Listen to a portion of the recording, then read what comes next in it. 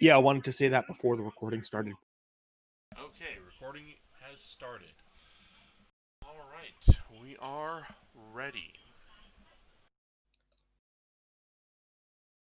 At our recap, you've got some slaves who are currently awaiting some kind of safe passage. They're cowering where they are.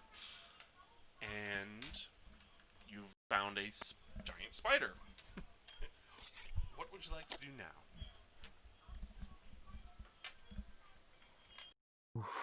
How big was the room? Do we know how big the room that spider was in? Is it cornered? I mean, it looked pretty cramped in there.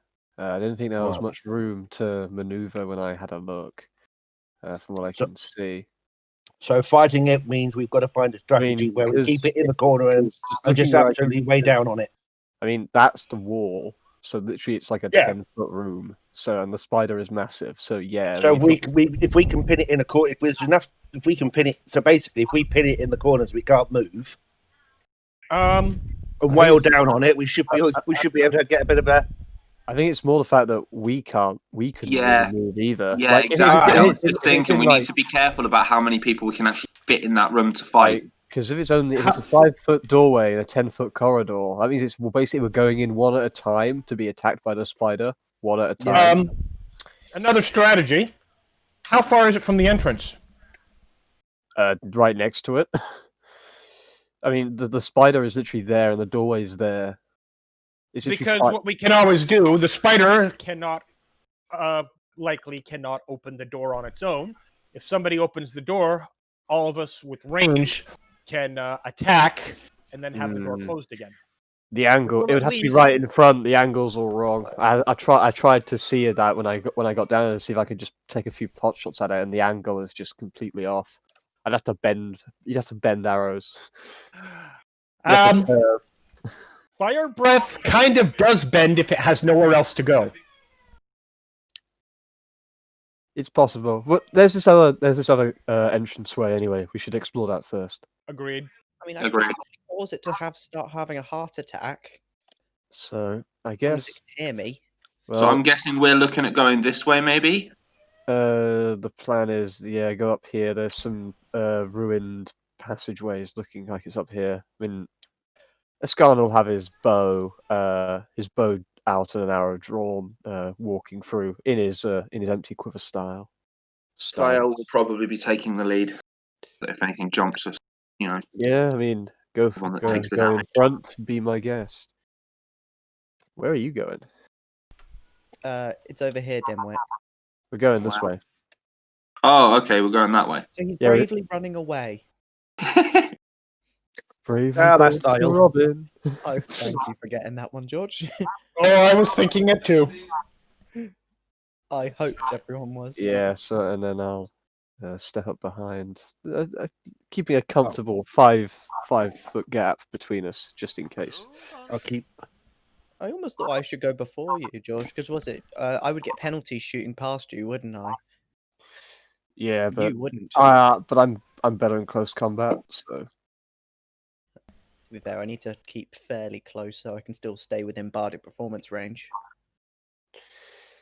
yeah. It's been so long, I've forgotten all of Thael's stats. You just run and hit things. That's all you need to know. And challenge. Don't forget challenge. And of course, yeah, challenges like that. What? Do we see anything down this way? Hold on, I said. I mean, I don't Okay. know.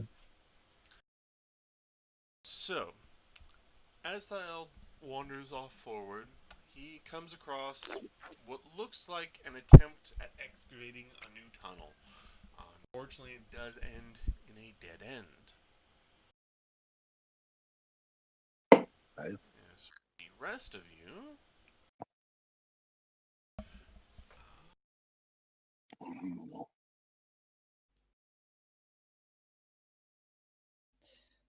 I would like to detect magic on the door.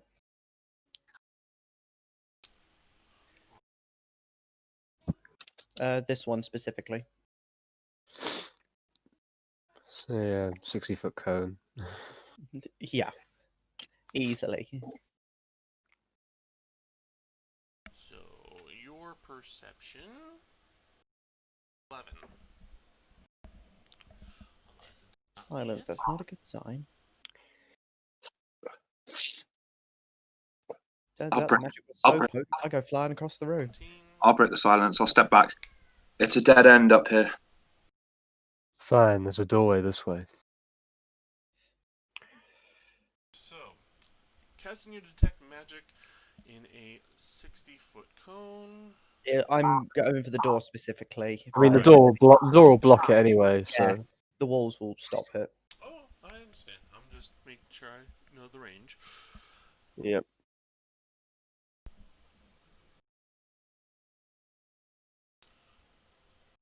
So, you do not detect any magic. I pretty much say I sense nothing from the door currently. Well then, let's get it open. I'll step forward.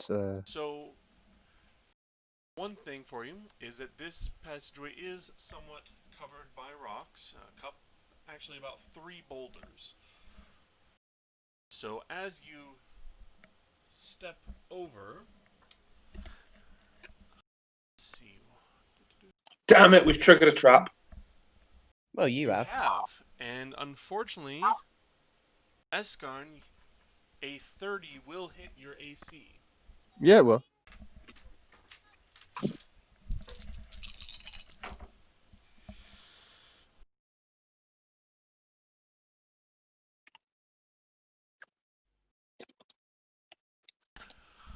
Alright, so as you are climbing over these boulders, your foot actually catches on a tripwire.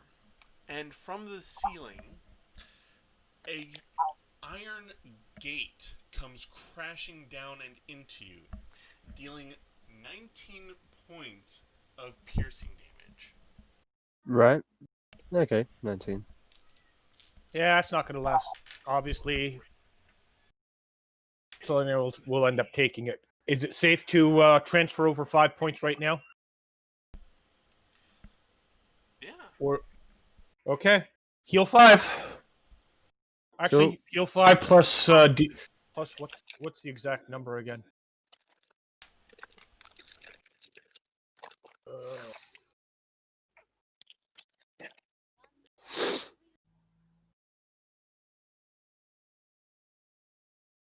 Come on.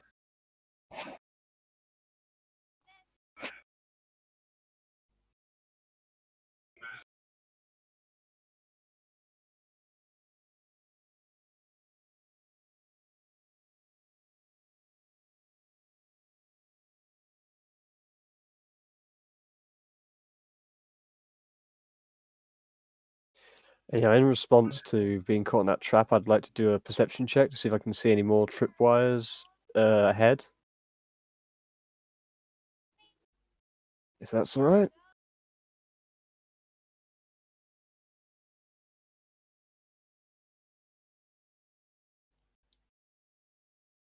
Good talk. We should have this again sometimes. Yeah, roll. Yeah. Ow.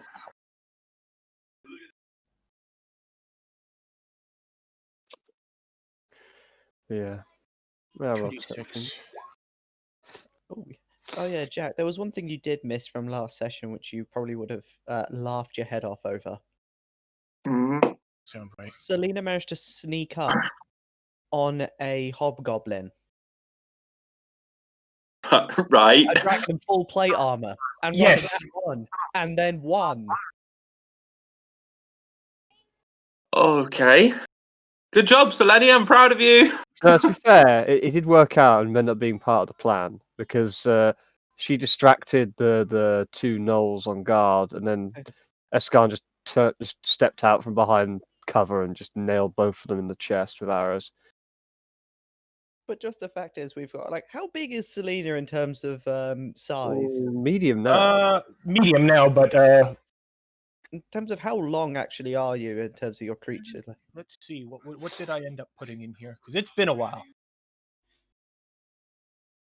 But you can still imagine, It's going to be about 7 feet, probably 6.5, 7 feet is what I think I have in here. dragon in full steel 6'6". plate armor sneaking up on a knoll. Yeah. That's hilarious. Job. Fael approved. Well, he would have charged at them head on. That's great, right? True. Not As screaming. for- I'm not. What you guys have to remember is Fael is a fighter, yes, but he's not stupid like you all keep making him out to be. Court's still out on that one.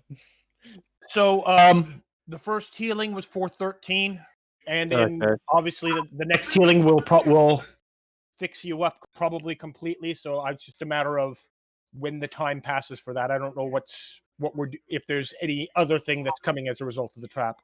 I mean, I'm just running perception to see if there's any further traps ahead, or even on the door itself. At least we know that door isn't magically locked like the other one. Yeah.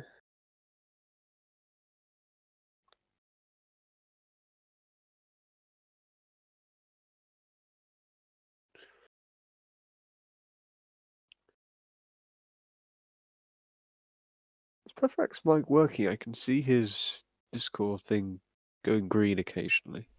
Could just be Sorry, picking up random power sound. saving thing again. Right. All right, here we go. So you're going to be inspecting the door. Firstly, I'll be looking at the area ahead to see if there's any more tripwires. Okay. Taking a look around, you kind of kick yourself a little bit for missing such an obvious tripwire. It's actually pretty thick. But thankfully, you don't see anything else. No other tripwires. The floor seems perfectly safe. Nothing else. It seems like these boulders were pushed here specifically to cause someone to go into that trip. Now, Right. am I right in thinking there's now a dirty great gate between us and the room? Yes, but no. The way it works is that you would climb over the boulders, and there'd still be space to slide under the gate. The gate was specifically designed to crash into about chest height with sharpened spikes. Right. Yeah. Okay. Yeah, I'd like to also have a look at the door. I can roll another perception if you want. You're all right though. I will be, I presume, after. Do the second one. Yeah, I'm. Yeah. Yeah, That's overkill. another 17. Bit overkill, really, but I'm fine now. Overkill's Yeah, if you underrated. rolled that the first time, you wouldn't have needed the second one. Nope. But hey, Now, Anyway, yeah, I'd like to also look at the door, so because I don't trust anything now. I'd like to check for. I'll roll another perception. Okay. Oh. Goodbye, Nat 20. It's probably one of the last times we'll see that today. I don't know. We'll see.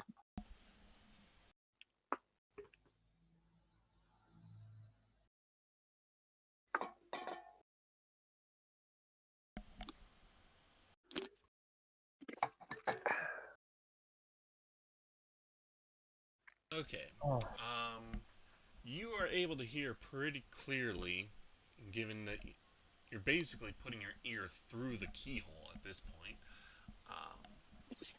It sounds as if there is someone shouting and making demands, and there's a scurrying about and some whimpers. It sounds like someone is in charge of others, but you can't really make out what all is going on in there. But what's the language? Assuming that can be determined. It is common. Straight. Okay. Could be an overseer shouting at more slaves. That would make sense. would you like me to hand the door open so that we get a bit of What's the Just door a- made out of? Is it wood or stone? Or? Just a wooden door. I'm gonna take a step forward or two just so I can have chance to I'll fire back into up. the door. Yeah, I'll back up Escan.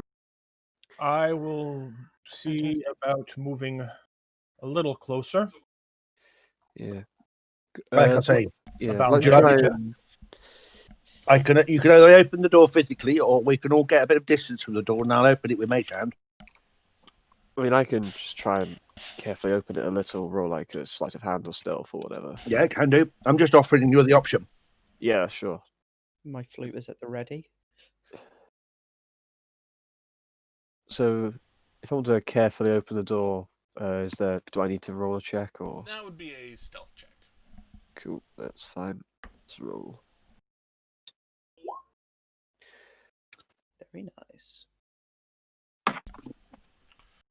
Okay, so as you ease the door open, really taking your time to make sure that these old hinges don't creak or anything like that, you're able to get a partial view. Right.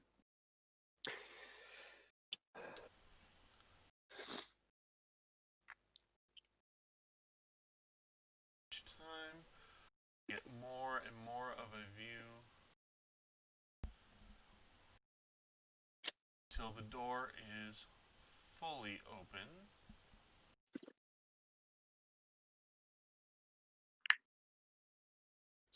Okay. Well,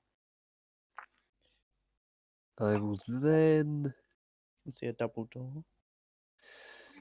Oh, Let's hello, see. Fugly.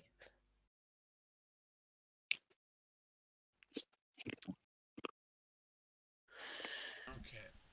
So as the door is fully opened, you see a hall, a room with somewhat vaulted ceiling with pale blue ceramic sensors dangling from copper chains. Fills the chamber with very faint and flickering light. And at the far west end of the room, you see a mound of rocks that have been kind of stacked to form a very crude throne, and there's also a collection of mismatched boxes and clay urns along the north wall. And on the south, a tremendous number of rocks are piled in front of a pair of doors. Sitting on top of this crude stone throne is a monster of a humanoid, just misshapen, oversized, and very grungy. In front of him, cowering, are 4 slaves. What would I need? Would it be to tell what this is? What would I need to roll? What kind of creature this is? Like, is it like a type of null? Maybe you could describe its physical appearance to Eliza and she might know. Maybe. I would say that to know what a creature is would be a knowledge nature check. Yeah, I'm not trained, so. Yeah. Can he describe its physical appearance to Eliza, who can take the check instead? I mean, honestly. So, is I it could just take a 10 on sitting? it. So, is it sitting on something? A throne? You said? Yeah, a very crude throne made of just stacked rocks. Okay. I'd like to. I'm gonna fire a shit ton of. I'm gonna fire some arrows at it. I'm gonna do a full round attack on him. Well, he doesn't know I'm here. Okay, so we're going into a surprise round. That's what I'm doing anyway. Well, this is escalating quickly. So It's been a long time since I've played Thiel. I've forgotten if I have any ranged options. No, you don't. Oh, nat 20 on the initiative check. No, I don't. So everyone can go ahead and roll initiative. However, because Askarn did not give any warning to the party that he was going to be Oh. launching Oh this well, the attack, duality of man. he is the only one that will be acting in the surprise round. That's no problem. I mean, Paladin's not going to be overly fond of surprise attacks anyway. So it worked out. At least this gives me plenty of opportunity to actually set up a bardic inspiration. Yeah, Thiel's not the sort of person to do surprise either. You fight me. Let's go. Subtlety is Okay. not your strong suit, let's be honest here. Initiative. So Oh, +1, so it's a 20. let's. What are the Right. distances involved? Slaves. So it's Gotta find the 45 slave. meters as the crow Stat flies to block. this, or 45 feet to the as the crow flies. So shall I roll my attack? Hey, I rolled. You hold on. Okay.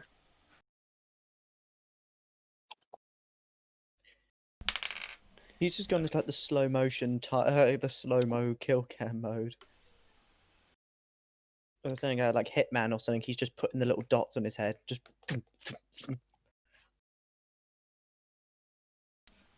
Okay. Now you may make your roll. Okay. Let me find the right attack profile here out of the many I have. Okay. I'm doing Go a on, George. Kill it. full, Kill it like you mean it. full round attack with all the bells and whistles. So George, before you attack, right? Just imagine my face, a photograph of my face, where he is. Now shoot true. God damn it. Okay, You wouldn't even know that he's doing it. Yeah. Poor rolls for the first two. Jesus. A What? 3 and a 7.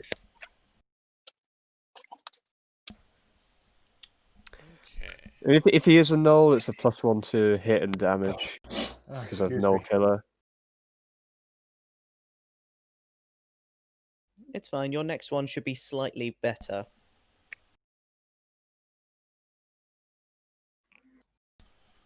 Okay. So your arrows come streaking out of the surprisingly open door now. 2 of them clattering on the rocks by his head, and 1 slamming right into his gut, dealing a good amount of damage. And this creature bellows a roar. Roar! Intruders! Get them, you maggots! And combat has started. Just taking a look through my options. So, level 7. So begin bardic performance as a move action. Okay. And I'm going to choose Inspire Courage, so everyone can activate your Inspire Courages. So it's +2 attack and Nice. damage. Very nice. I still have my standard left, so I do have a spell I can use. Please consider of course, as long as you're within 30 feet of Selenia there, you would have the heroism and protection from evil up as well. The thing is, I'm not sure if I have the range to really hit him with anything.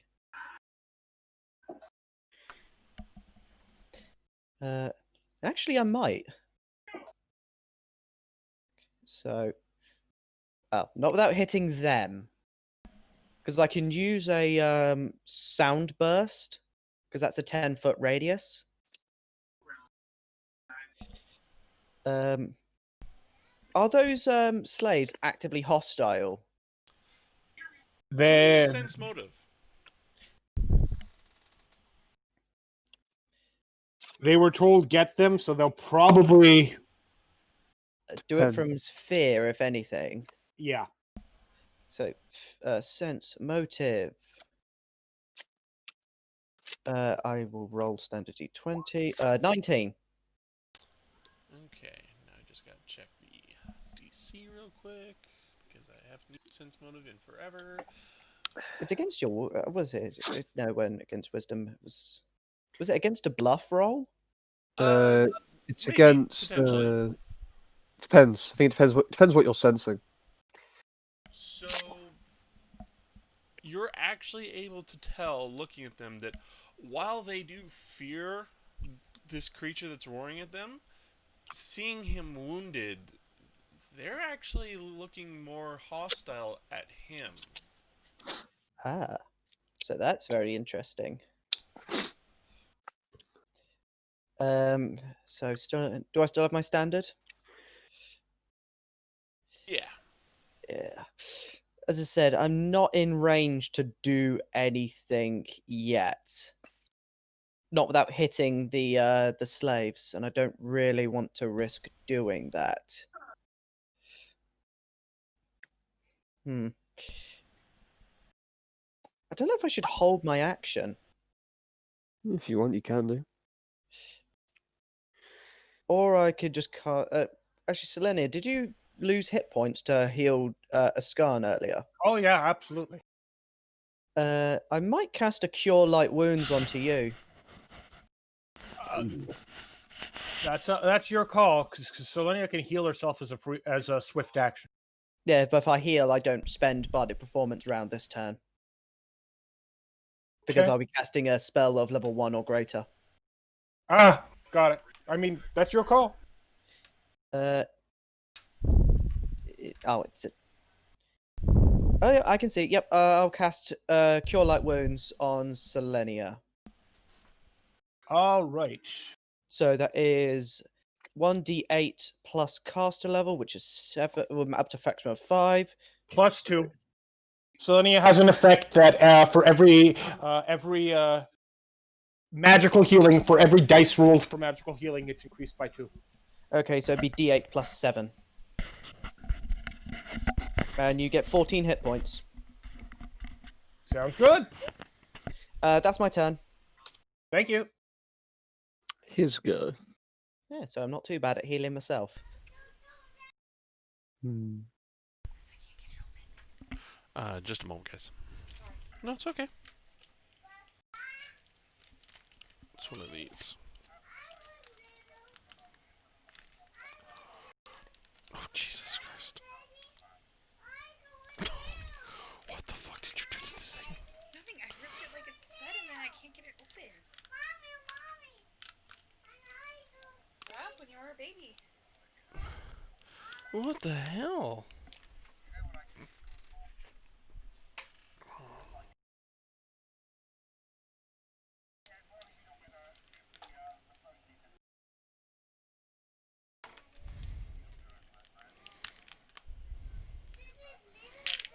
There we go. Oh, Thank you. you're welcome.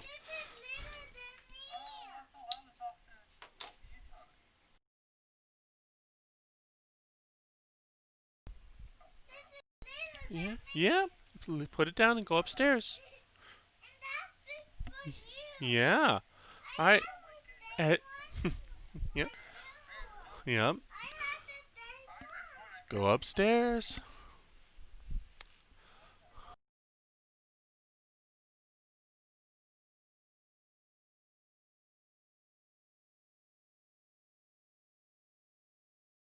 Okay.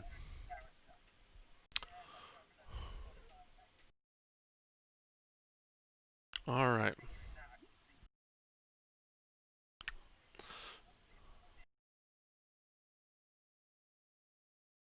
So, this beast stands up, roars a challenge, and charges right at Escarn. However, to go back up here to get theirs. Indeed, he does.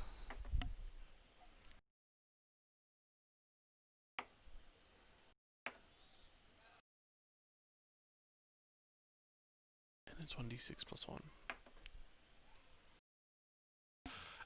So as he charges through, one of the slaves actually manages to connect with his shin with their wooden sticks, basically, and deals a little bit of damage before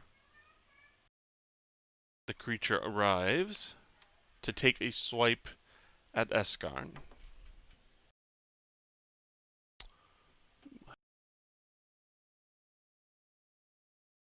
Okay, and then there's going to be...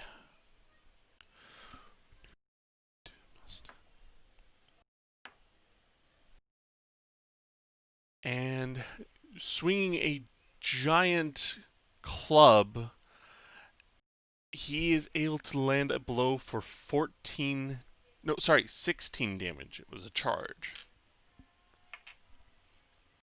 Yes.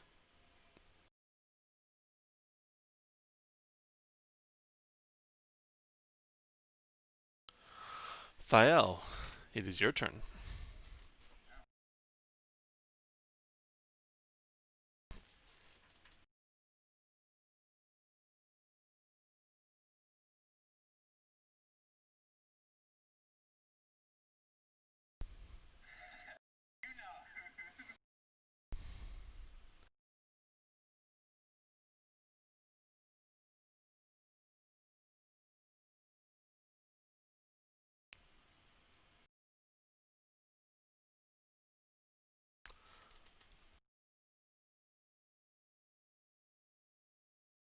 How would you like to do this?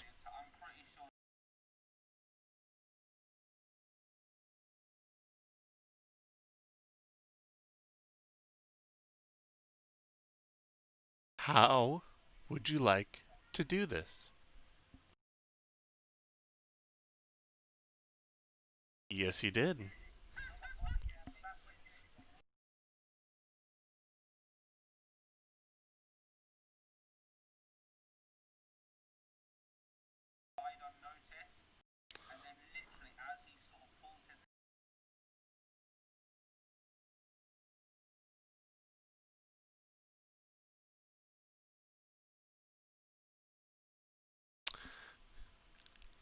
He falls down dead at your feet, 2 bloody crosses across his chest.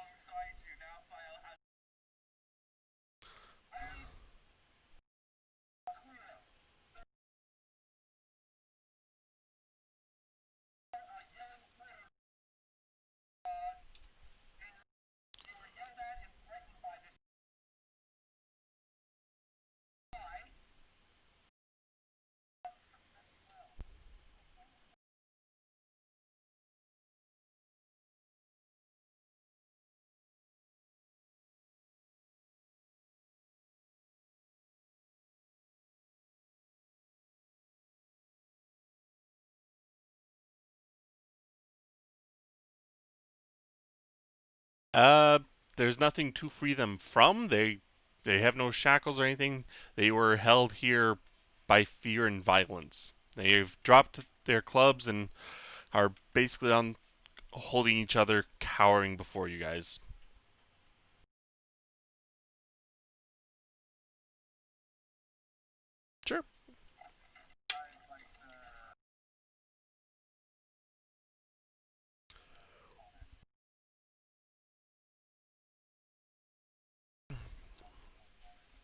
Sure. S-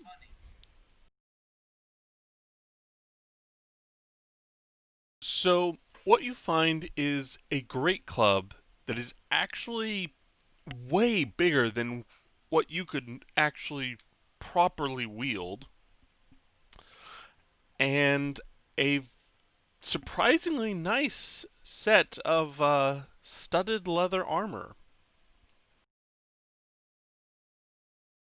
Mm, no, the leather armor seems to be perfectly fine, and that's what's surprising is that it's and when you're examining the body, you notice that when I told you it was misshapen, what's really misshapen is that his body seems somewhat normal human sized, but his left arm is grotesquely larger, as if it were some ogre or giant's arm stitched to his body.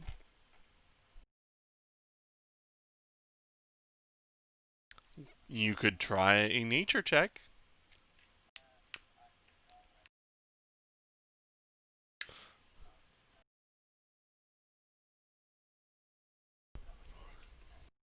Yes.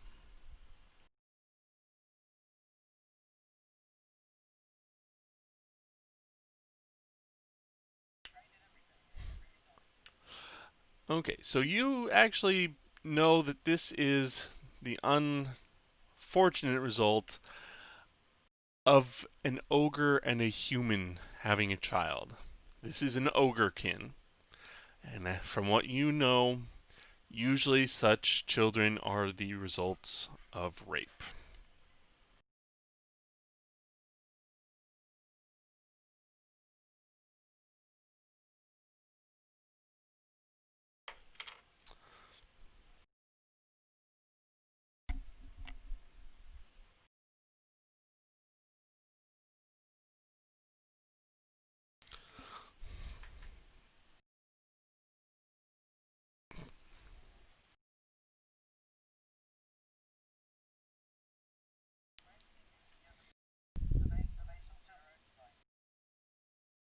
They are.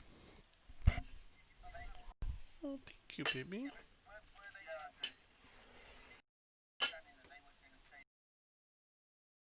Yes.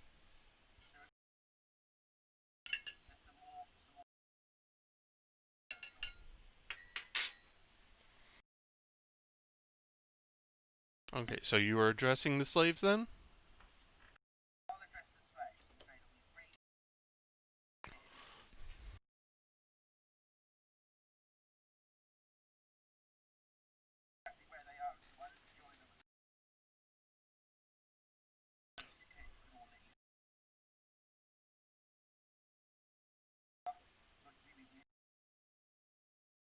You're not here to hurt us?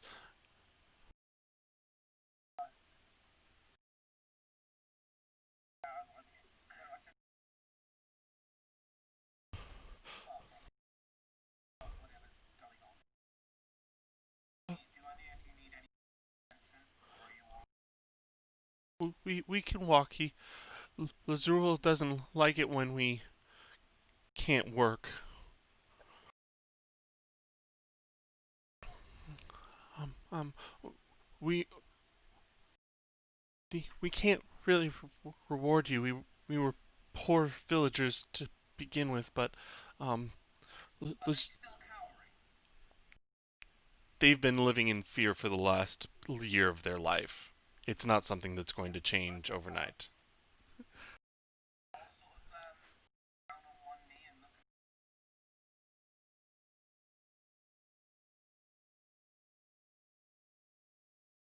Oh no, no! I was trying to tell you, there's nothing that we can give you, but Lazrul always bragged about his armor, that was special. I don't know anything about it, but it's what helped him free himself and not really us. But he overpowered one of the guards and killed him and then ran away with us. We thought he was going to free us, and turned out to be just as bad as the gnolls.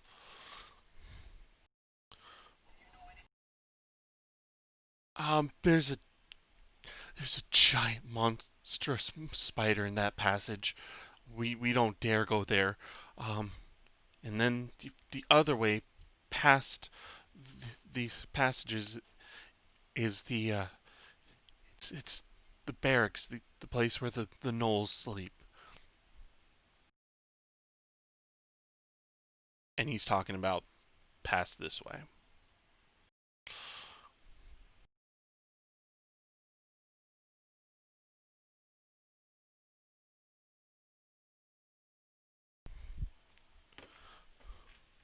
No, we don't know anything about it. We just know it's locked and not even Lazul could break it down.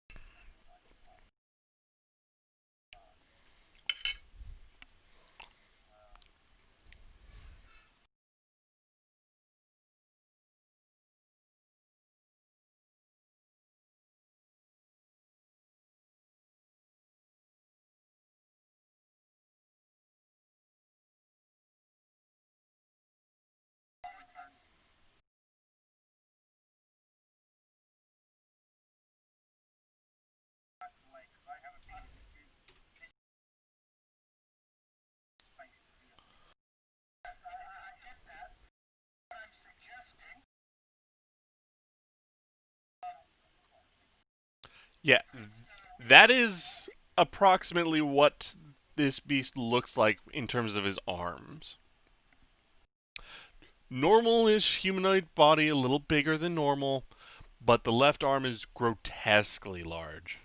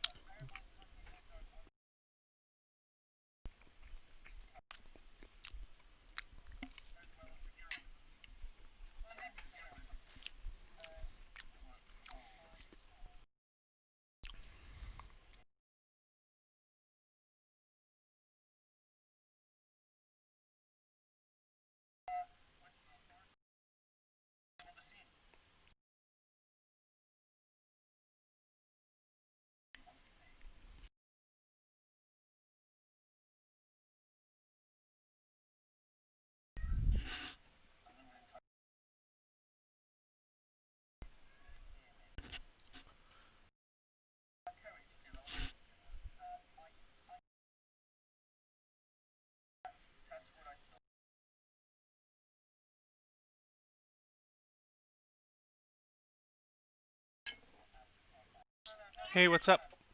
Can you come let the dogs in? Sure.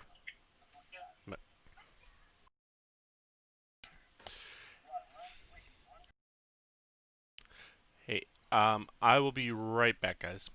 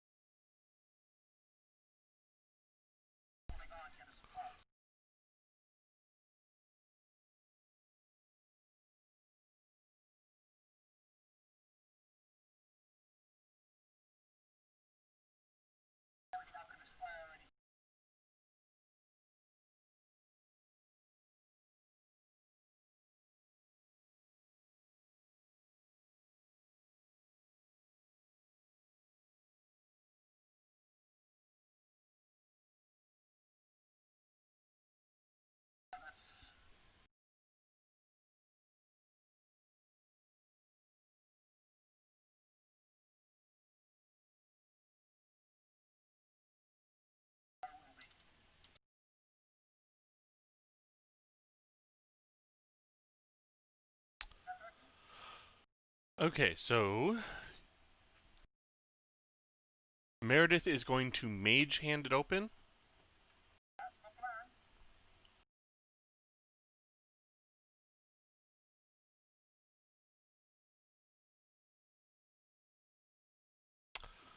Okay, go ahead.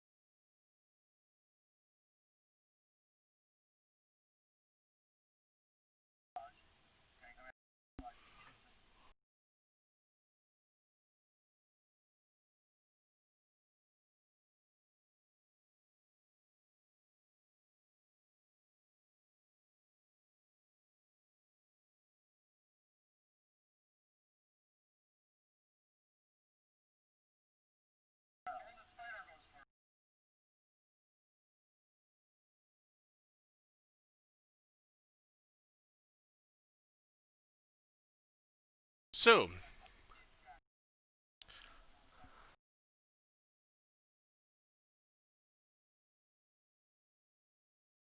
no, it was already there when you opened the door. And Selenia,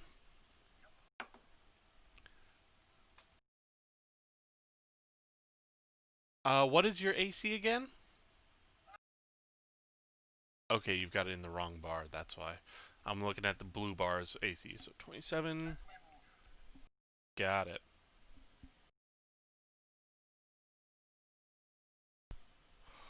Okay. It actually hits. So we are looking at. Oof. Ouch. Okay, unlucky dice. I'm gonna get rid of those. 21 points of damage, and I'll need a fortitude save.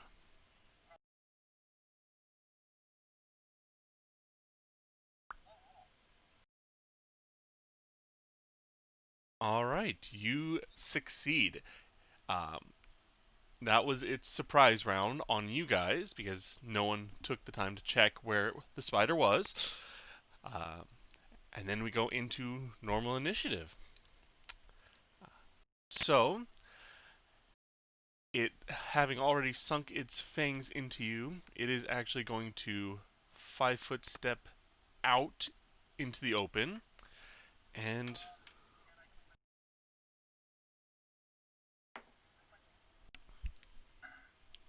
13 plus 14 is 27. And it will lunge at Escarn, also hitting. This time only for 15 points of damage, and I will need a fortitude save from you, Escarn.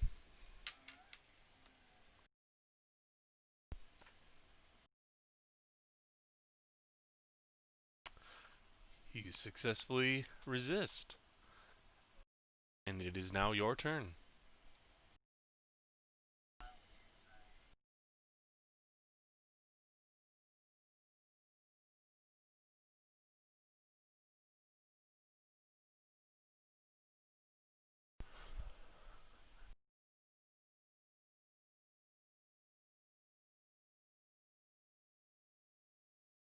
Go ahead.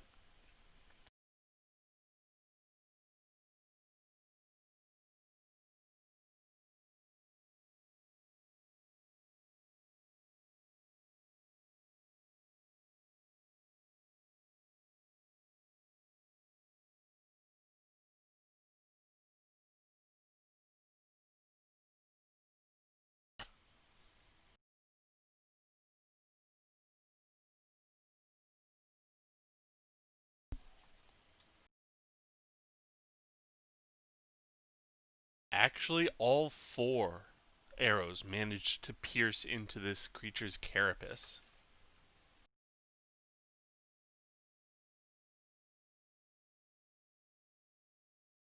It's a huge spider.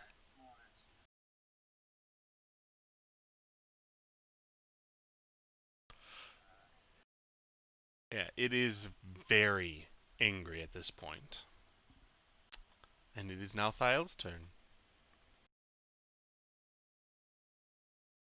Um,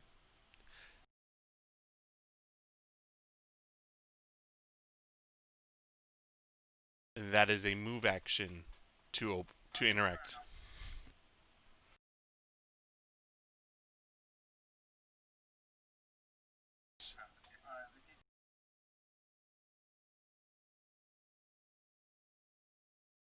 And yep.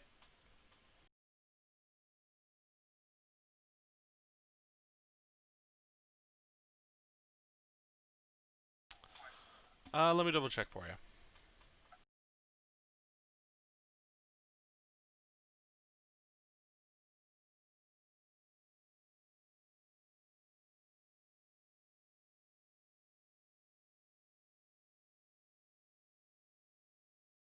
Oh, well, I'm intelligent and didn't actually put down how often you got it.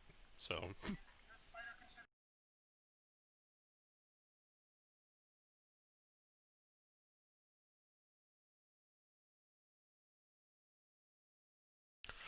you don't know. You never checked.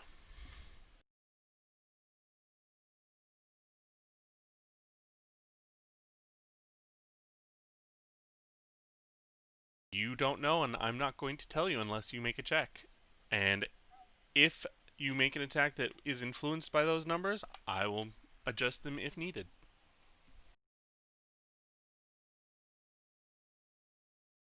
Okay, so challenge is every 3rd level. So you currently have 3 challenges per day.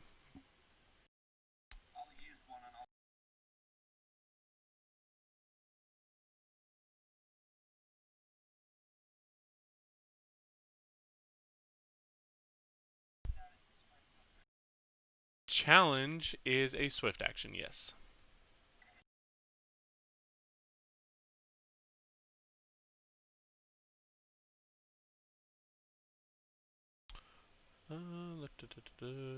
Yep.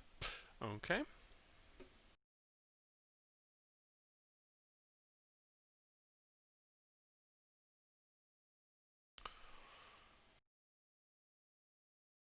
Okay, you deal a good chunk of damage to it.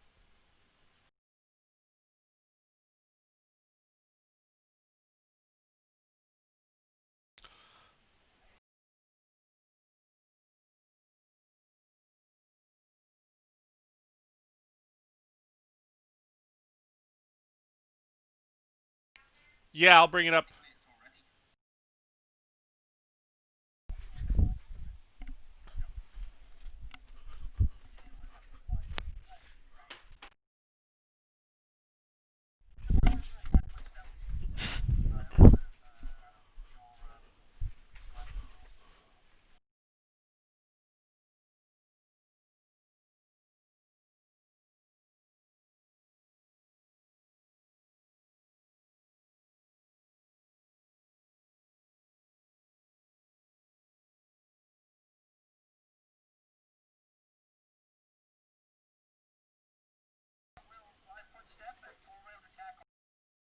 Go ahead.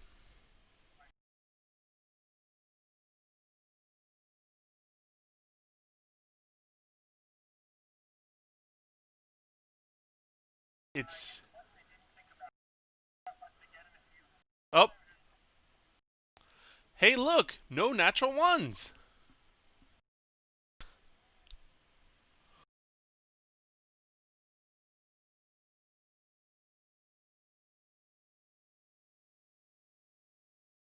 Yep. So, you will bite into a leg and just claw that leg up pretty good.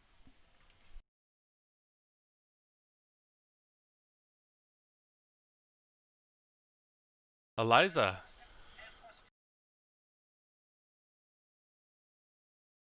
+3? +2. Okay. Yeah, that does not change your wing attacks.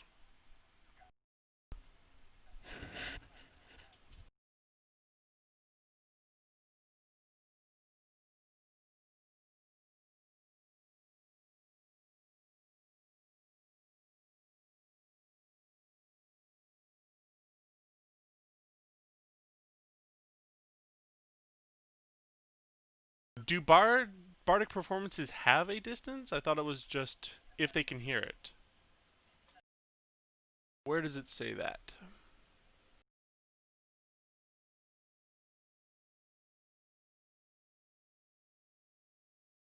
Oh, I understand that. That's for the effects that specifically have a range. For example, Countersong specifically calls out 30 feet.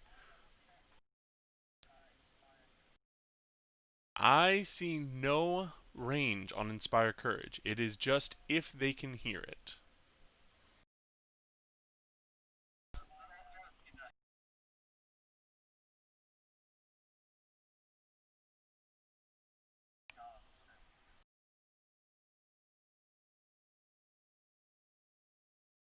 So because you're using a sound effect, as long as he can hear it, which there's no problem with that, he is affected.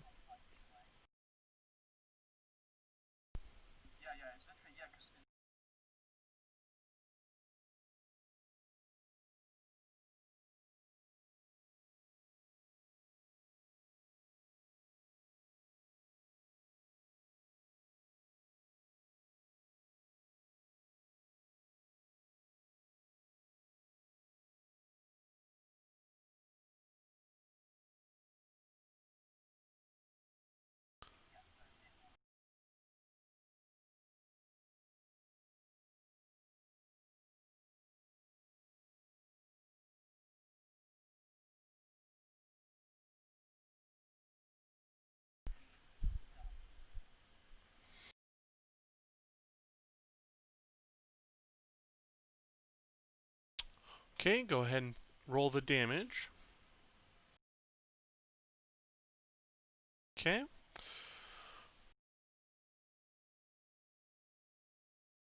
And the spider seems to have no issue with the sound.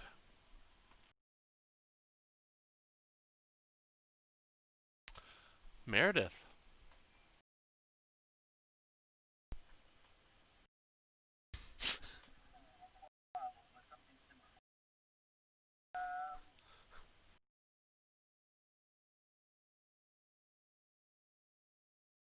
course you can. So, hold on. So when you draw a line, it is either from a corner of your square or from or in a line. So along the side. So the center of a side or from a corner.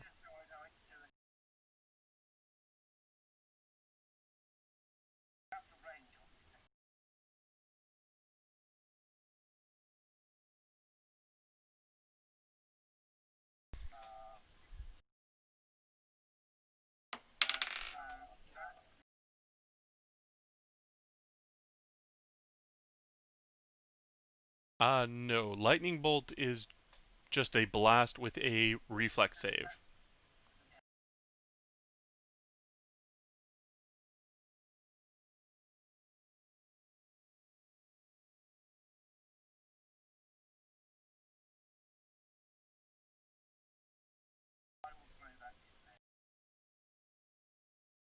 DC 17.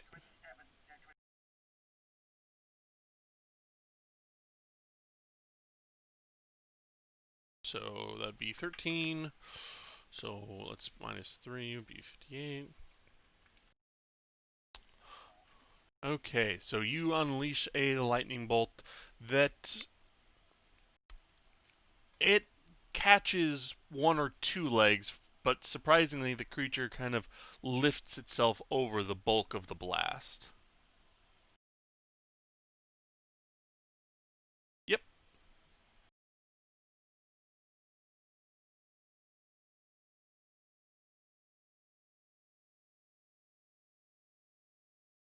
Yeah, Meredith, was there anything else you wanted to do before the end of your turn?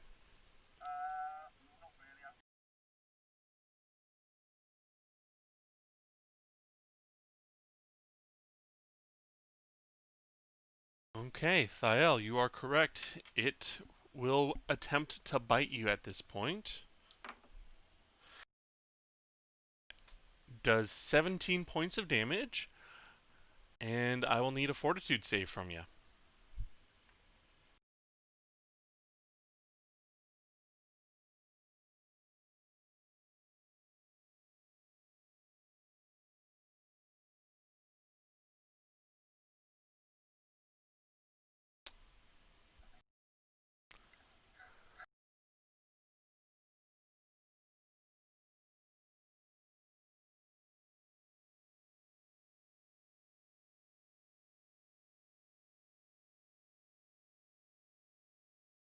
Yep.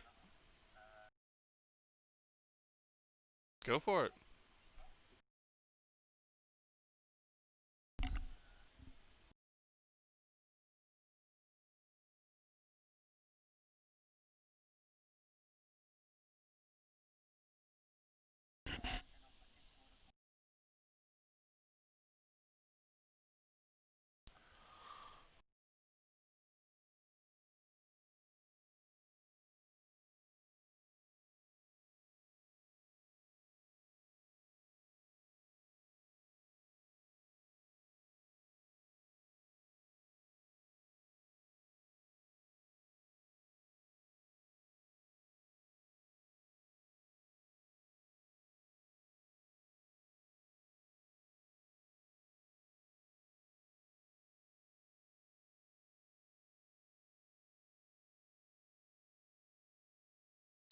Yep. You've. This creature was on its last legs after being battered, bitten, and blasted. The final arrows just kind of cave in its carapace and it collapses.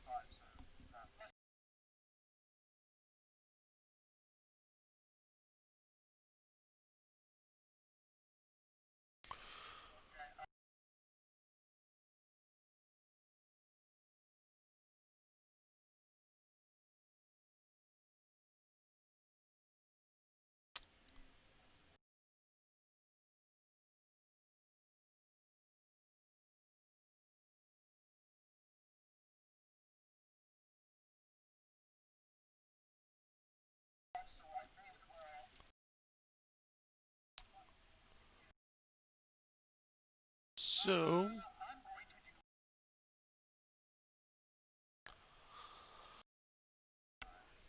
while Selene is doing that, Thiel, you are the first one to actually step foot in this room, so I will let you know that you are in a hallway. The walls of this 20-foot wide hall are completely obscured by thick sheets of webbing, transforming it into a cloying, musty tube where the sounds are very eerily muffled. Further down to the south, you can see that the tunnel kind of cinches down to only 10 foot wide, leading towards a door. Um, and you also notice along the wall, in spots, there are large shapes encased in a cocoon of webbing attached to the walls.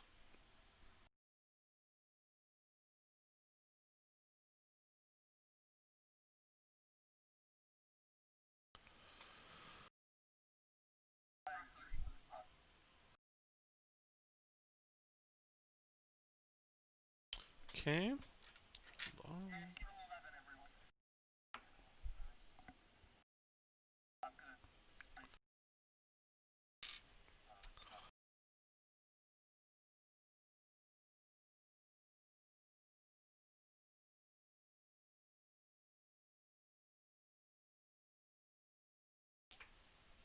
So there's a total of 6 shapes. How many of them do you open up?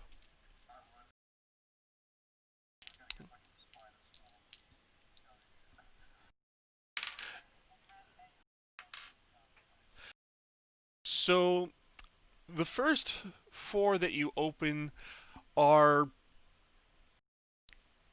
actually the remains of its meals. There are desiccated bodies, and the 5th one you open up is rather fresh. Give me a reflex save.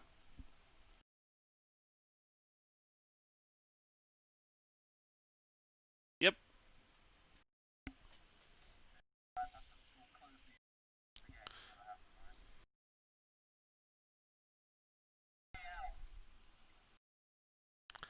Okay.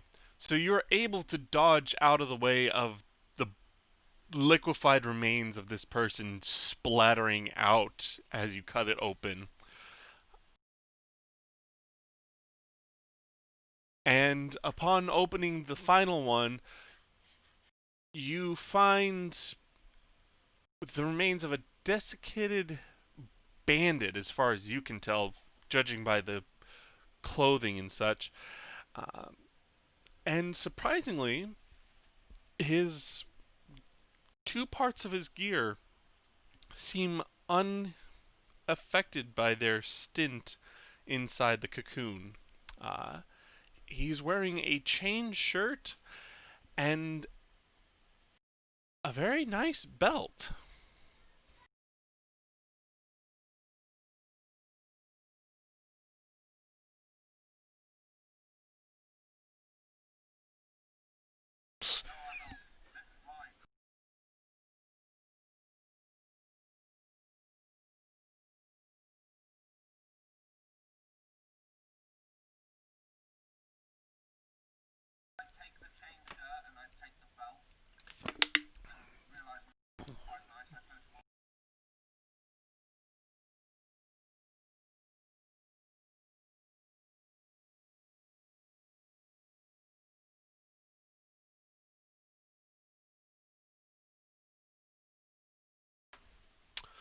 So, you do detect auras both from the chain shirt and the belt.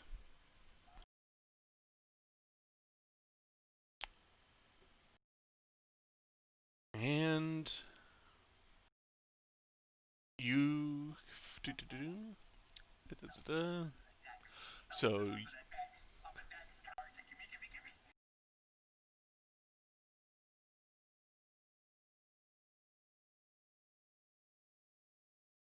no, it's Arcana to know what school of magic, but it is It is spellcraft to identify its properties.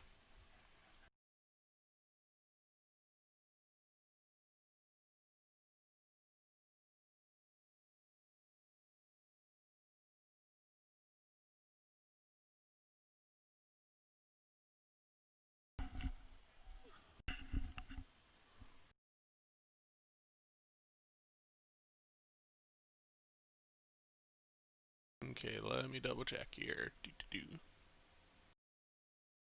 Okay, so DC 15. Okay, yes, you do recognize the auras, and I have to pull up these items now.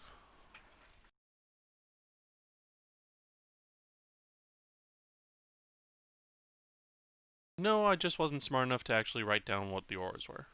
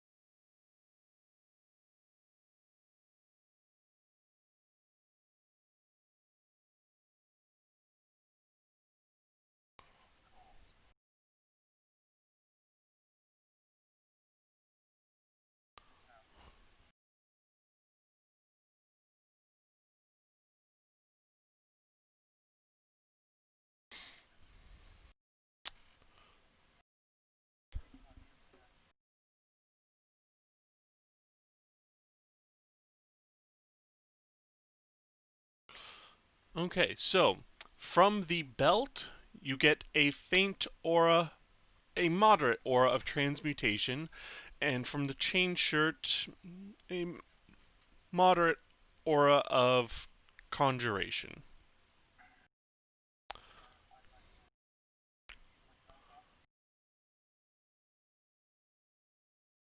Go right ahead. For which one?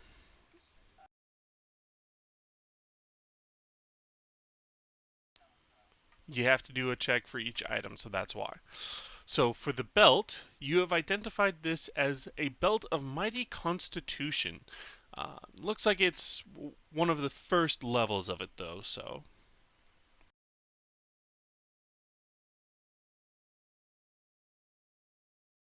+2.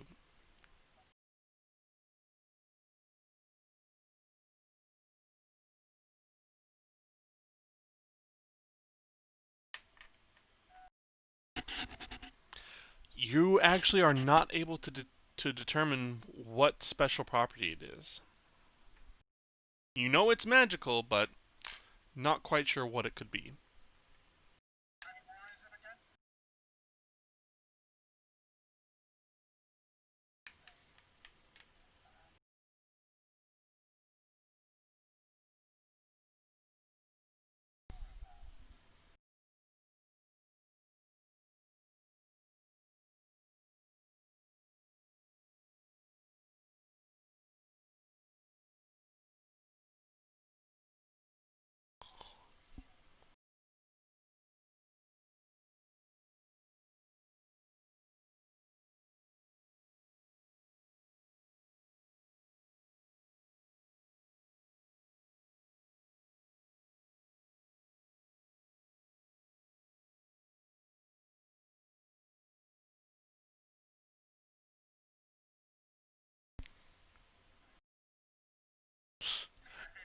No.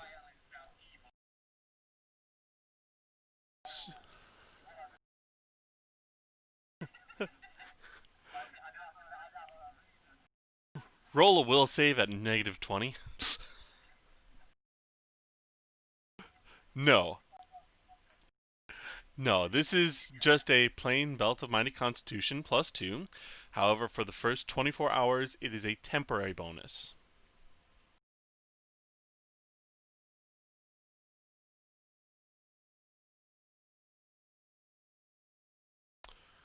Yeah, let me pull it up here.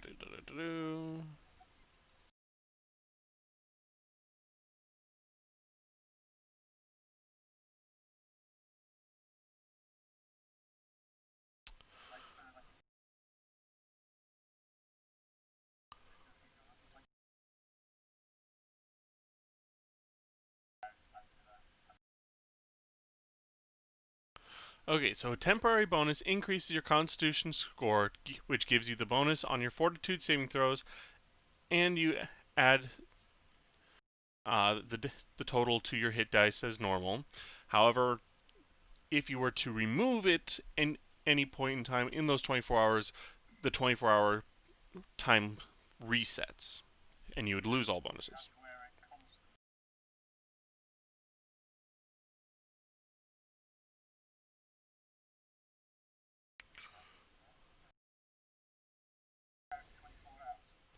And after 24 hours, the effect is permanent as an enhancement bonus, which, let me, an enhancement bonus, they do not stack. Okay, but as long as the item is in your possession, it will count as a permanent bonus instead of just temporary bonus. So other things that say, your constitution modifier or anything else do not take in the temporary bonus. Yep, there's those. There are things that do damage to your constitution, and this temporary bonus does not affect your score. So even though let's say you had a score of 16 before this, if you took 16 points of constitution damage, you would die, even though you have a temporary score of 18.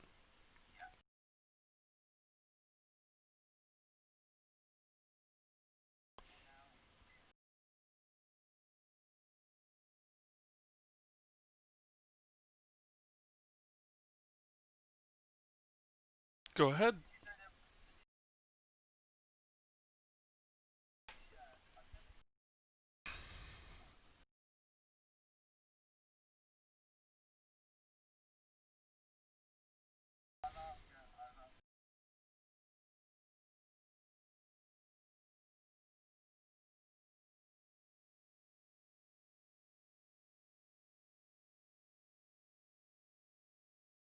Yes, there is.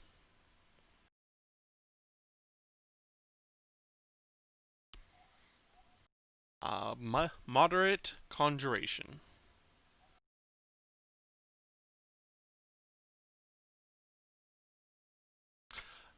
It is a +1 studded leather set of armor.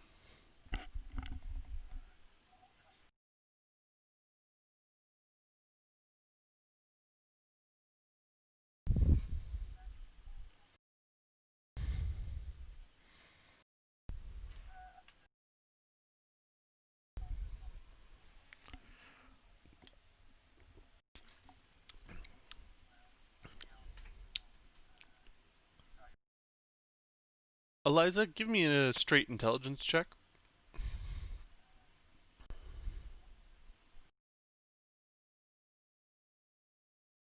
Okay.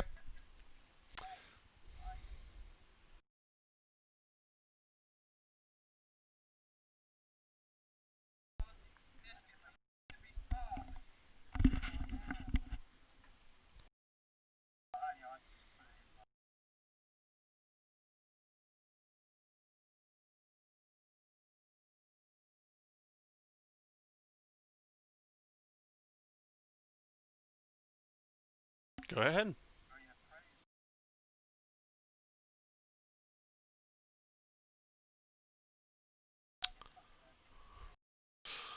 Let me check.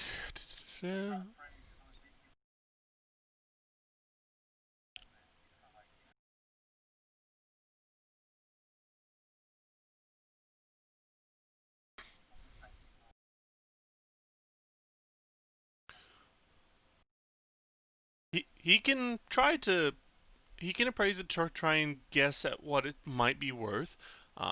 However, appraising is for common items, which means that there is a modifier if the item is not considered common. So you can go ahead and make the check if you like.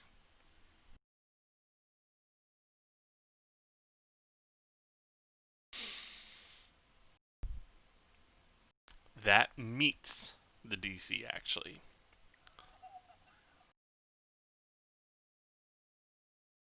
So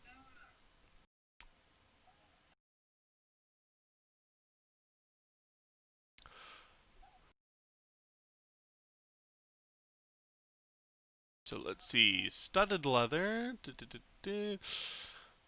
So you know studded leather generally goes for about 25 gold, and if it's a masterwork, generally they're, a masterpiece, it's another 150, so about 175. And then to have someone enchanted on top of that, I mean, we're talking close to 1,000 gold on top. So this is about 1,175 gold if you were going off of the market prices that you know of.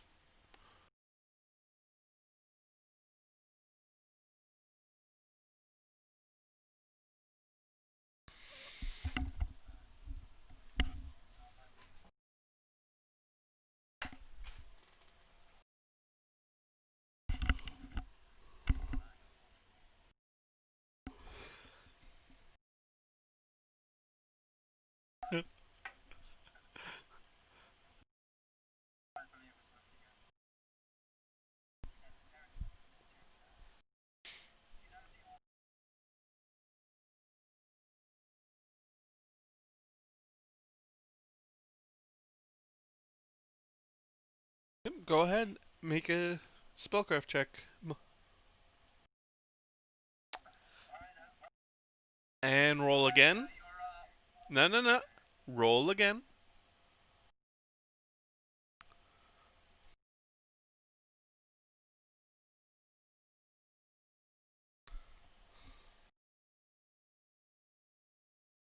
Meredith. There you go. So, because Eliza had already told you the School of Magic, you kind of already had a foothold, so to speak, as to trying to figure out what this was, and for some reason your mind immediately went blank when you were looking at it. But then you're like, wait, what am I thinking? Of course it's not that, it's this. And you've determined that it is another simple +1 chain shirt.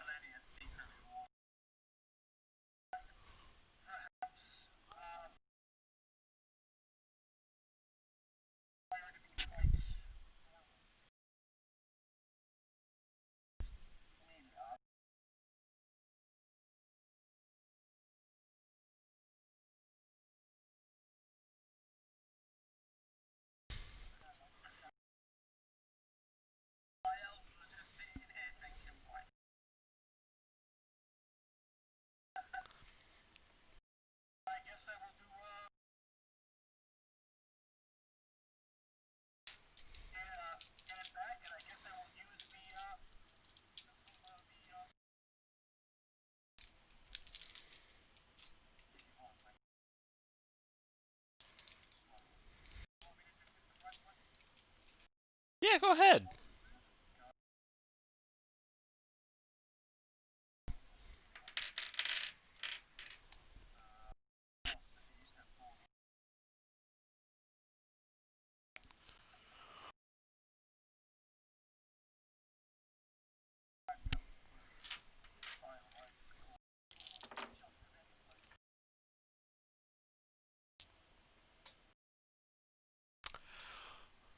Okay.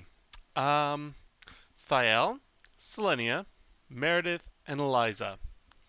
Reflex saves.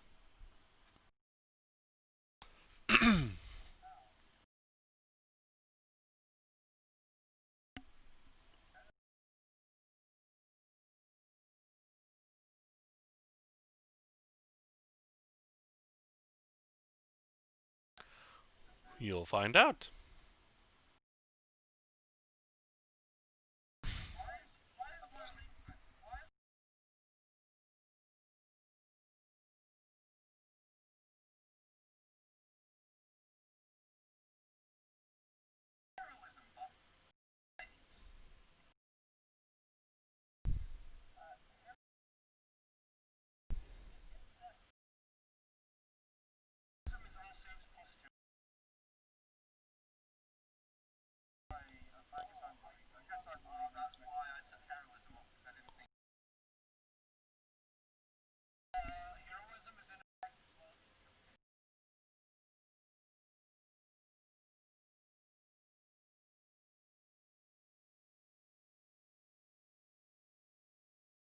Nope.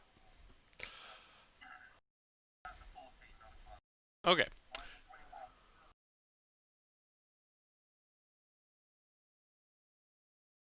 So that's down to a 17?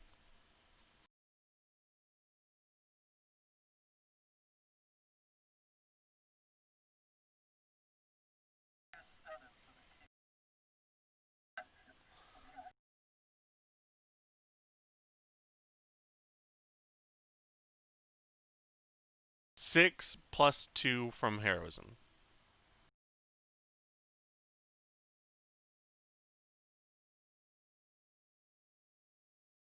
Yeah.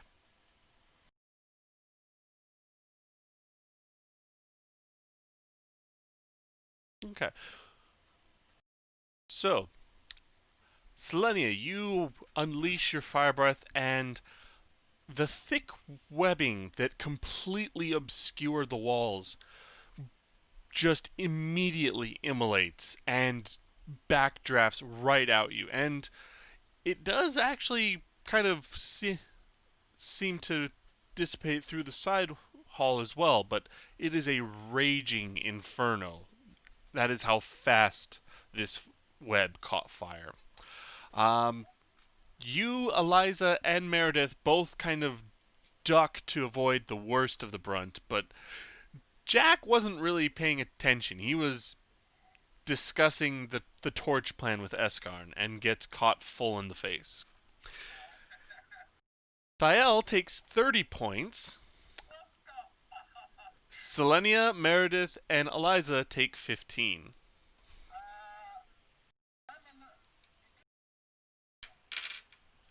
It's not the breath that's hitting you, it's the fire from the web that is rebounding. That is true. Yes, 15.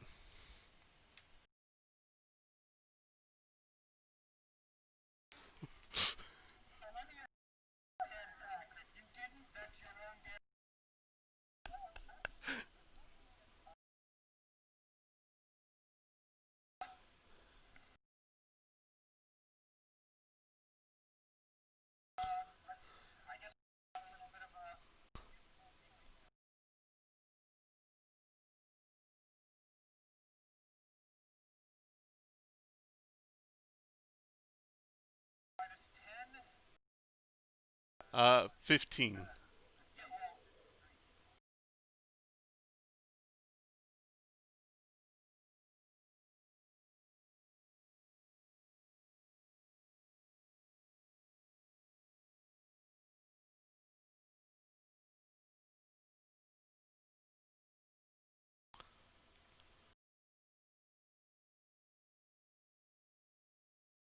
Left to right.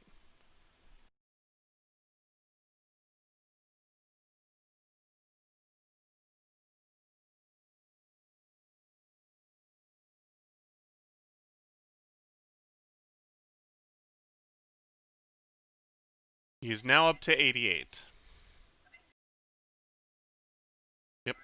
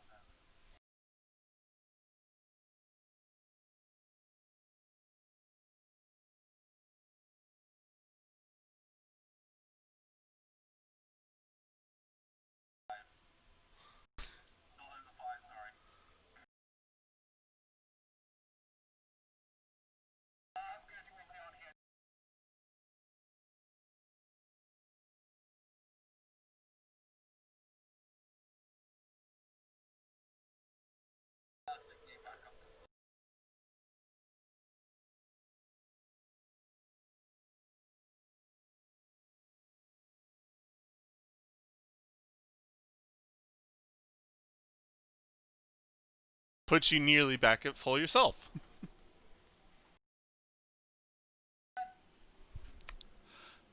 And the passage is now cleared of all webbing.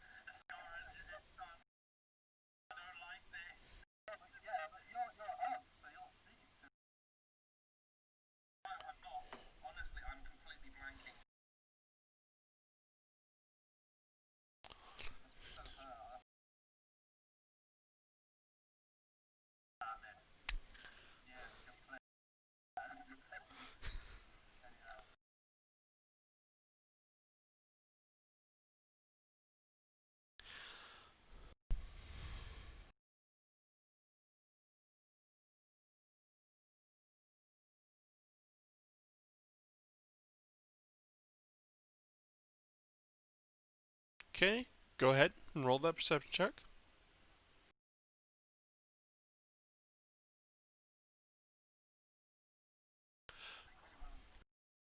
Okay, so you are really just paying attention, and as you actually pass the door, you notice just out of the corner of your eye that there's an odd pattern to the scorch marks in the hallway. there might be something there that you didn't notice before.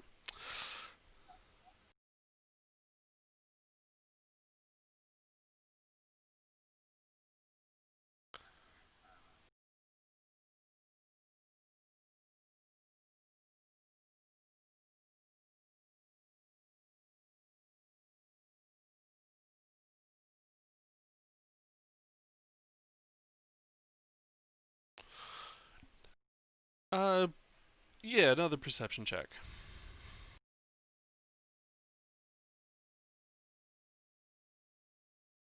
Okay, so you are actually able to decipher that right here there is a secret doorway that you could potentially open. Let's see. Let me find the. Um,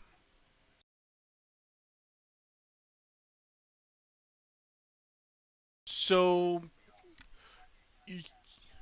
correct. There's no magic, but it's basically you actually see a the outline of a door and kind of brushing off the dirt of this literally dirt-filled made room, you actually find a physical wooden door.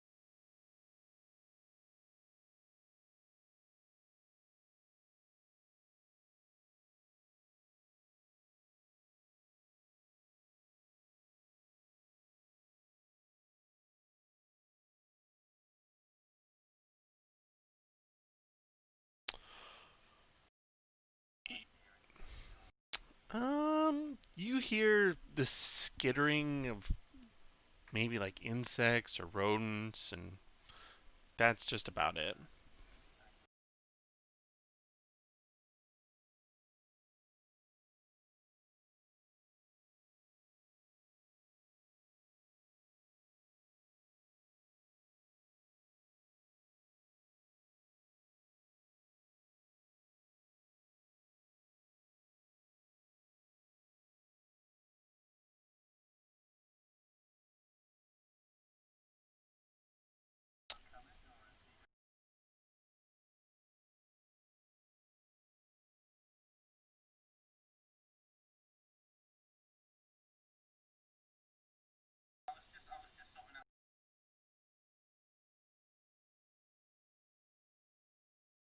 Okay, you open the door into a ancient room and what appears to be possibly a tunnel at the end, but between you and that tunnel is an undulating swarm of pale orange centipedes, and they are not happy that the door has been opened. Yep.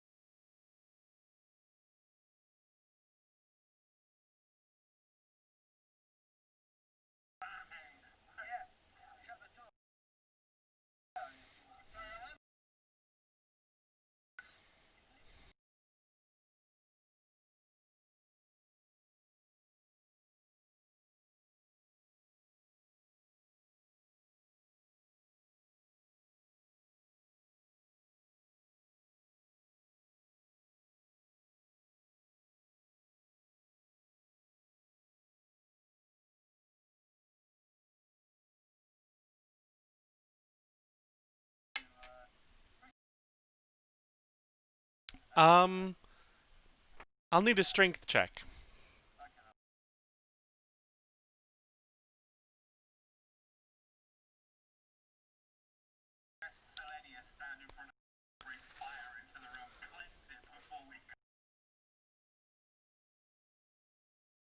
So you were able to crack the door open in the first place with some help, but trying to close it by yourself, these hinges are just too rusted.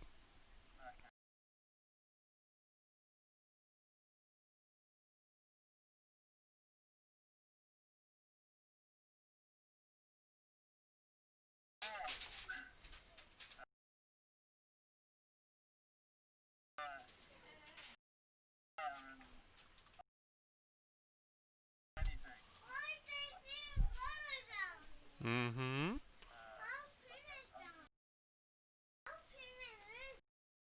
Oh.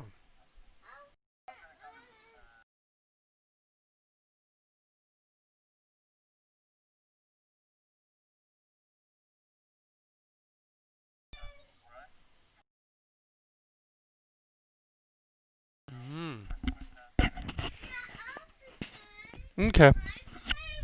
Ah, Daddy's playing and talking to friends right now. Love you.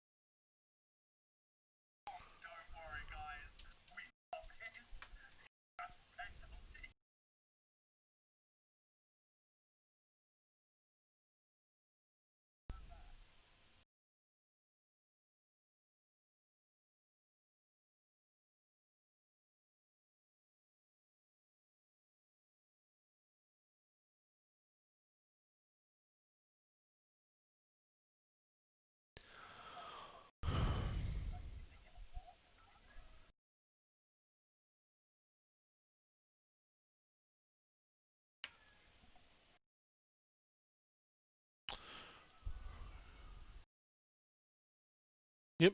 Okay, so you use a gust of wind, and it does blow the swarm back, and they're a swarm, so they can't take non-lethal damage.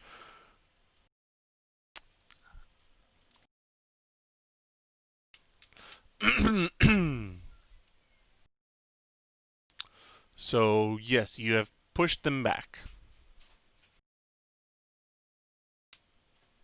unless Thiel would like to move.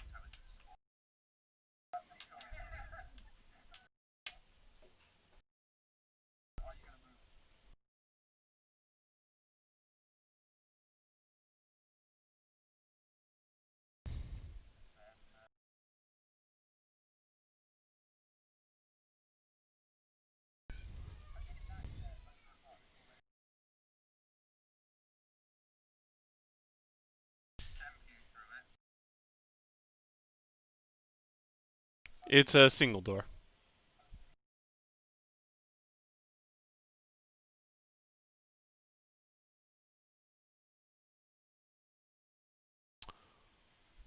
That's the door.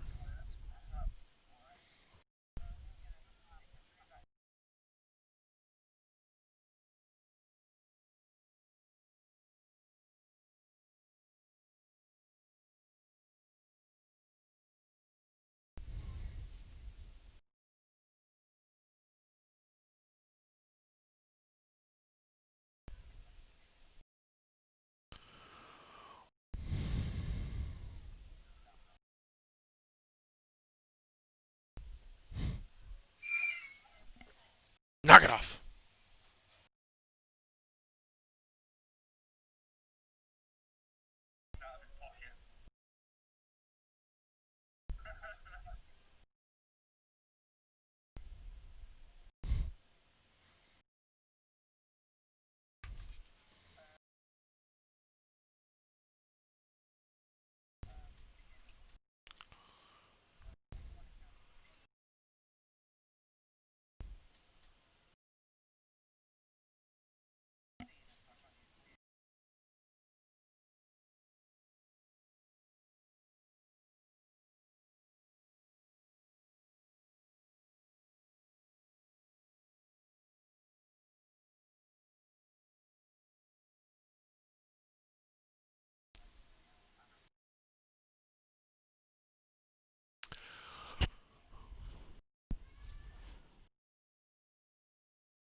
Special abilities.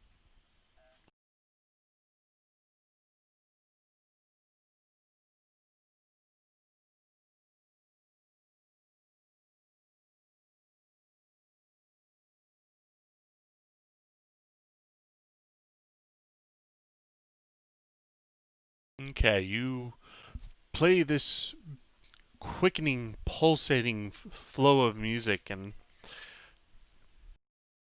you don't see anything happen.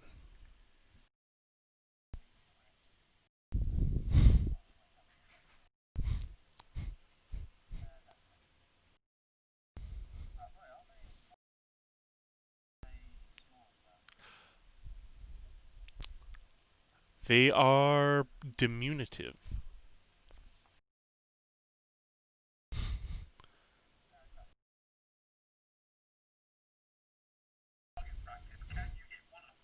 Meredith, your turn.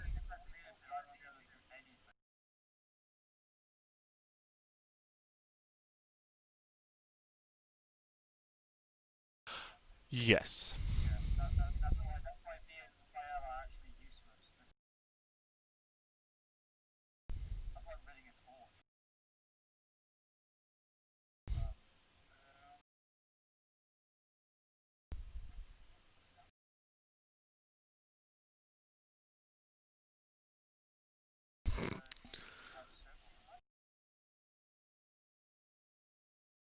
Magic missiles will not work. Magic missiles targets individual creatures.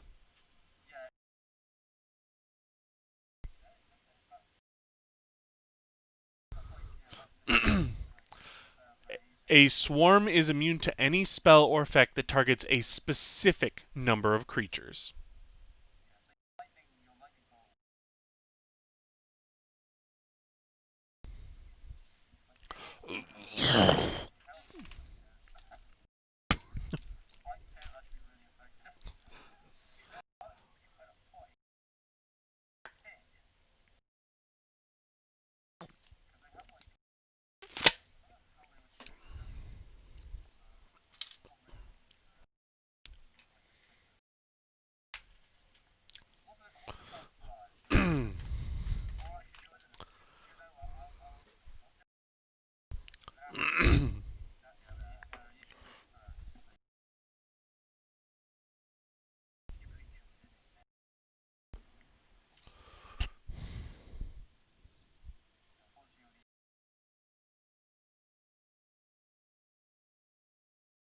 Yes, it's yeah, you can move through allies, it's just double movement. So it takes 20 feet to get past Selenia and Eliza.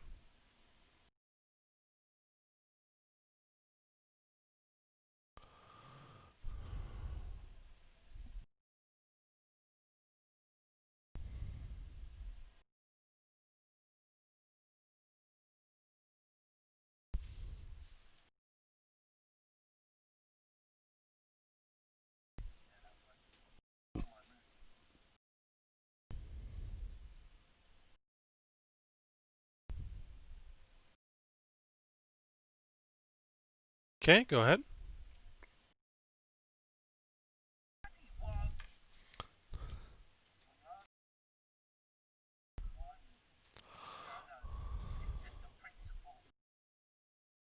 Okay.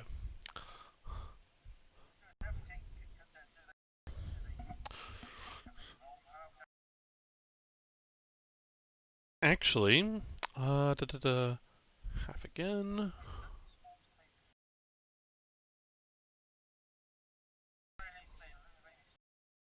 It is a 50% increase for AoE effects. So yeah, this ginormous swarm of creatures, you blast a line straight through them, and you take out about 2/3 of them.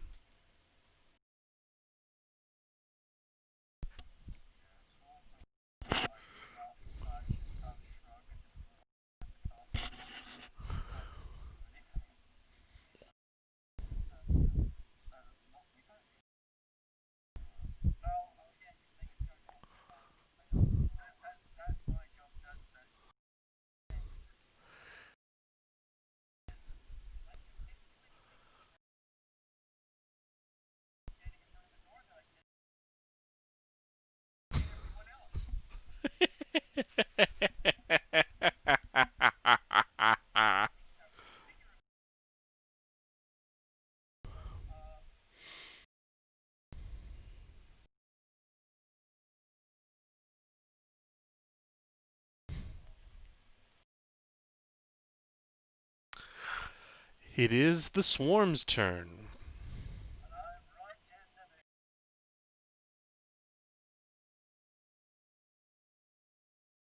So the swarm undulates and kind of spreads out and through you guys, technically evoking attacks of opportunity.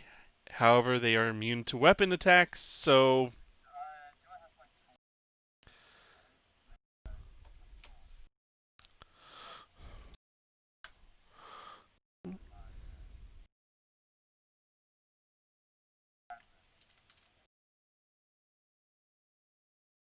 okay, so a torch.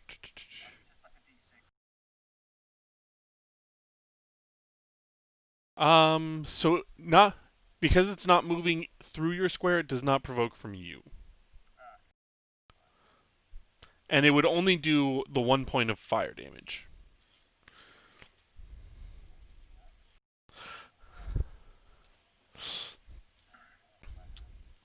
Okay, so we've got some damage to roll.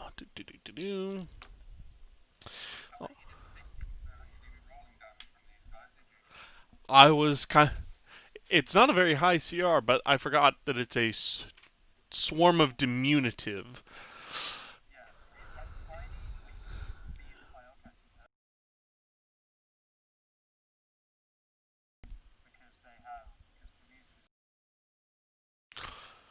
So, Eliza, Thiel, and Meredith take 6 points of damage. It is a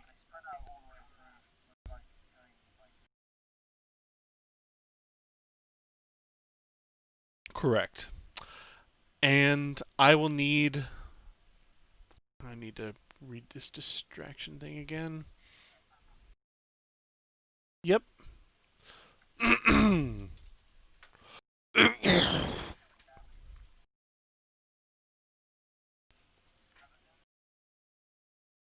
I will need fortitude saving throws from you. 2 of them from each of you.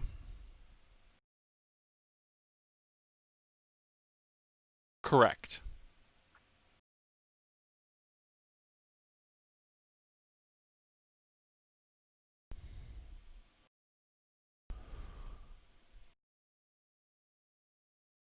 Alright, Thiel. 2 fortitude saves.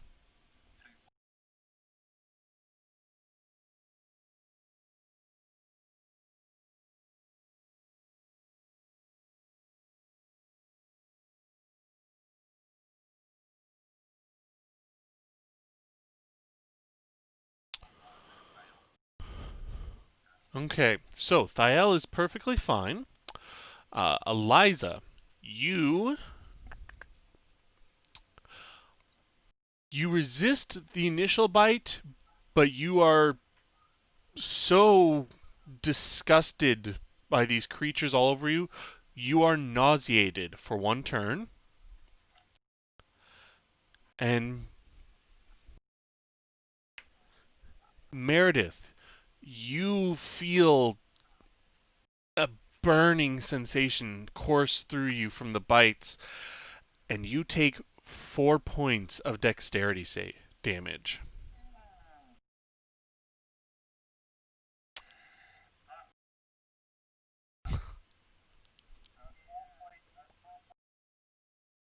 Correct.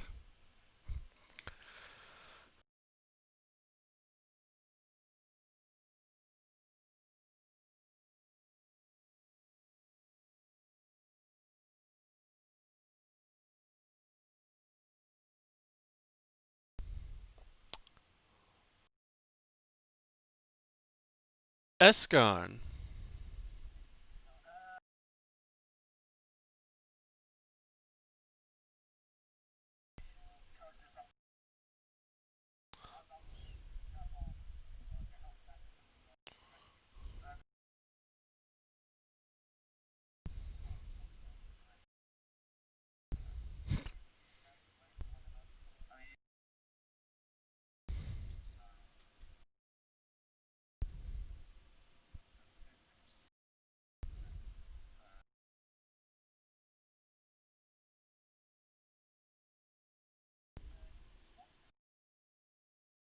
Nope.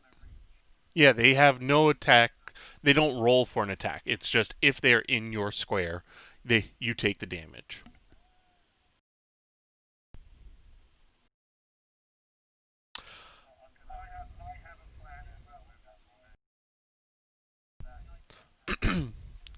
All right, Thael, it is your turn.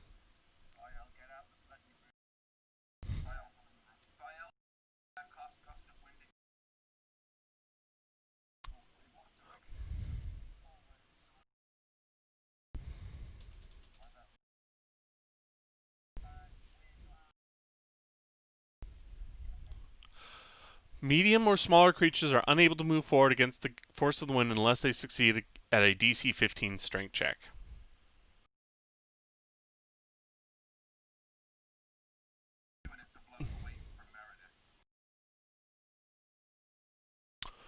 Okay, so they get pushed back.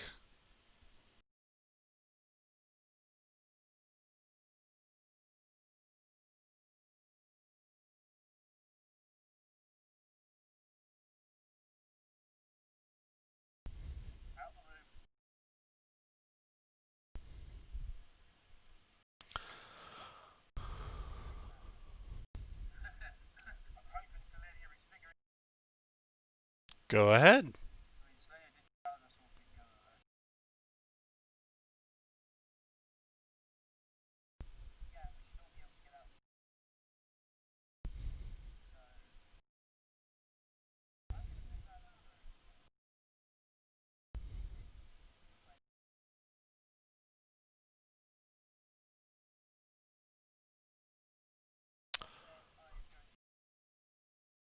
You can't do anything.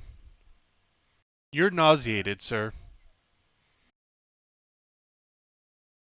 Your move is it, which means any effects that you had, any performances were also canceled immediately. You cannot concentrate.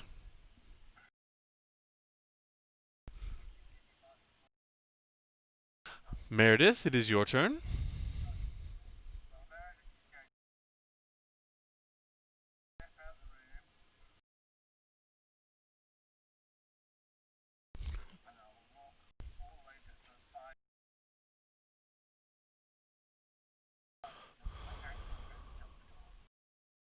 And at the end of your turn, a fortitude save.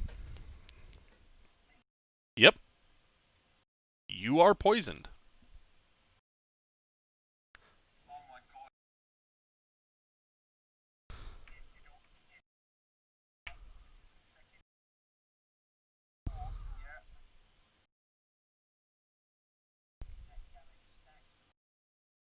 Damage stacks with itself.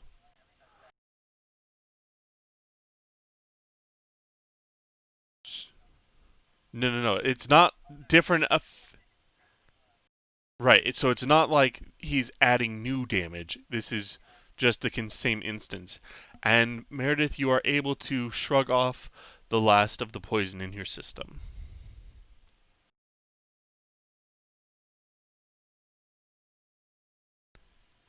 Selenia.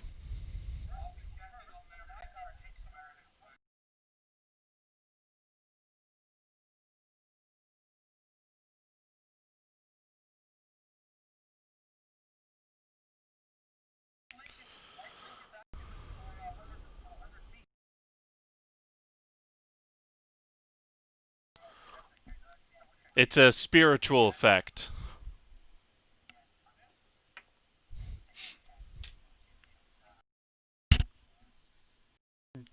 No, Thiel took damage as well.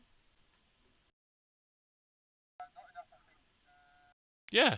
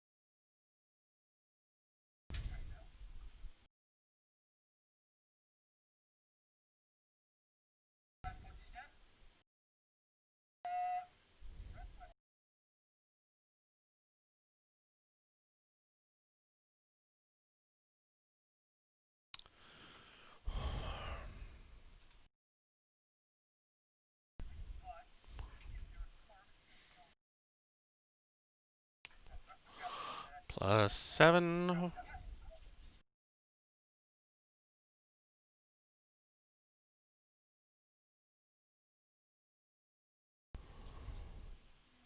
Okay, so you crisp most of the remaining centipedes. There are barely any left, but they still exist.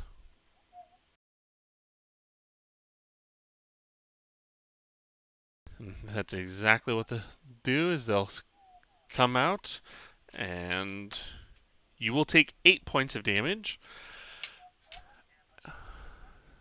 What is your modifier?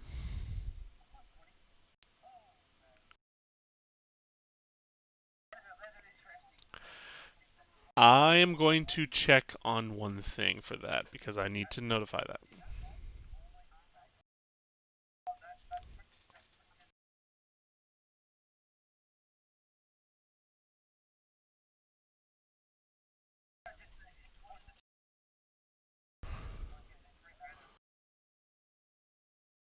A natural 1 on a saving throw is always a failure.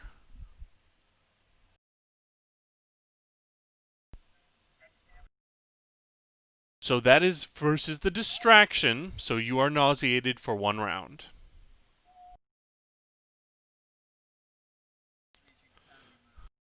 You cannot concentrate, you cannot take any actions, attack, cast spells, or anything else requiring any amount of attention. You are only able to take a single move action per turn.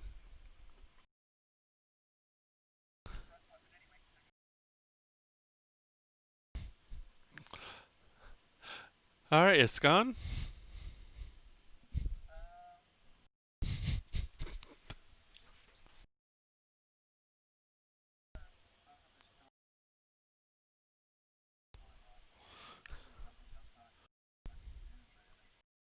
Go ahead.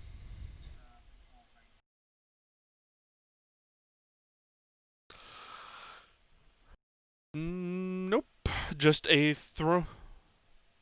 This would be a thrown attack, so that would actually use, I believe, your strength modifier? Let me double check.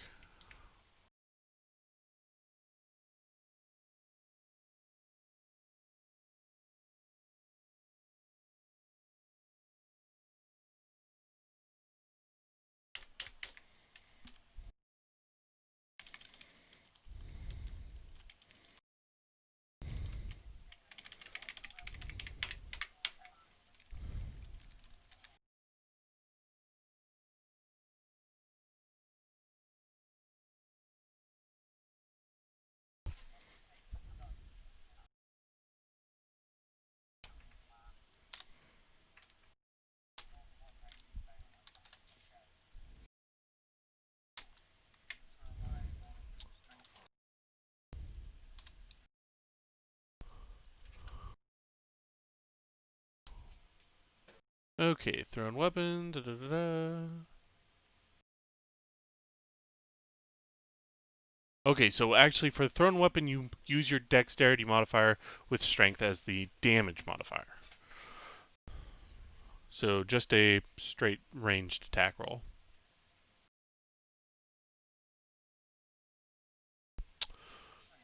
Okay, so you chuck it and it does hit the swarm, and you singe a few more.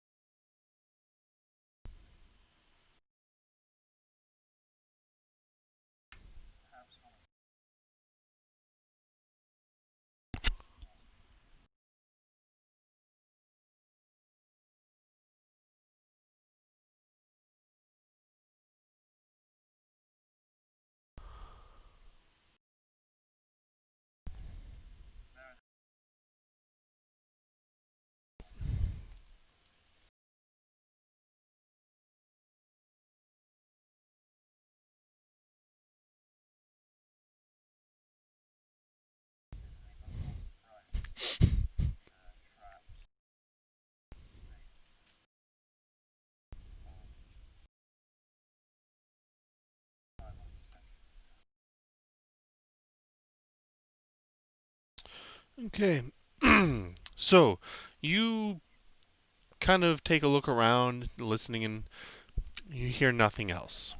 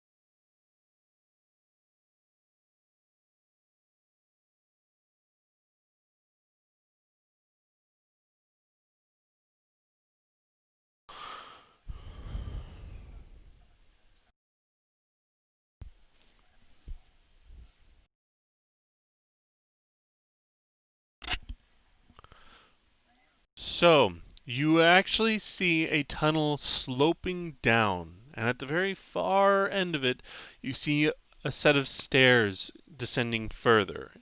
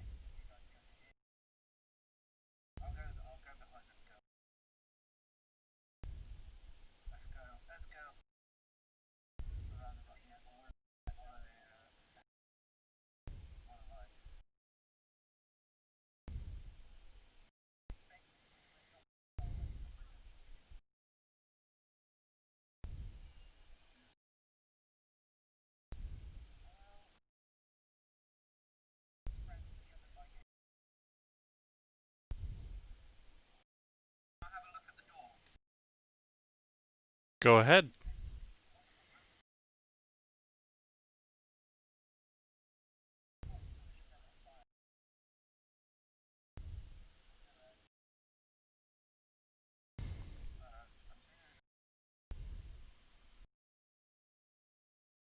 She's with you. Okay. Um.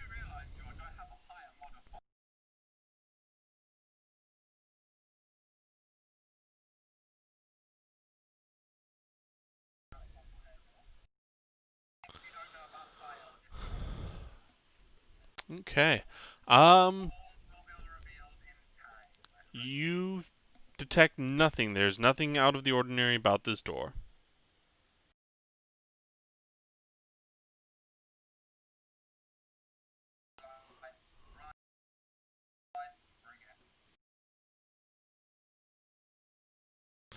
Okay. So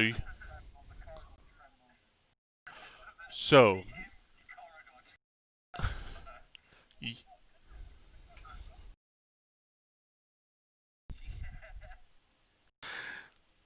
so You open the door and find another web-choked tunnel.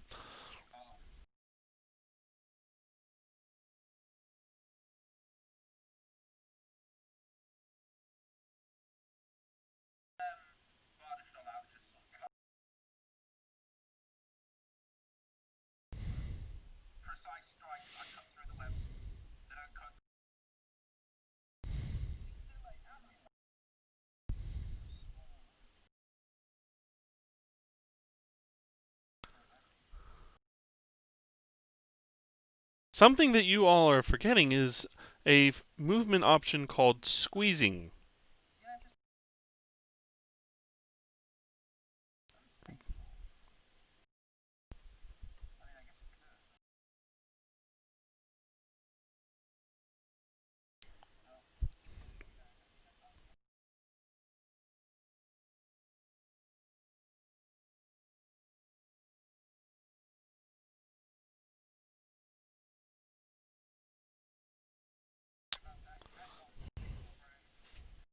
Understandable. Cats are assholes.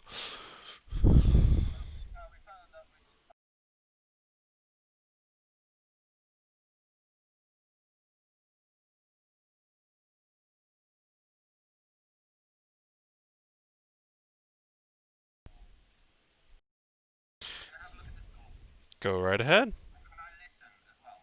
Go right ahead.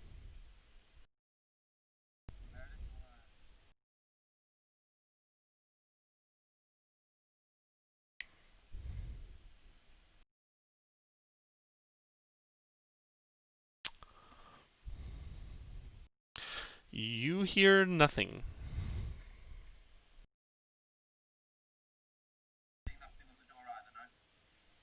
Correct.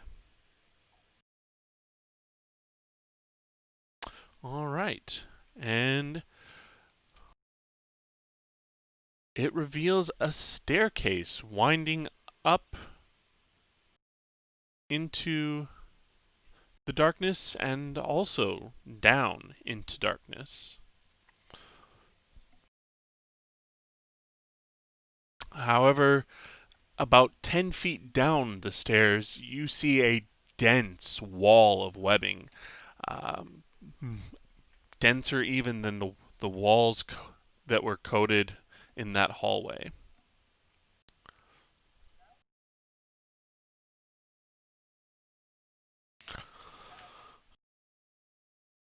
Go ahead and give me a knowledge nature check.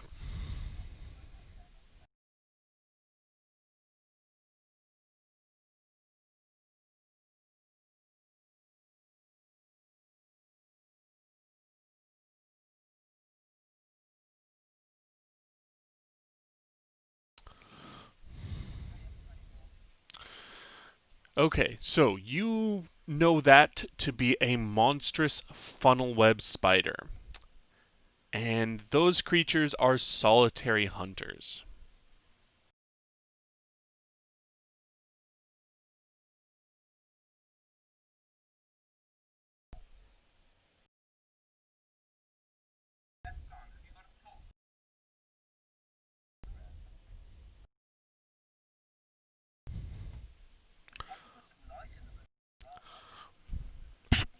There's someone else who has a torch that's been sitting on her back this entire time.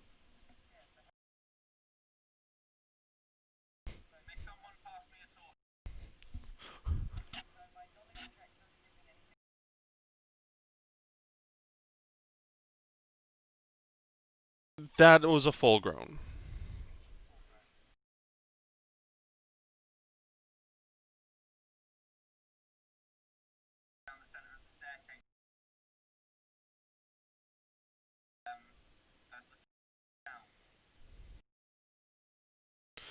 It stops 10 feet down in the middle of the webbing.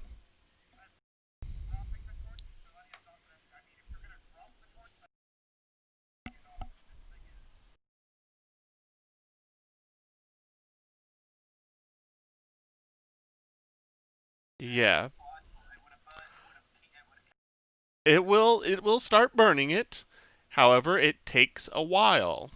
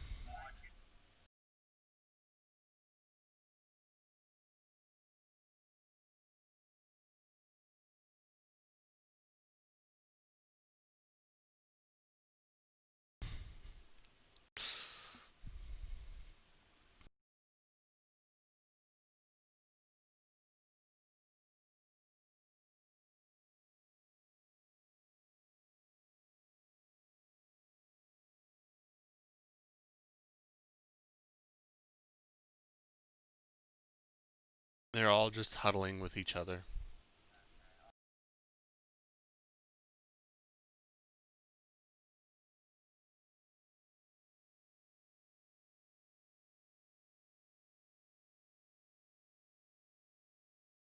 We're better than we were, that's for sure.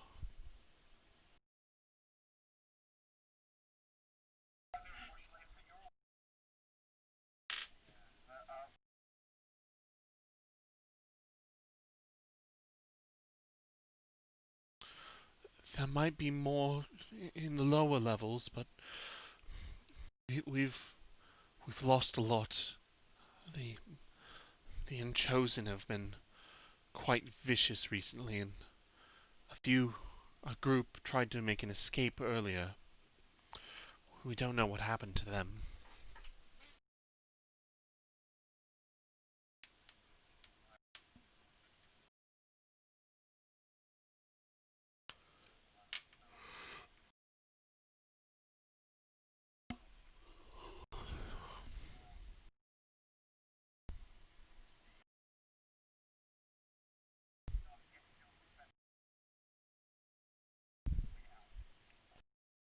Oh, how did you get in?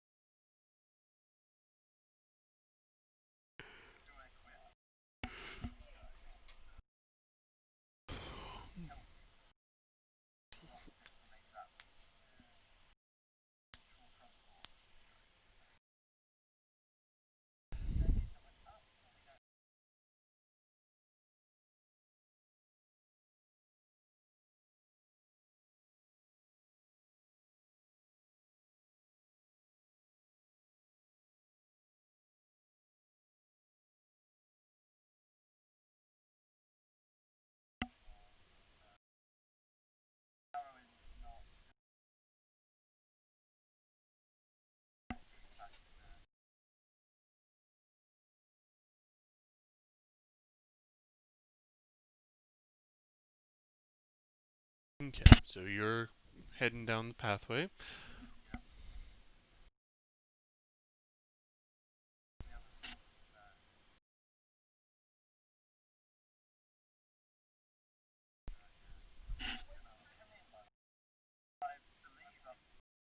Yep.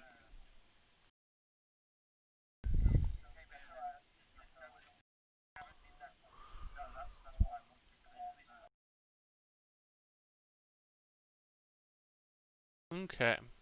So, Escon, as you come to this room, you come into an empty room, and at the very end of the room, there's a great stone sarcophagus engraved with calligraphy and arabesques, and it's displayed upon a tiered dais.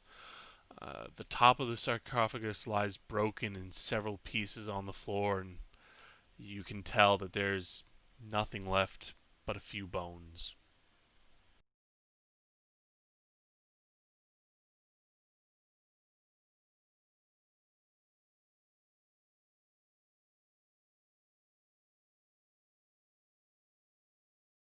Yep.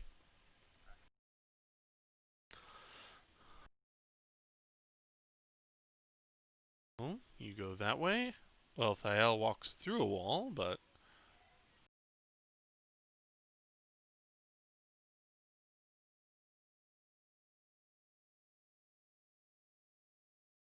alright, so Thael walks down this way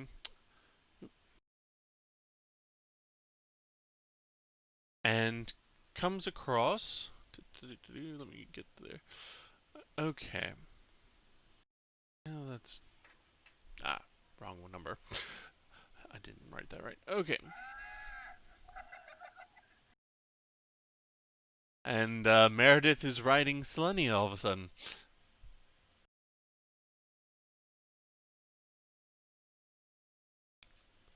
Okay, so Thiel, you come across kind of an opening, but these stone doorways have been boarded shut from this side, or sorry, from the other side, as if keeping whatever was back here in here.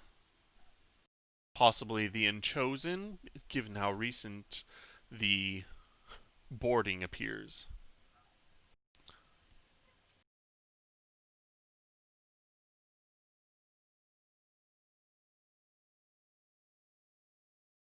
Correct.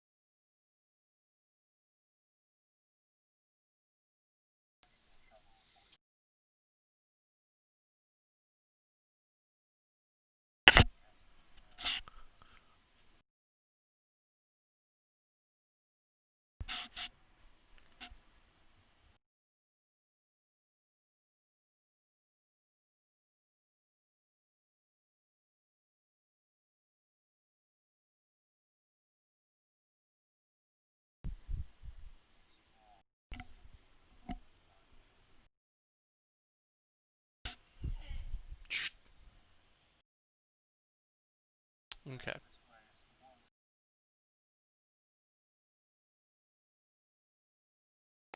So, as Escon peeks through this hallway, this corridor slopes slightly upward, and at the very end you can see a staircase buried beneath rock and rubble.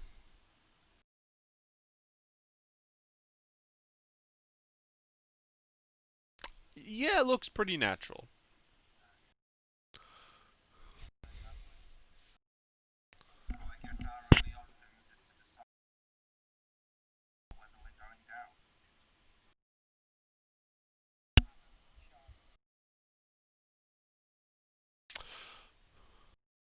So, you have a few options. So, there is the staircase going up and down. You have a tunnel that slopes downwards. You have this boarded area that could lead to other areas, and a magically locked door.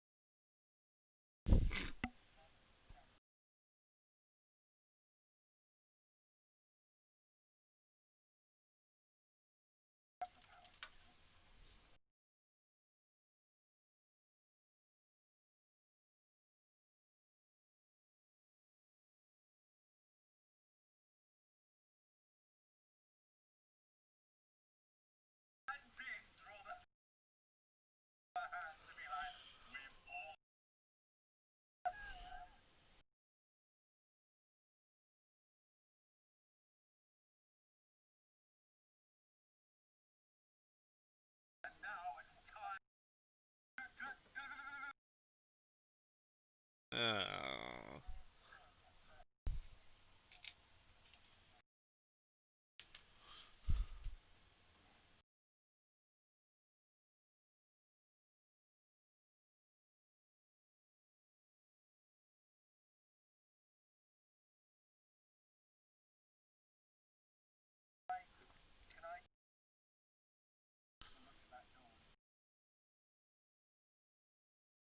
Go right ahead. Detect magic, make an Arcana check, and then a Spellcraft check.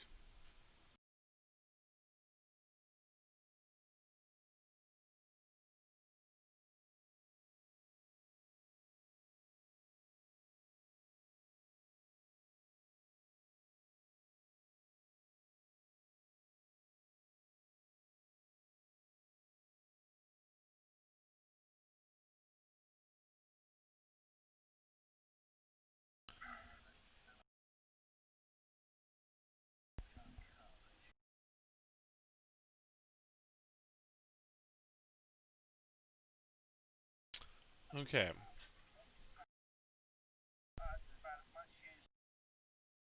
Yeah, so you are overwhelmed by the power of the aura, and the strength of it is just too much for you to try and decipher at this point.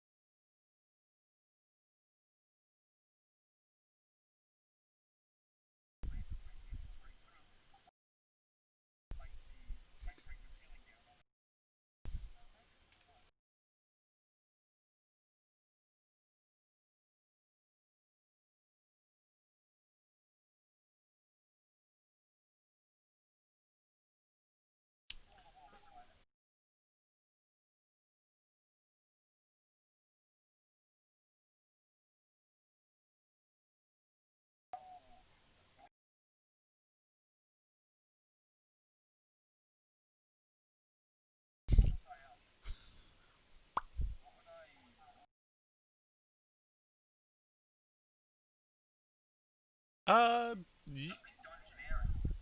so just looking at the wall, you can see that these stone and dirt-hued walls, you'd basically just be digging.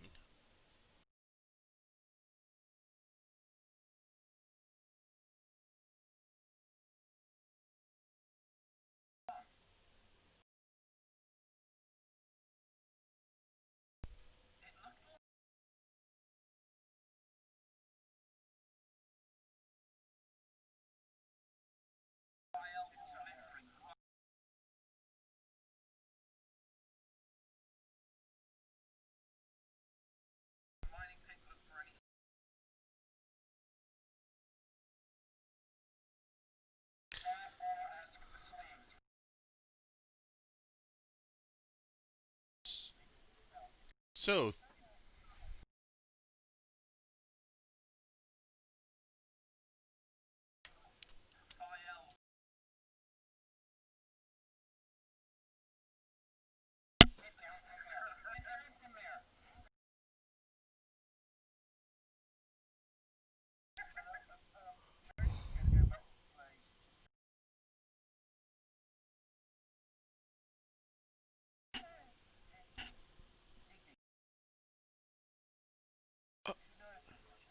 oh no, no, no. The Knolls kept those for themselves. They didn't. After the rebellion, they didn't dare let us keep any anymore. No.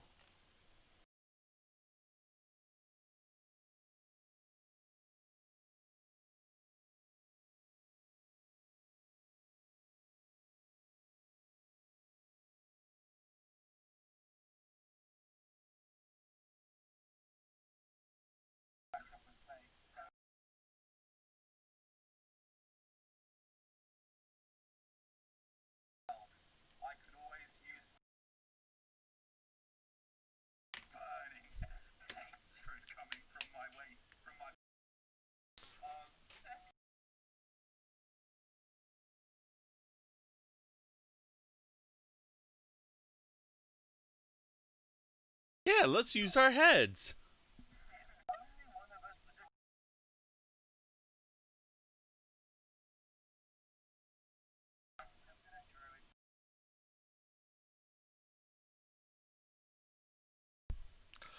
If you guys have Dispel Magic, you can always give it a whirl. It's not impossible, I'll tell you that much.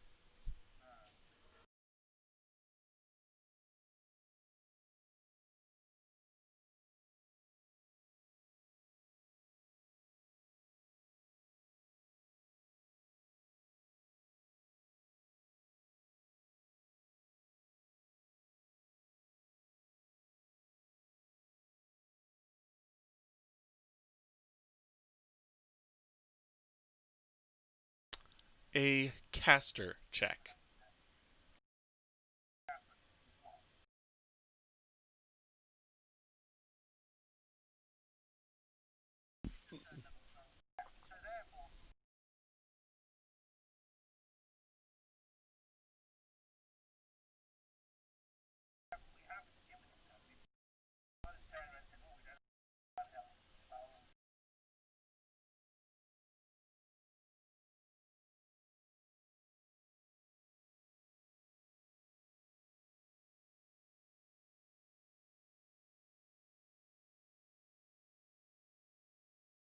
Yeah, as far as you guys can tell, this door has not been opened in a very long time.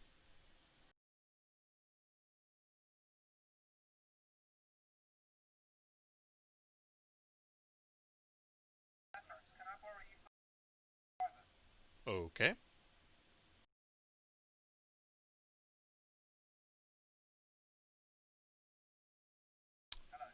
Yep.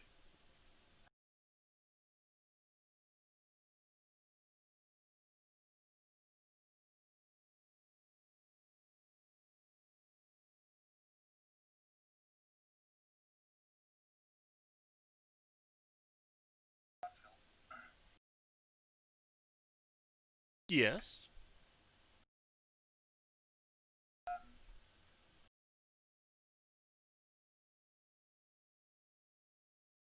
Yes.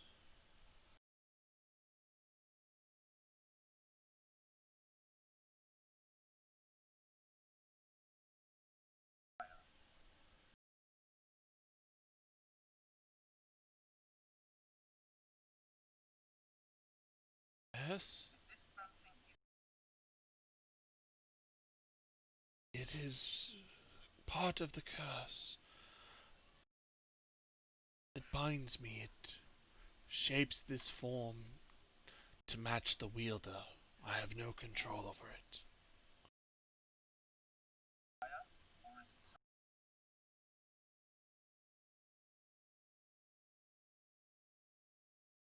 The spell takes the measure of its wielder and shapes itself accordingly.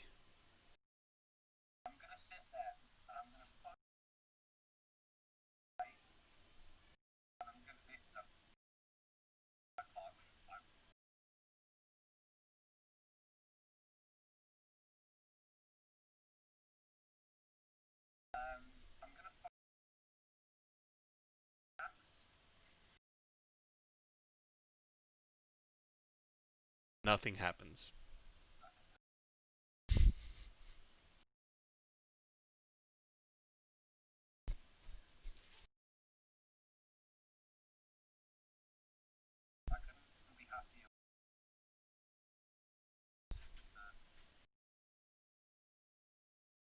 The spell does not care about momentary lapses. It merely forms itself into the best weapon for its wielder.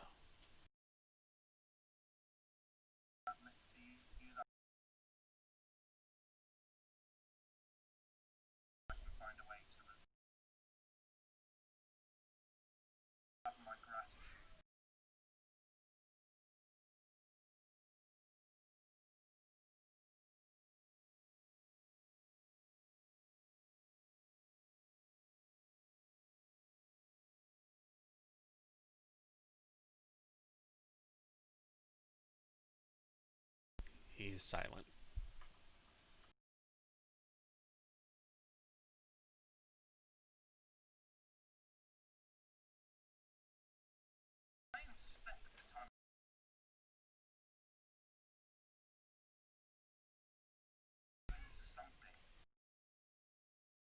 So, as you go back to inspect the tunnel, you see bits of broken equipment, the wooden handles and such.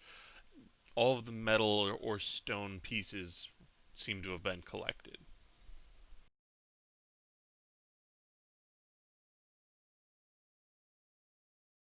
There's nothing there to find.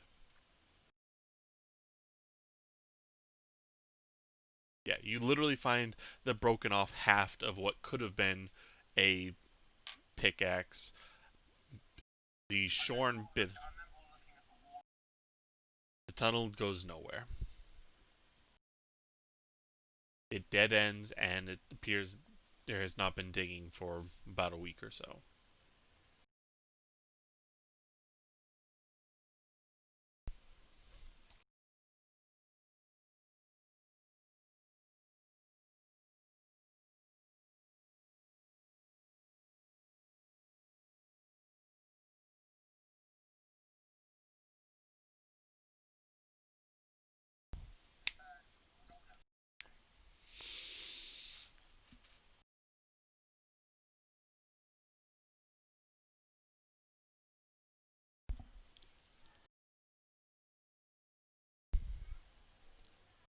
Okay, so you go through the incantations, casting your spell, and you feel a strain, something pushing back against the spell. Strive and strive, and just when you think you're about to give out, the spell has run its course. You hear a faint click, and the resistance is gone.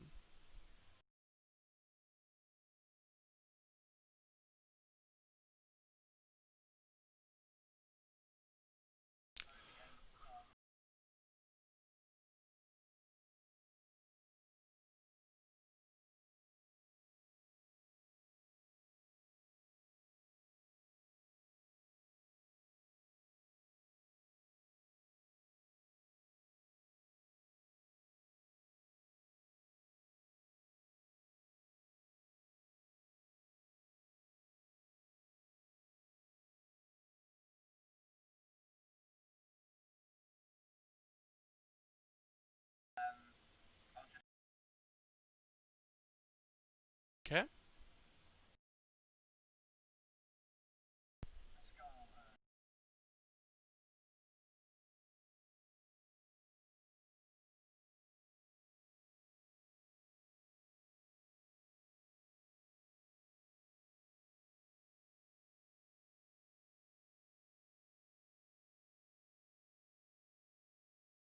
Right.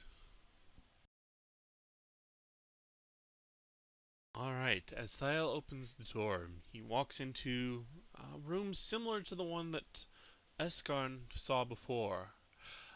At one end of the room, there's a great stone sarcophagus, again covered with arabesques and calligraphy, displayed upon another tiered dais. However, this one is intact.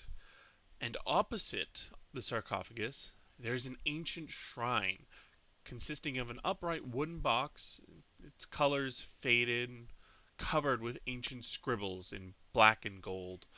The shrine is flanked by short rows of very badly tarnished candle holders, candles all but melted gone.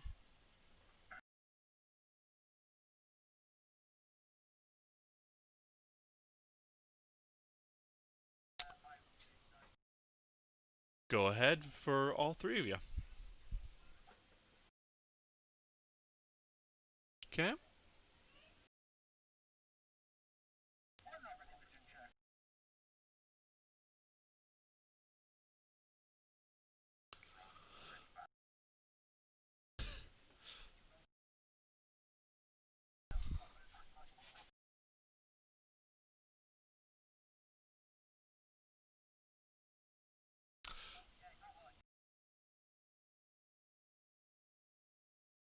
So, Eliza, Selenia, you both recognize the scribblings and the shrine as that belonging to the priesthood of Rovagug. Thiel, you find no traps or anything of the sort, um, but you do see, that the sarcophagus could be opened. There's nothing locking it or holding it in place as far as you can tell.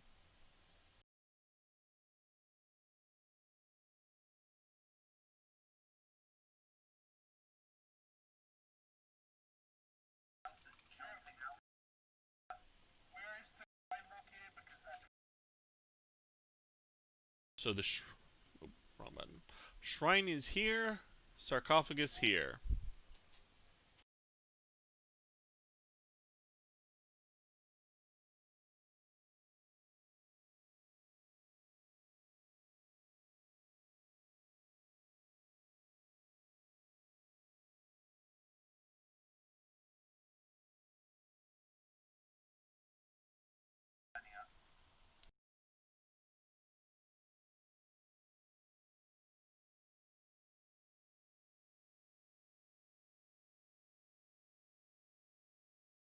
Hey, what? Yeah, give me just a sec. I know. Go. It's Rovagug, and I'm gonna be back in just a second. Okay. So, last we left off, you guys were investigating the sarcophagus potentially.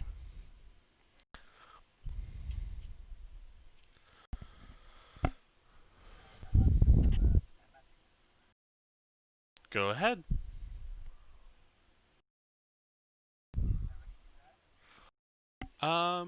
Which way are you looking at?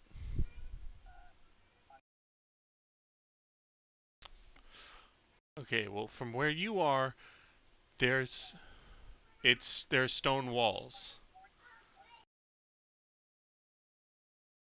Okay, so if you are standing right next to the shrine and pointing the other way, there is nothing on the shrine, but there is a faint aura within the sarcophagus.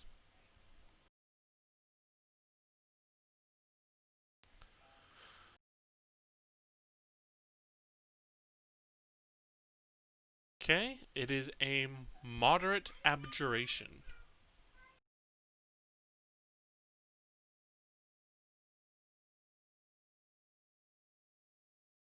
Yep.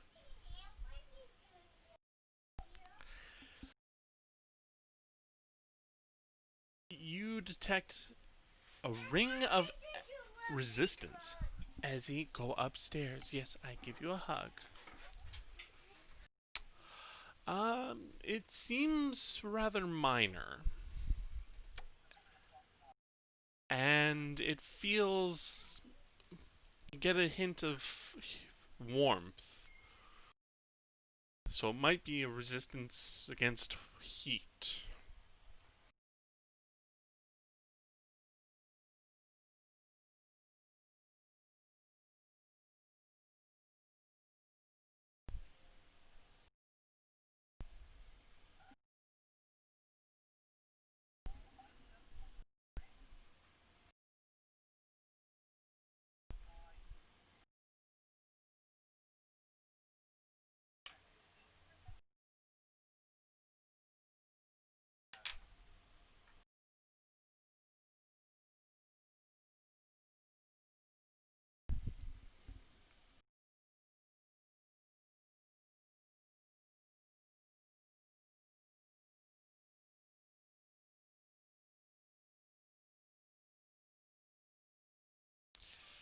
Selenia, go ahead and roll me an intelligence check.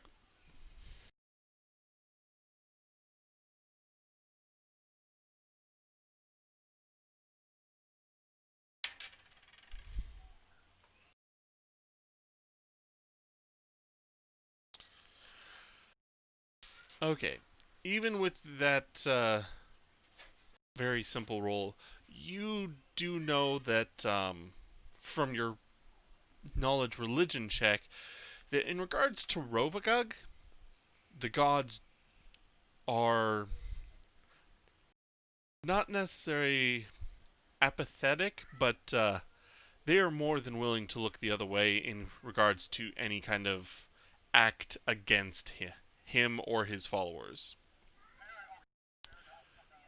Rovagug is the Devourer, the being that would destroy all of creation and devour everything.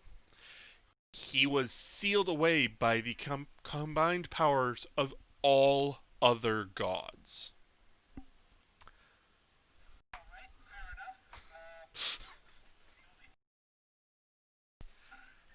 What?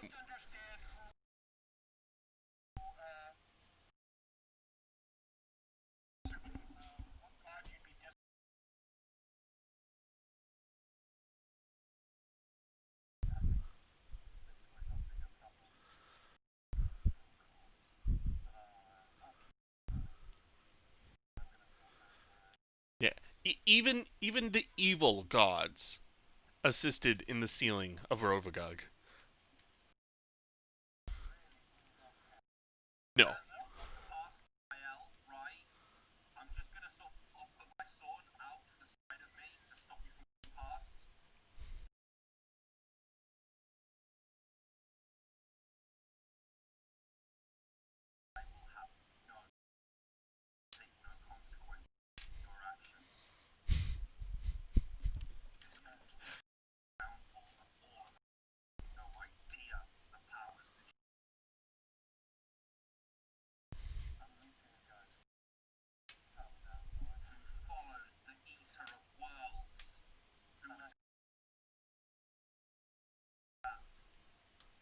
The being that is sealed by the gods, a being that is sealed by the gods and worshipped by almost all evil creatures that are hellbent on destruction. So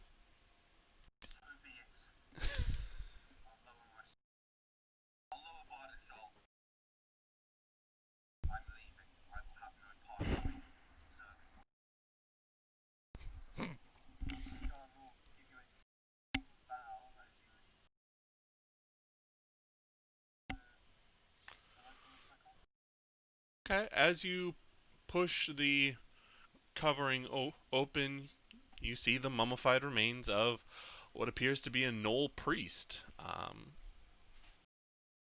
In, and it's wrapped in strips of tar-soaked muslin. Um, Nothing really fancy, except the crossed hands both bear a copper armband, and on the left hand, a ring.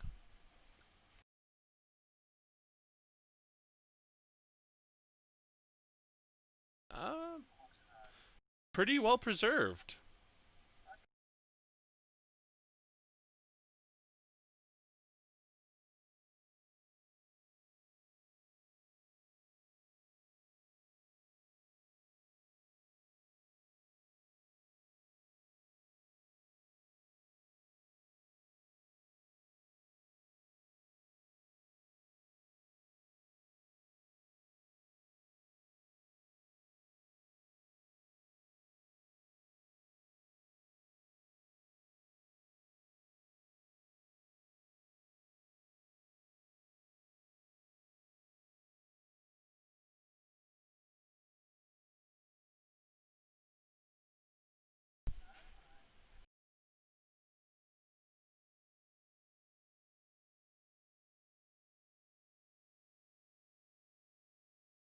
Okay, so you have found a ring of energy resistance, a minor ring of energy resistance tied to fire.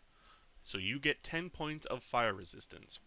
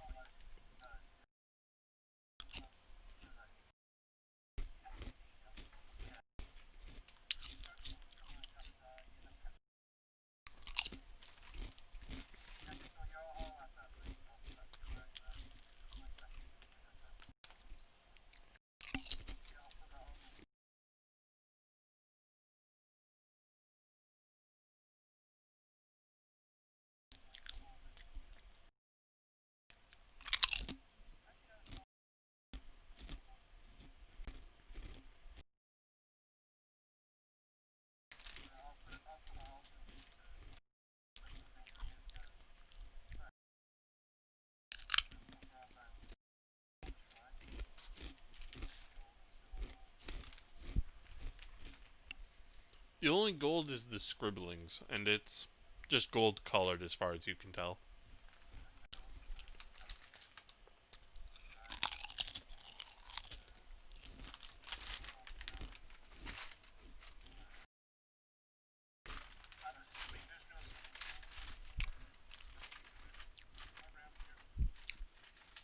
Nope, you have not found any secret doors or anything down there.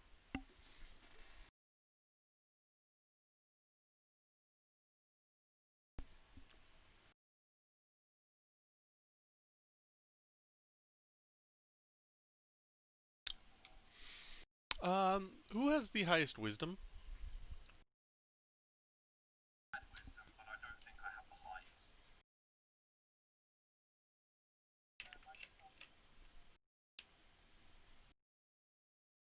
Does anyone beat a 14?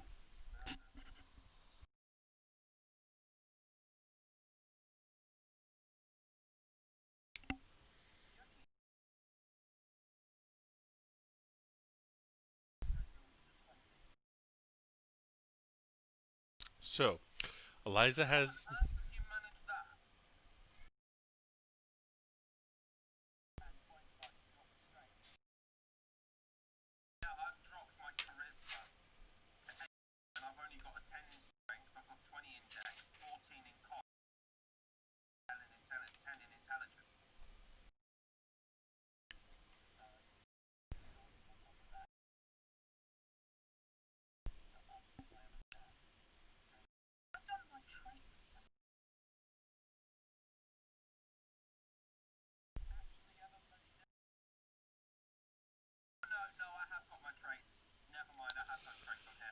Alright, anyways, Eliza, with your startling high score of 14 in wisdom,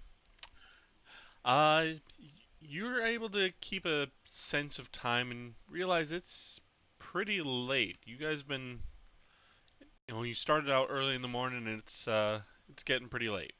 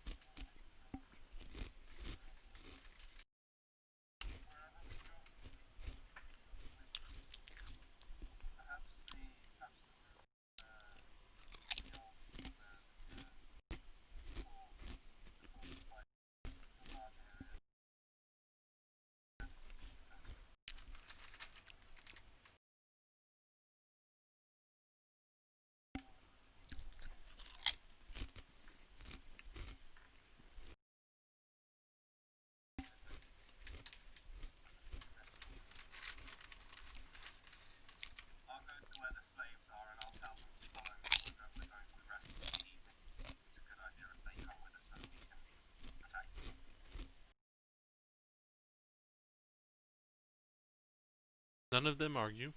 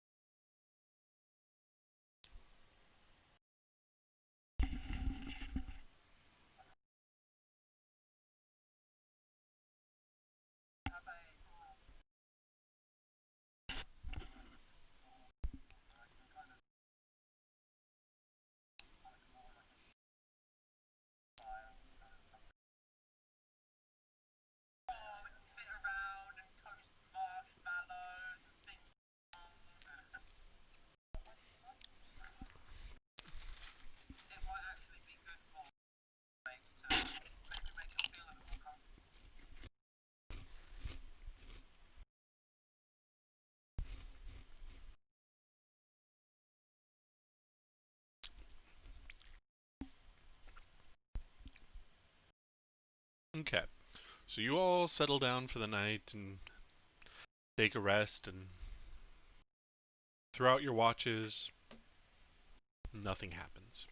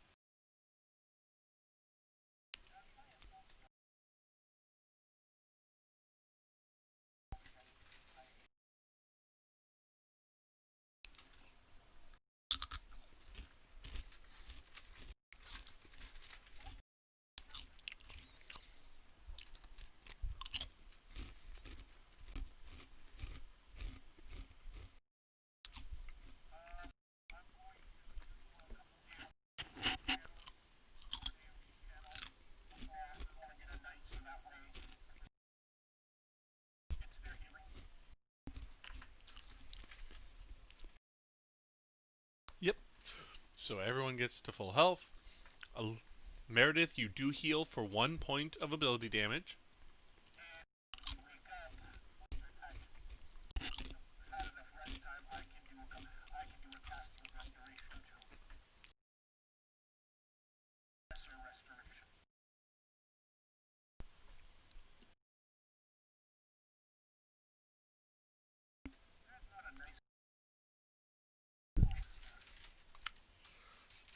Not yet.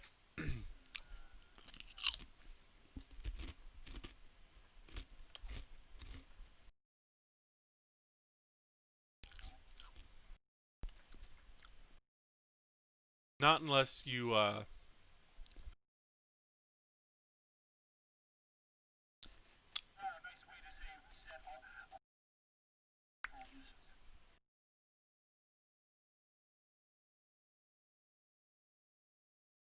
let me look.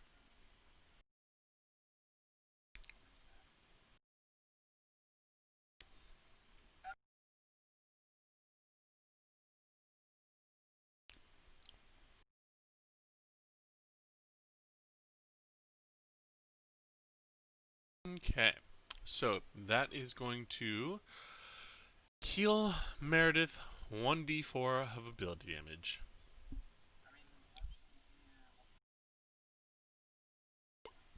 Yes, she healed 1 point out of her 4.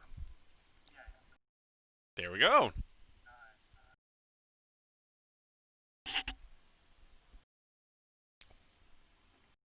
Meredith, your dexterity has been restored.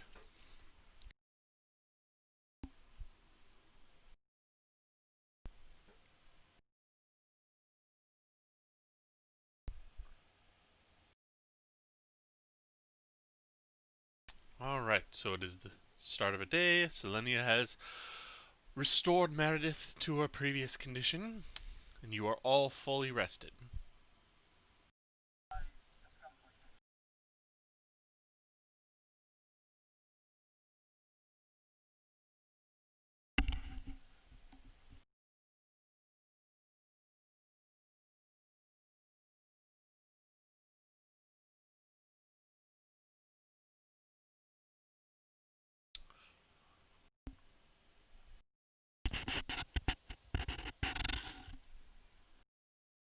Okay, so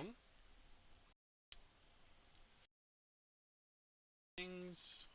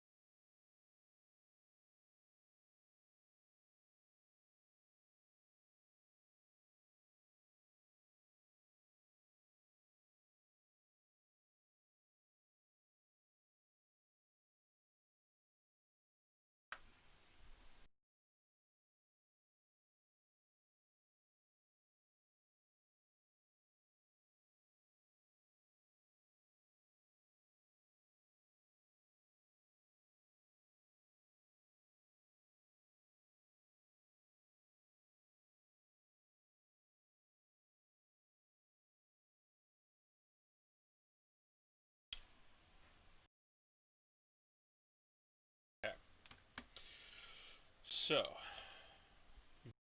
you've all your things. What would you like to do going forward?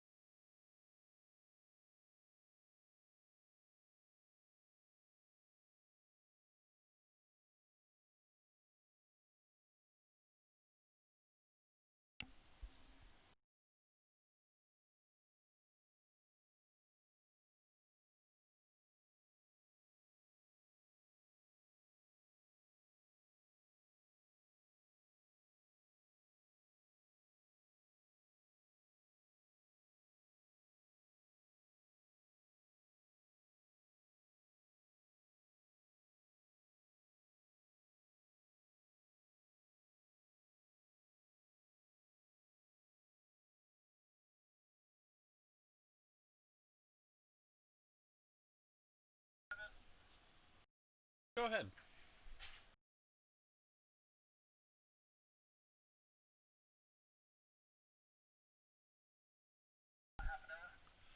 Yep.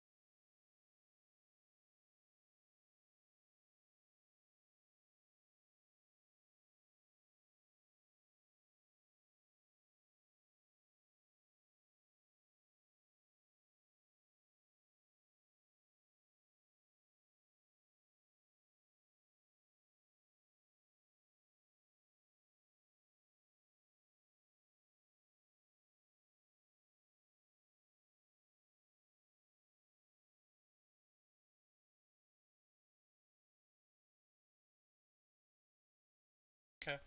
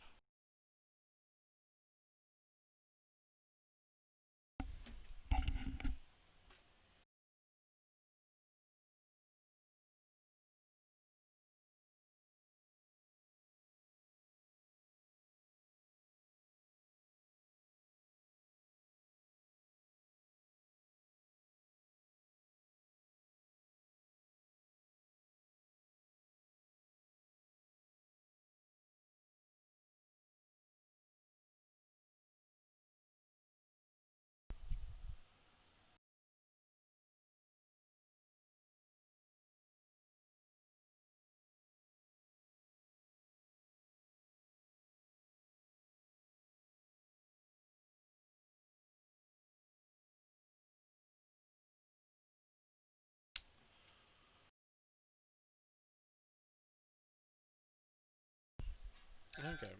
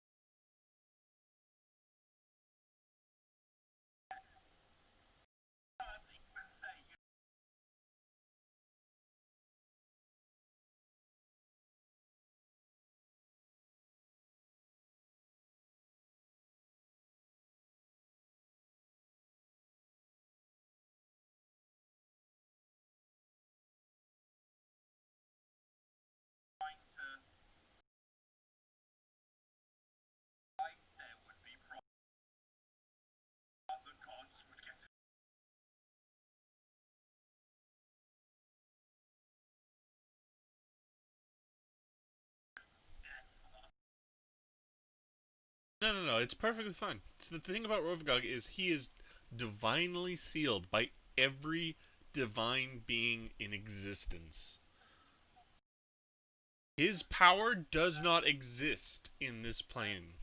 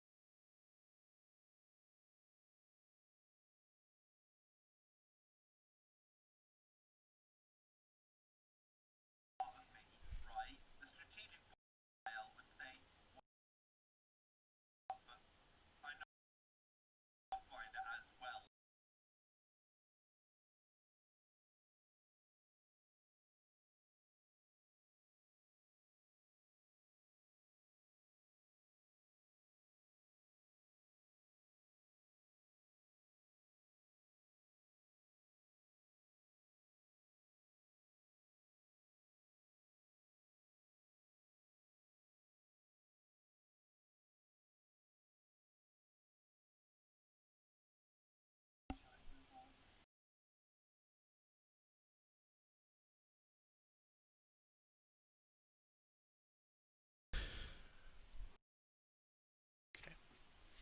Alright, so you are proceeding down the tunnel. Do-do-do.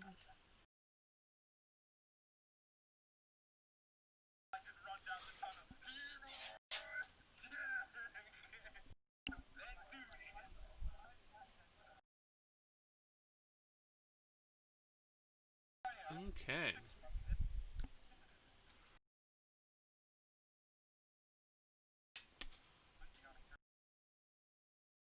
So,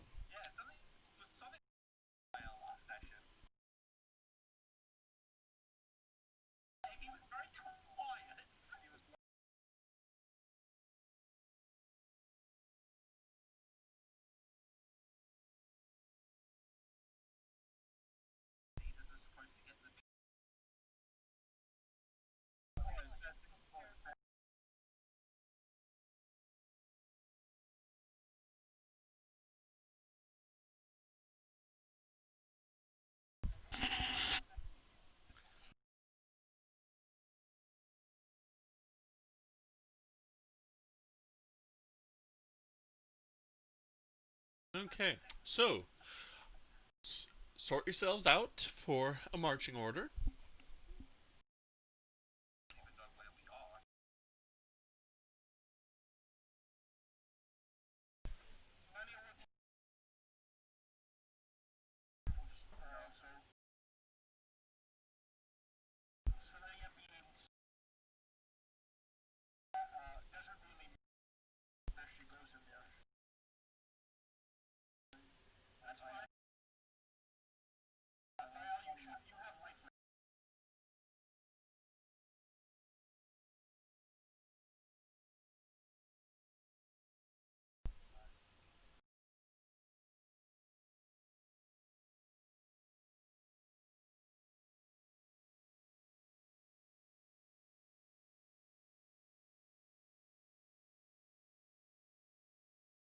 Okay.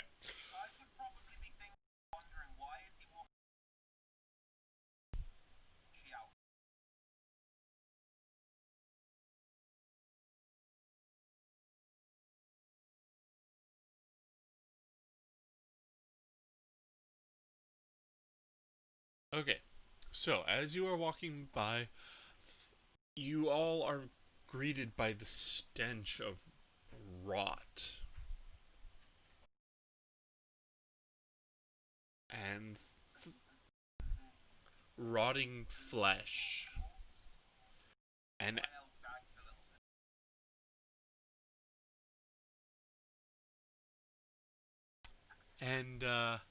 at the Thial can actually see at the very end of the tunnel is what appears to be an opening, but it is covered by corpses. It is completely filled with corpses.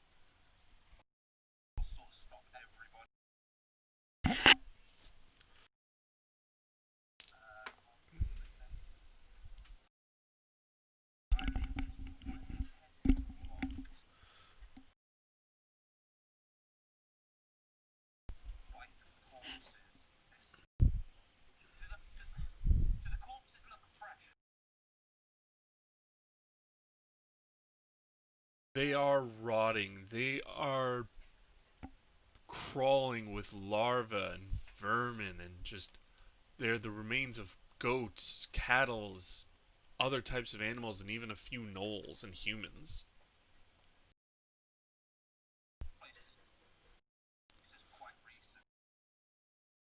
They're rotting.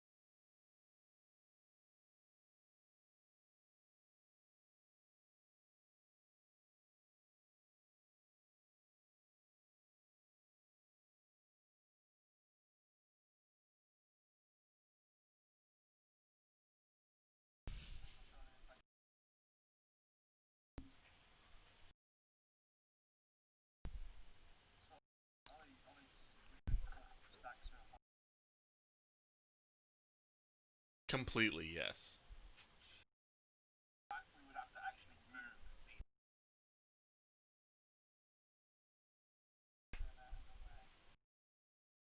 And it would take a few rounds of continual work to clear the way.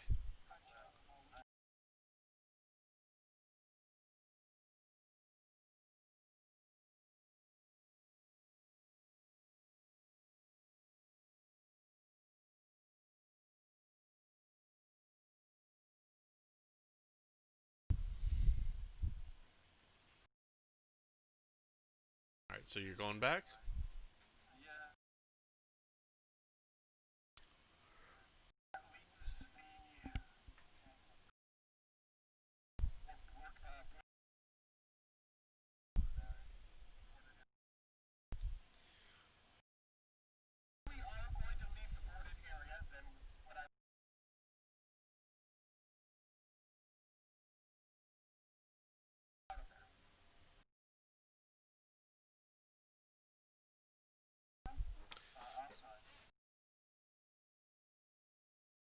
No. It's boarded from the other side.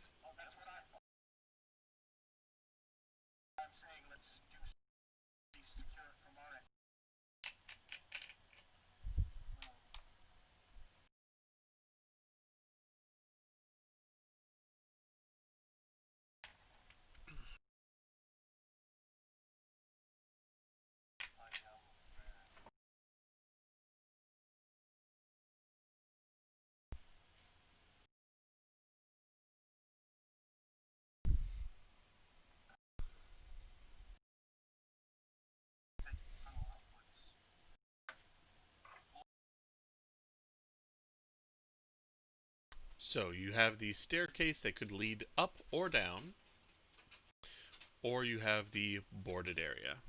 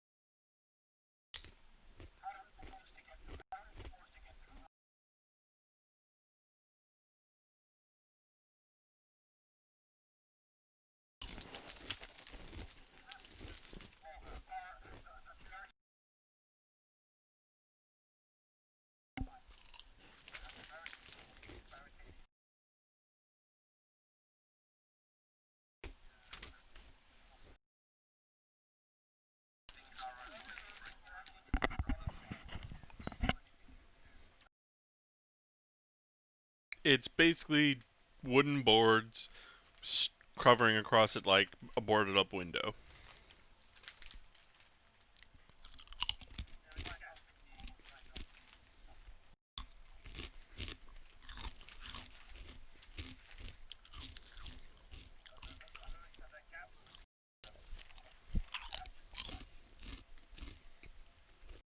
It's overlapping, so there's actual...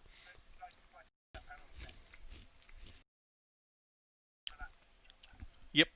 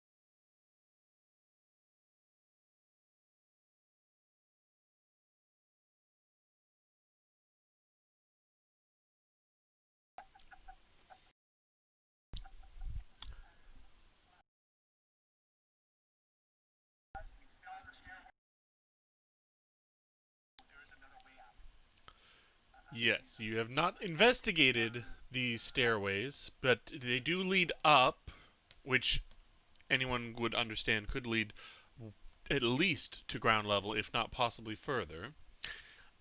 And there's also the stairs leading down.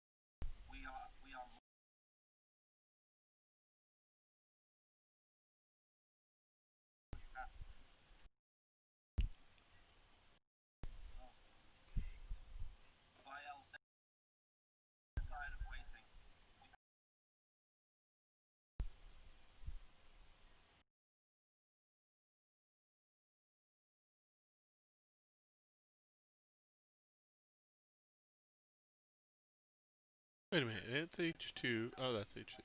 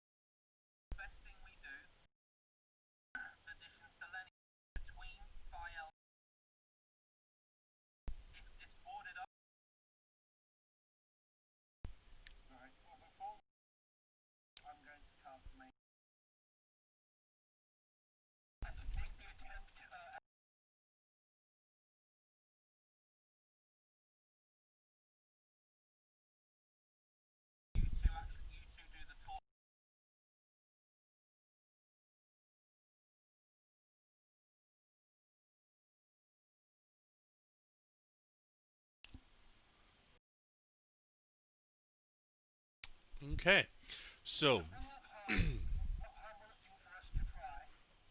okay, so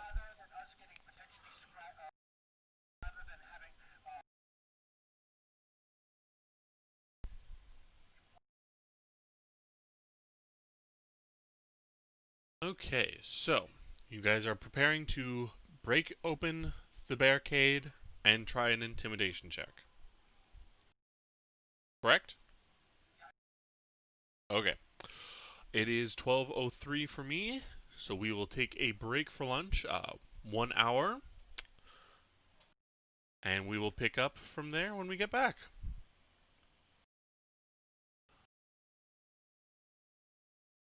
And we are off. We left off the break where we were about to break down the barricade and storm whatever may be behind them.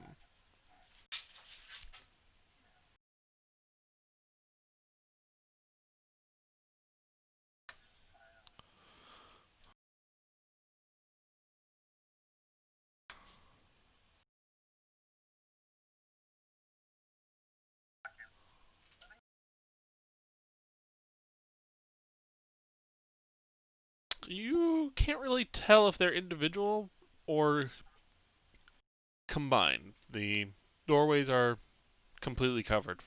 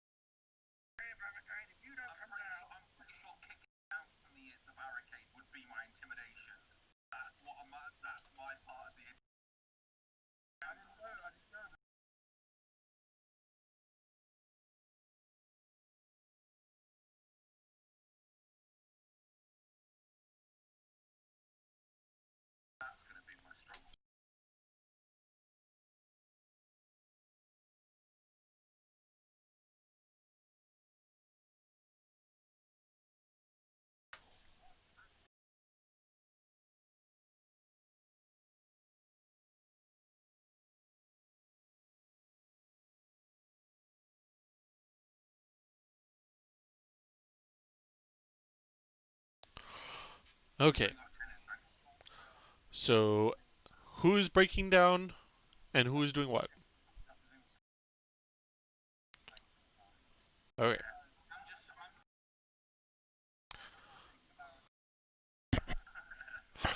And then Thael, Eliza, and Meredith will be performing the intimidate check. Who is the one doing the actual intimidate and who is assisting?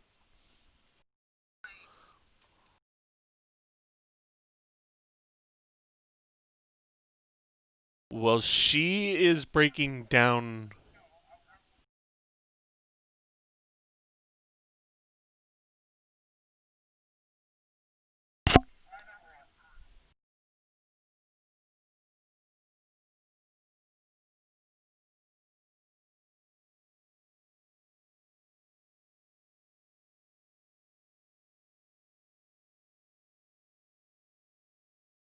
Okay, okay. So, Selene, you're going to try and intimidate through the boards first?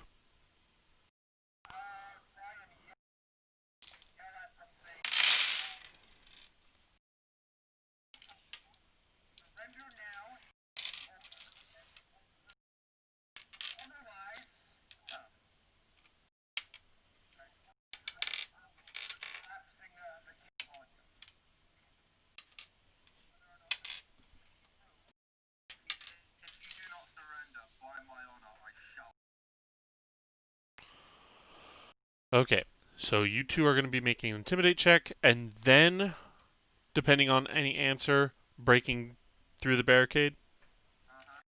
Okay. Selenia, go ahead and give me an intimidate roll. Thael.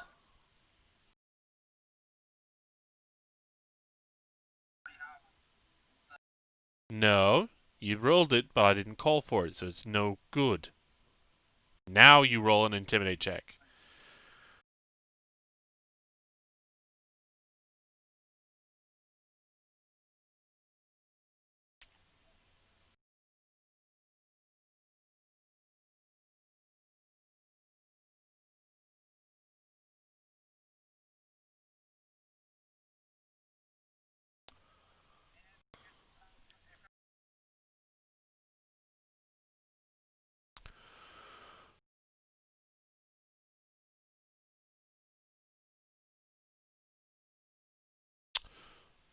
Okay, so 2 plus 2 bonuses.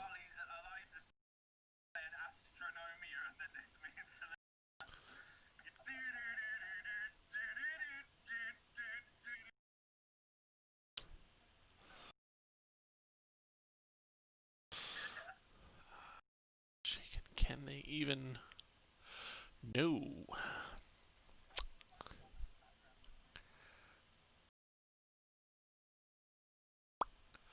Okay. So you shout out, surrender and whatnot, and you're gonna go do that. There's no reply.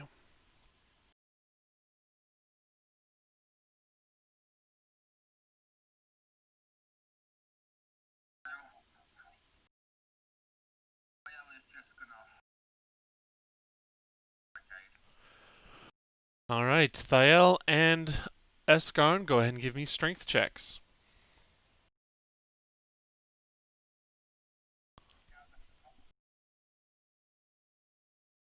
No, you can go ahead if you're also going to be breaking through, because there are 3 openings.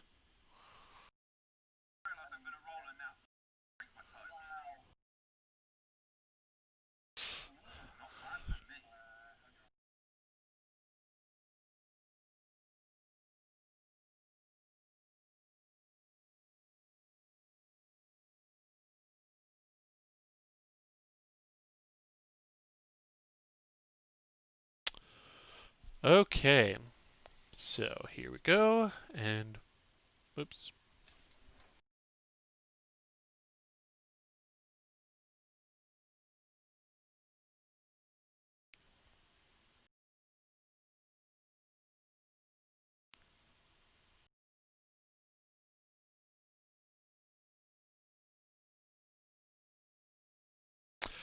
And if everyone could give me some initiative.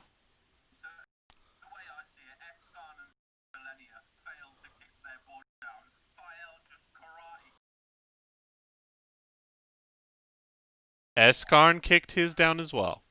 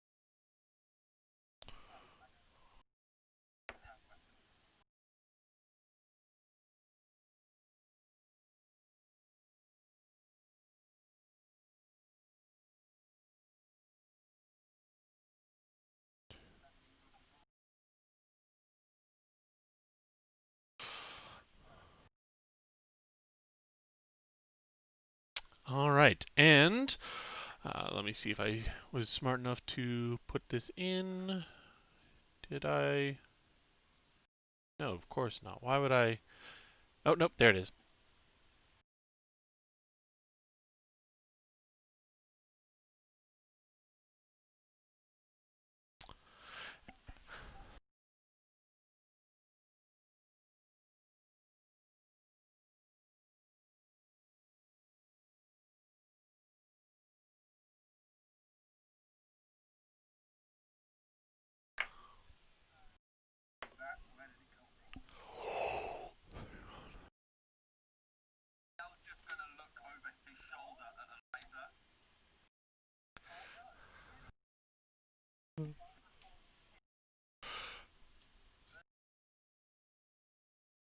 So, as you bust in the barricade, which was pretty loosely put together, in all honesty, um, you see, and let me get the actual description here instead of just sitting up there like an idiot, because we are at 1.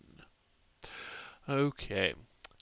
This is a large chamber with 5 dens of scattered bone and matted fur spread throughout the chamber. A curving flight of stone stairs descends from above to the northeast, supported by a dense colonnade, while to the southwest there is a second flight of stairs descending deeper into the earth. You entered through the crude wooden barricade, and let's see. To the south, you see what could be the remains of a collapsed wall, and to the west, you see an opening that could lead to another hallway. But as you enter, one of the gnolls hurls a gem that creates and unleashes an air elemental. One command is given: attack!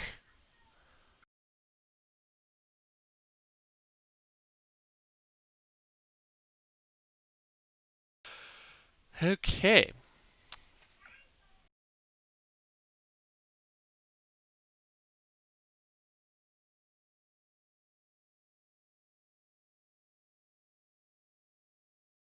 Yep, and I just gotta check one thing. Ability.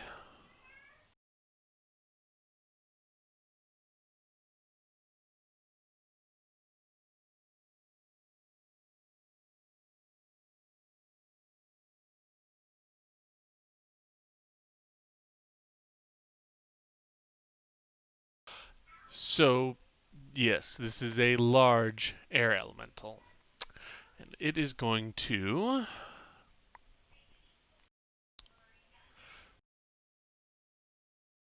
instantly transform into a whirlwind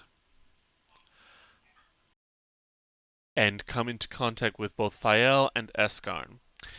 You both need to make reflex saves.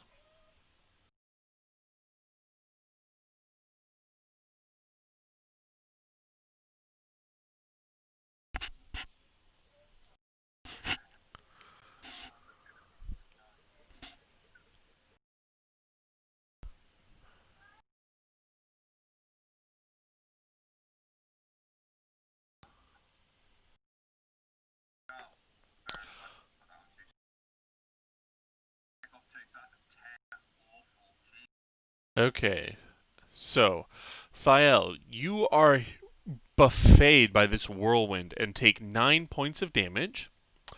And since Eskarn was able to dodge out of the way, it is only Thael that needs to make a second reflex save.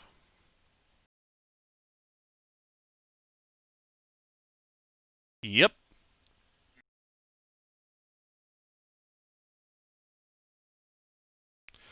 Hello?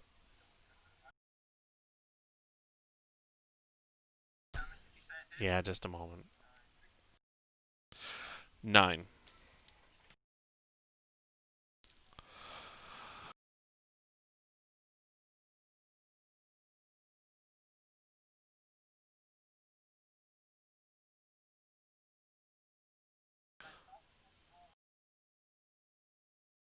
That is off.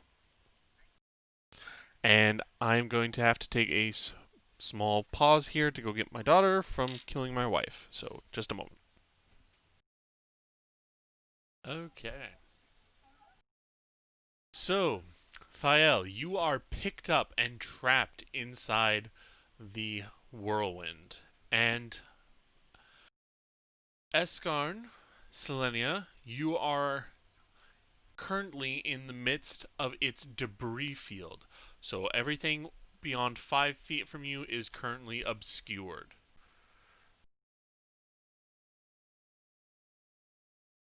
No.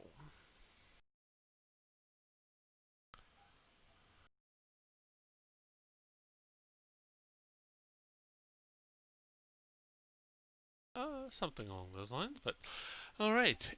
It is now Thael's turn, and he will take an additional 10 points of bludgeoning damage. Now, you are stuck in the whirlwind. You cannot get out. However, you can take your normal actions. However, you take a -4 penalty to dexterity and a -2 penalty to all attack rolls.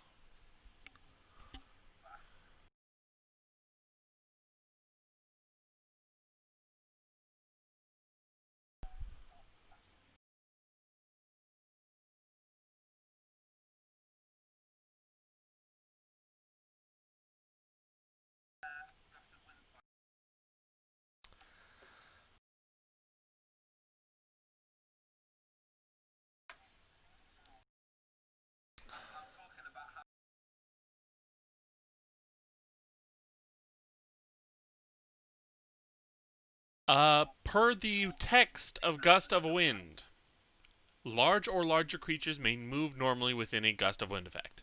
It is completely unaffected.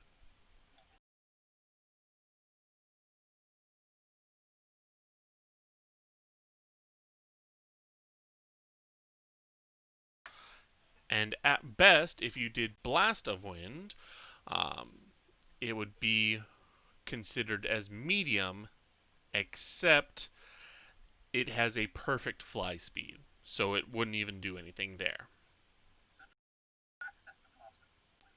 Yes.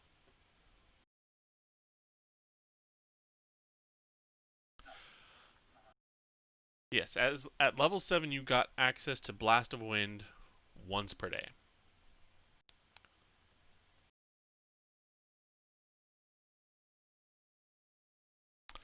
So you can attack it if you wish, but that would be...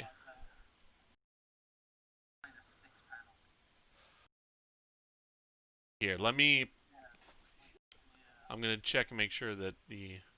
Okay, so core... So currently, dexterity...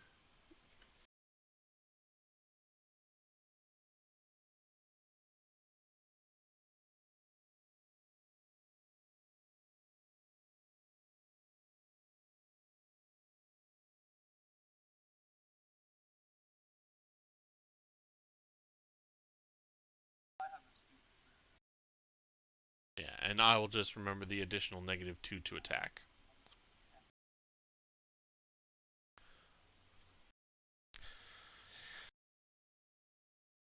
Plus his -4 to dexterity. Okay, go ahead.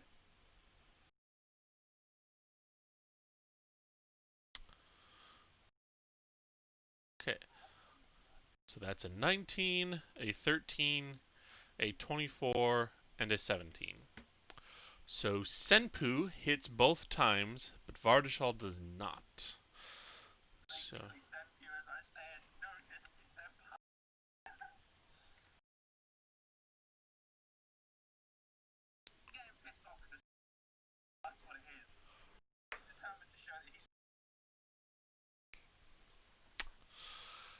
Okay, and yup, that happens. So yeah, you're slicing around, and you. Oh, airborne creature. You are currently airborne, so a further. Okay, so you slice around and you feel maybe a connection with Senpu, but it's definitely dealing a lot less than you thought.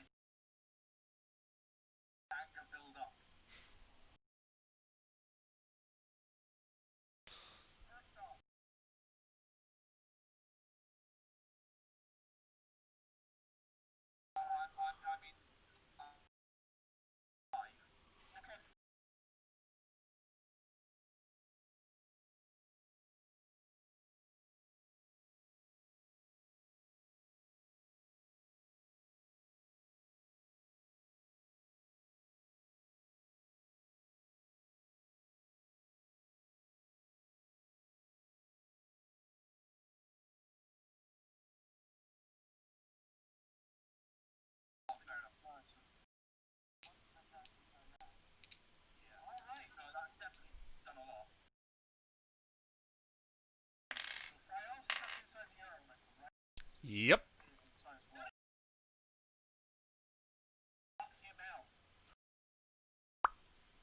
Okay. Yeah.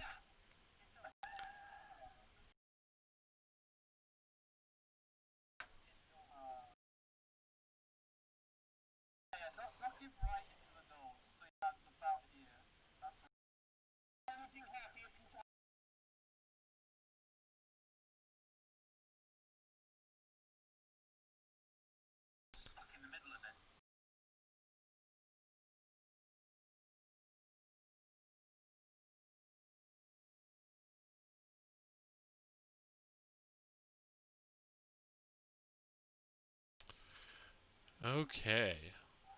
So, yep, but you still roll an attack with using your CMB.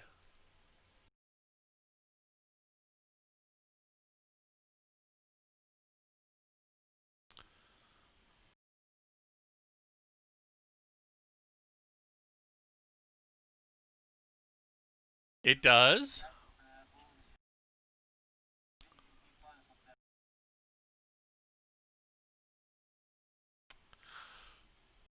So you push him 5 feet.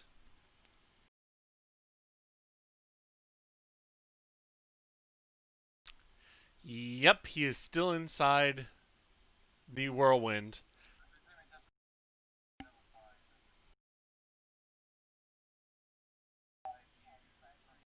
It's exactly.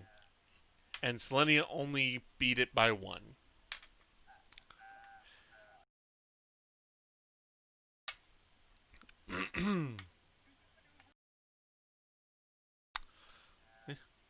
Next round you can try again, but as of right now, you are currently in the whirlwind as well. So,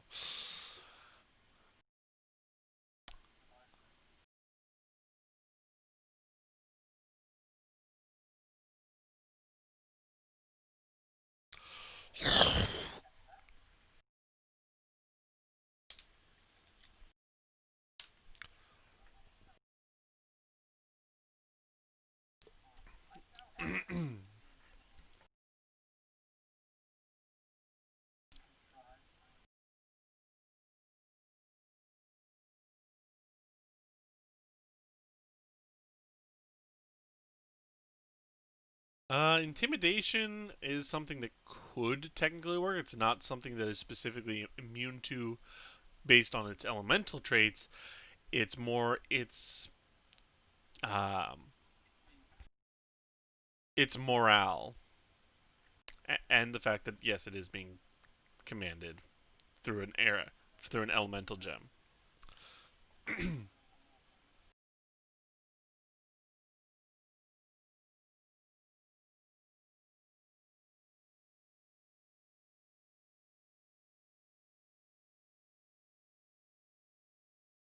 Go ahead.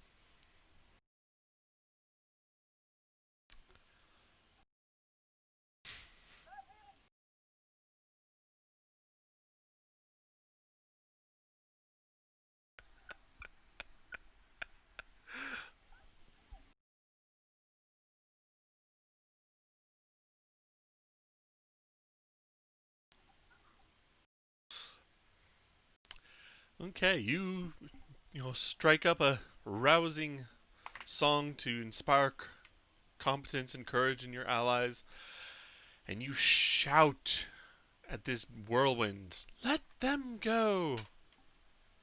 And nothing happens. The Knoll's turn.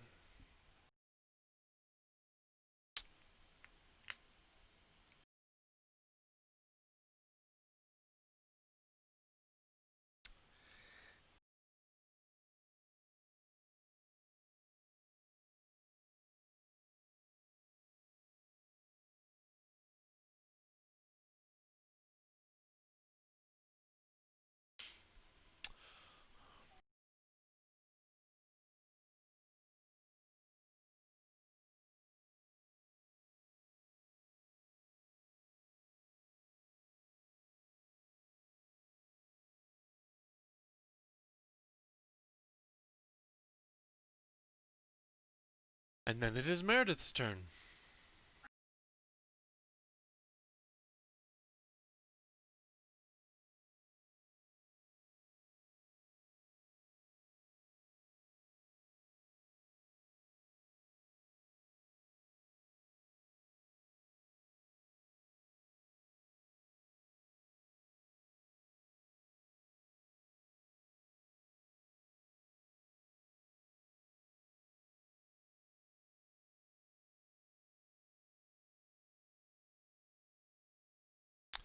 He cannot. Anything beyond Selenia. Well, he can't even see Selenia right now.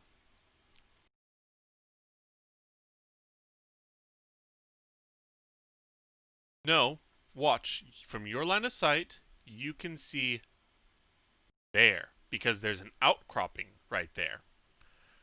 A wall, a rocky outcropping that is blocking all sight to the left. You cannot see anything other than the barricade.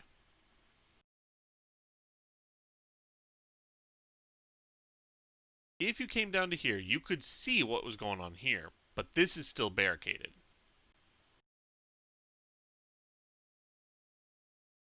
You opened two, but Selenia failed to break hers.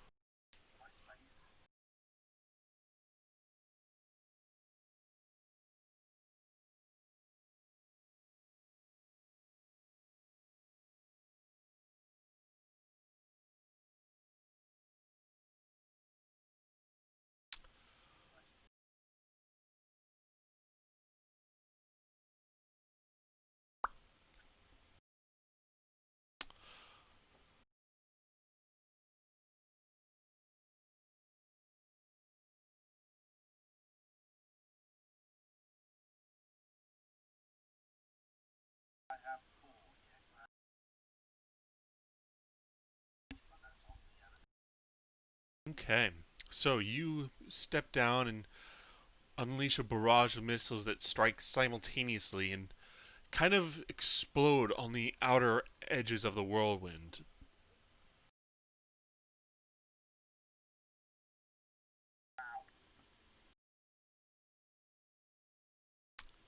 You're not really able to tell how much damage you're dealing because it's a whirlwind. How do you tell if a whirlwind is damaged?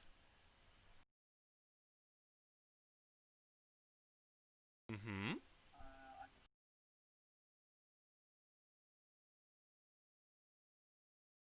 If Thiel can slice it apart with his sword,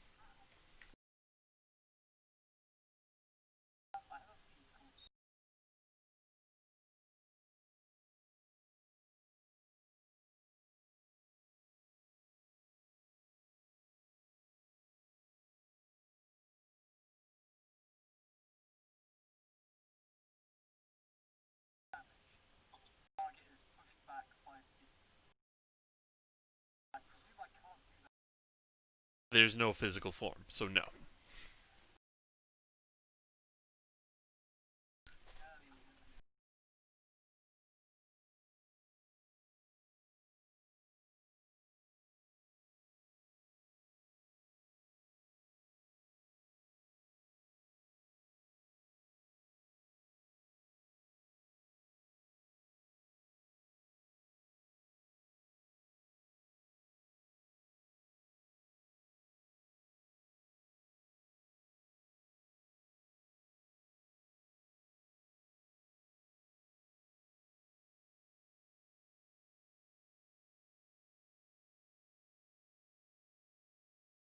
Okay.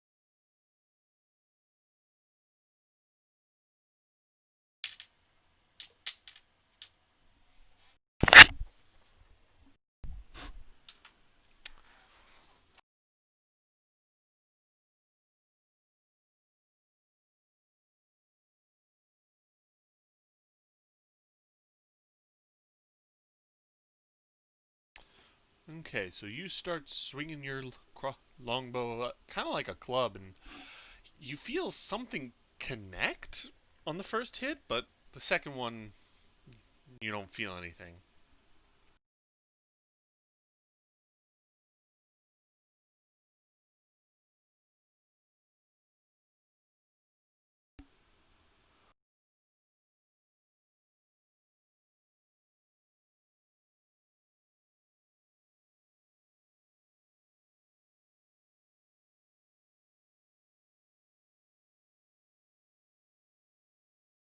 Okay, so this is second round. Okay, so Thiel and Selenia both take 7 points of damage.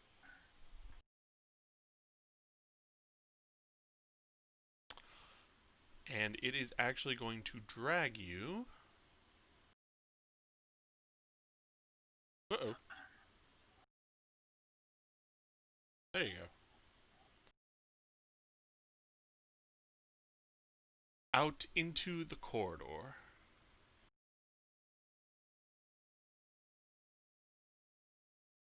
Eject you both.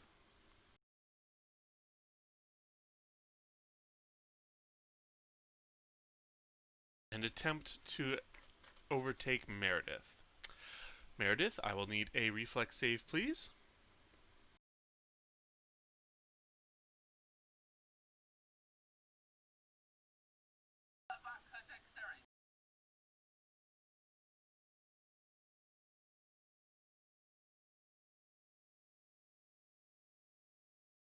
That's fortitude. I said reflex.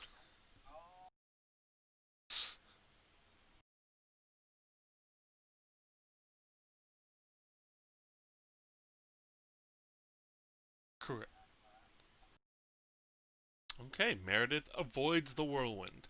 So yes, Jack, you can remove the penalty to your dexterity.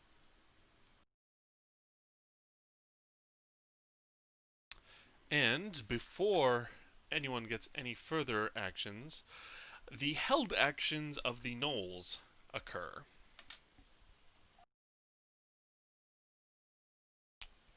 Indeed.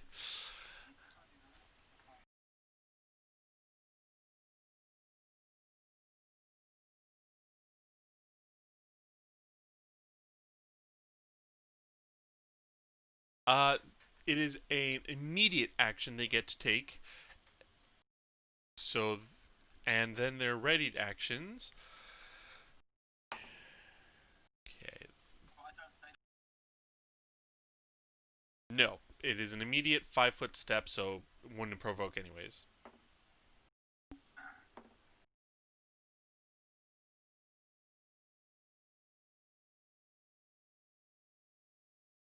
Wow, these guys cannot hit to save their lives. Ooh.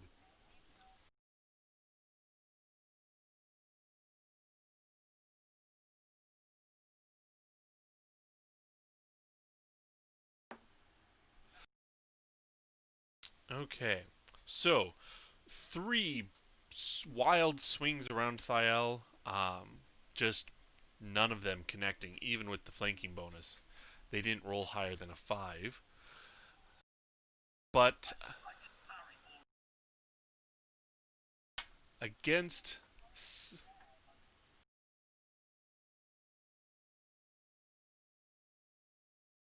Selenia, one gets a solid connection with his battle axe. And understood. That doesn't change it.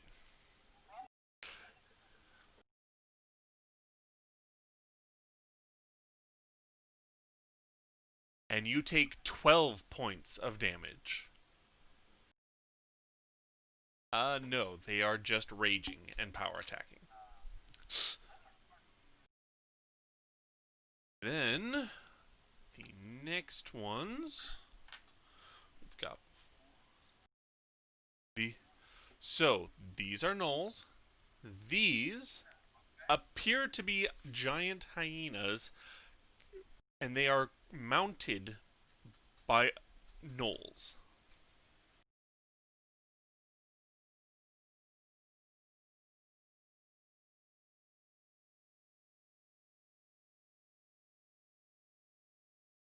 One hits, none.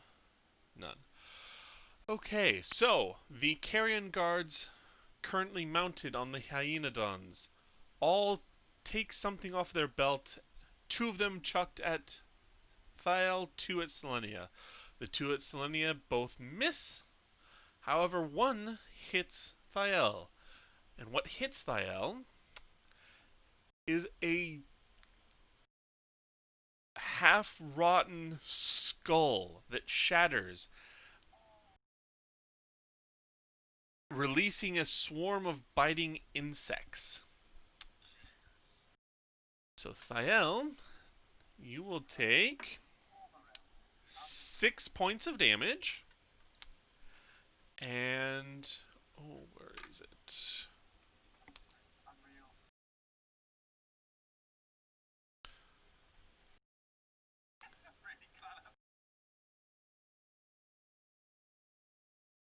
And you need to give me a fortitude save. Okay, hold on. I'm gonna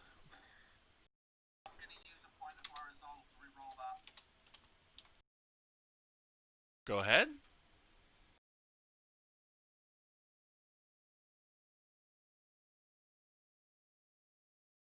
Let me double check because I've never.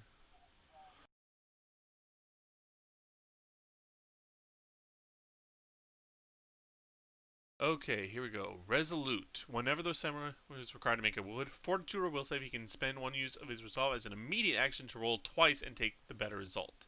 So he had his bend made.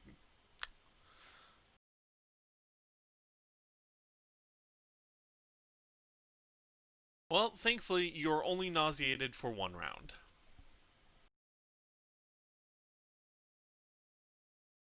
He can't take any actions. He can only make a move action.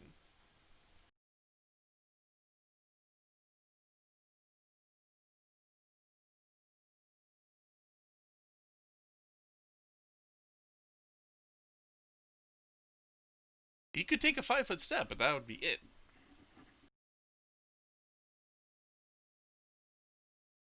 Alright, so all the prepared attacks are completed. And it is Thial's turn.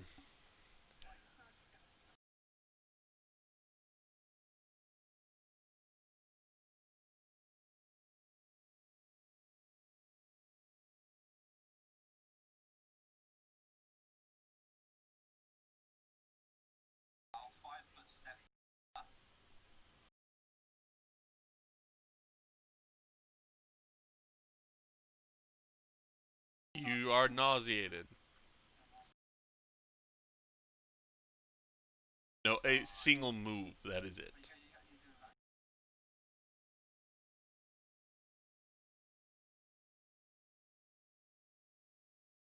Selenia.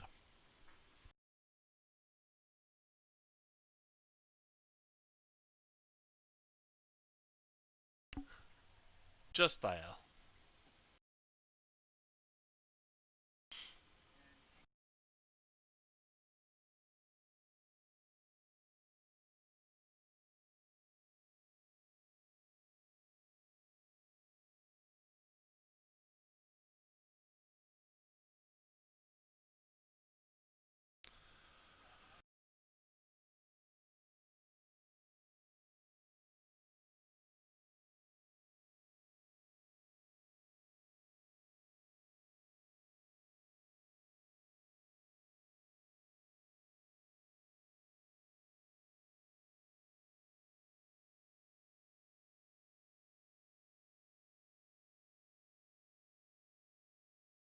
Only 1 point off of full.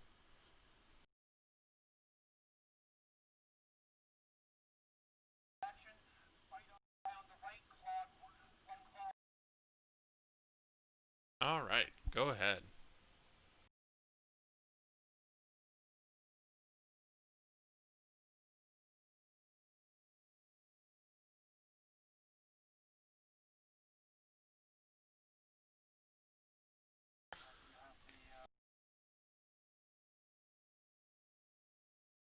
Okay, so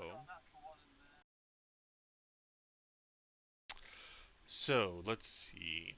1 claw and 1 bite will hit. So bite, I'll process that first. Then claw miss, claw hit.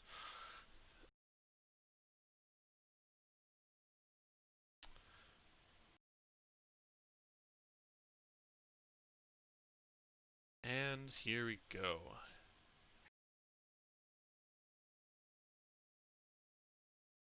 Okay, so because of your fumble of the wing attack, the winds of change sweep through you.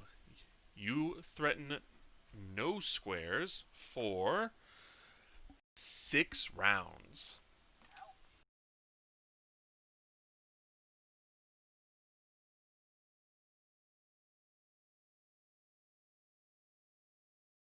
Eliza.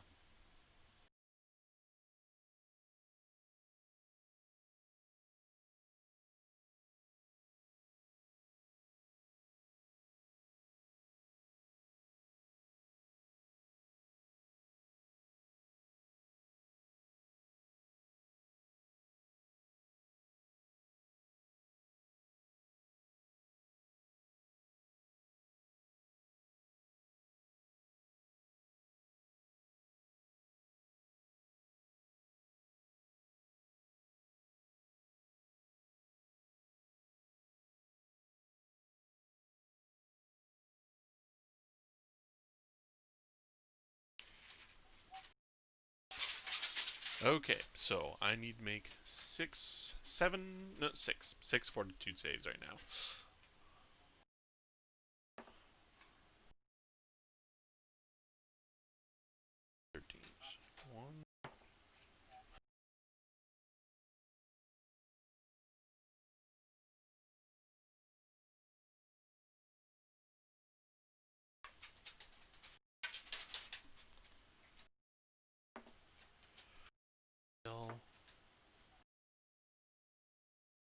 1.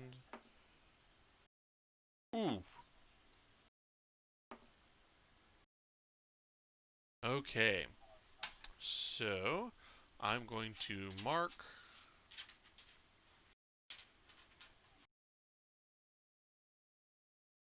No, I'm marking the ones that have saved against the performance and are unaffected. No. If you read it, when you make the performance, all enemies within 30 feet who can hear your performance must make a fortitude save or take the 1d6. So, that's to start them. Then they take another fortitude save after they've been affected for 4 rounds. If they save against the initial fortitude save, they are immune for it for the next 24 hours.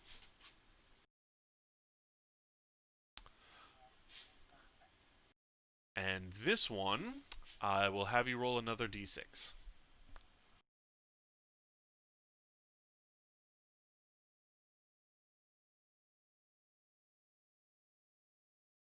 Okay, that one, you can't see it, but Selenia, you see that one starts bleeding out of its ears. So that was your swift action. You said you still had a standard.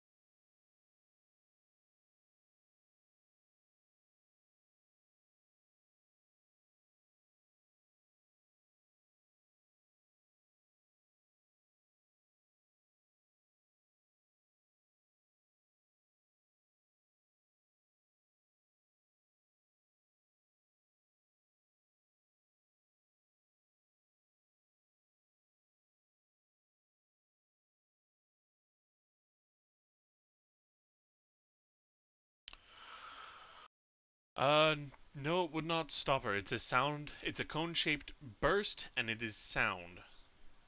The wall would not block it.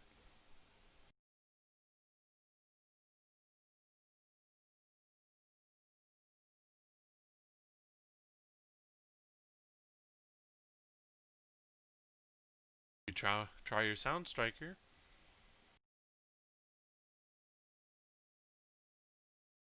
Oh, that's true.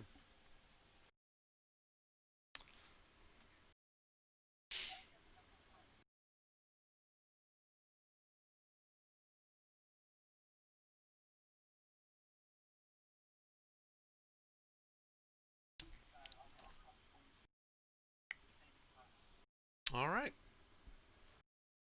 It is now the Rageborn Gnoll's attack.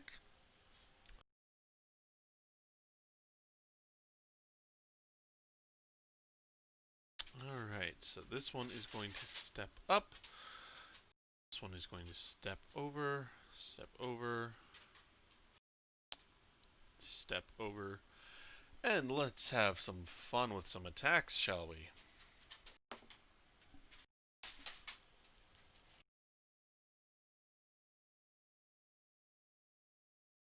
Alright, one hit against Thiel.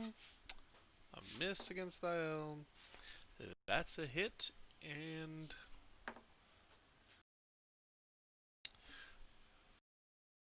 a critical threat that confirms. Wonderful. Then against Selenia, that is a crit.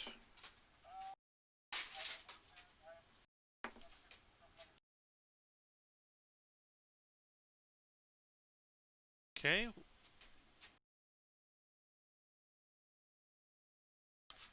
Yes.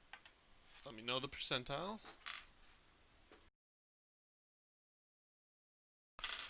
Meanwhile, for Thiel, he takes one hit of... So 25% chance? Okay. So first, Thiel's normal hit, which is 13 points of damage.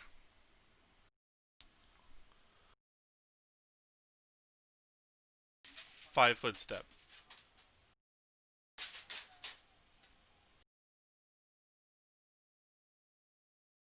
Okay, and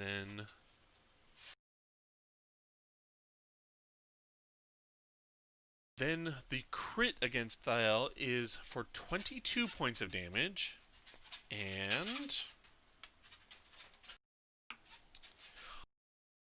1 point of strength damage as he cuts open a muscle.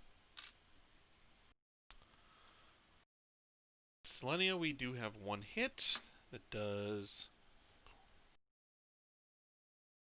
16 points, and then the critical.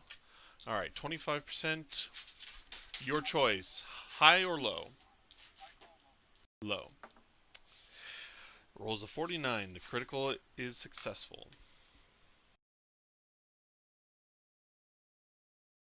Yep, took the 16 first, and now.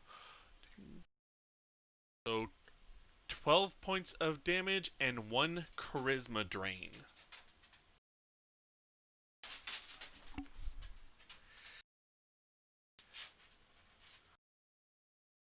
Ability drain actually reduces the relevant ability score. And it can be healed, but it has to be healed through an actual restoration, not lesser restoration. Yet.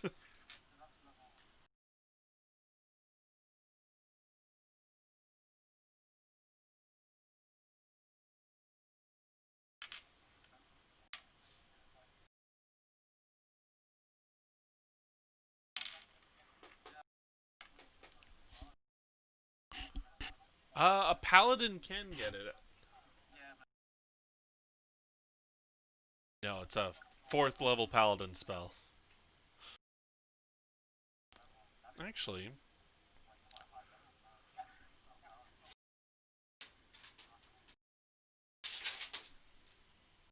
Hold on, I need to read your notes again. Okay, so for you...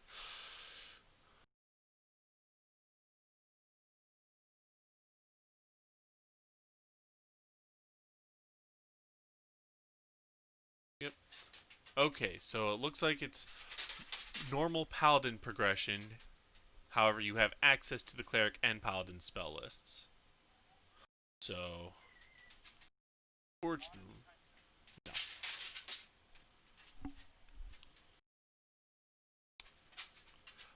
Not until level 13. Okay. Next will be Meredith, but I do need to take just a quick pause to let my dogs out. So. Okay. That was all the gnolls, so it is now Meredith's turn.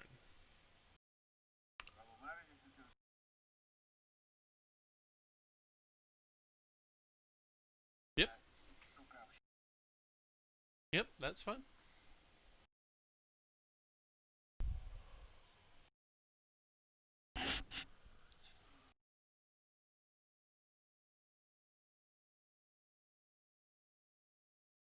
Yes. However, you are within the debris cloud, so anything beyond 5 feet is concealed, which has a 20%.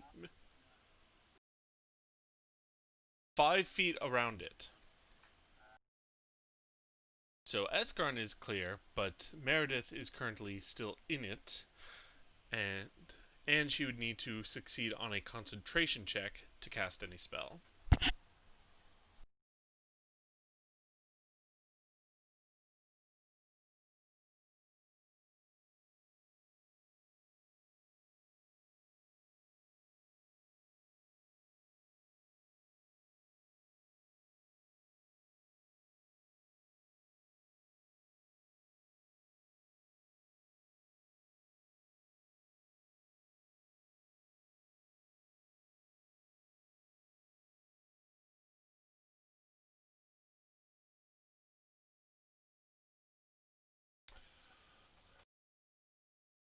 So concealment is against attacks.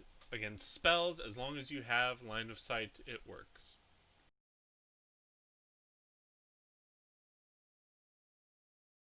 It is 15 plus the spell level.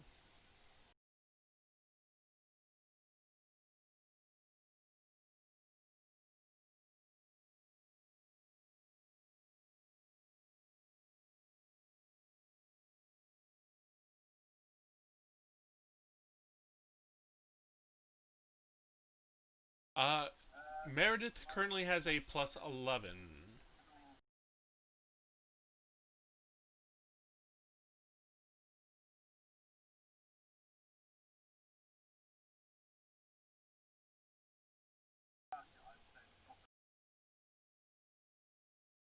Okay, so you are casting the spell. You have to make the concentration check first, so go ahead and do that.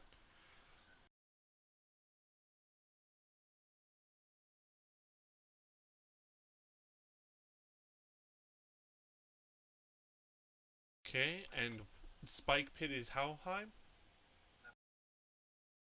Okay, so the DC is 18. You do not make it.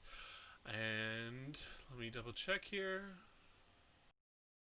You failed the check, so you lose the spell as if you had cast it and it had no effect.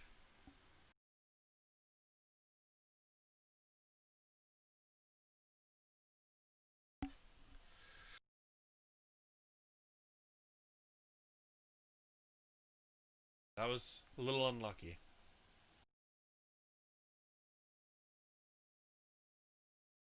Five.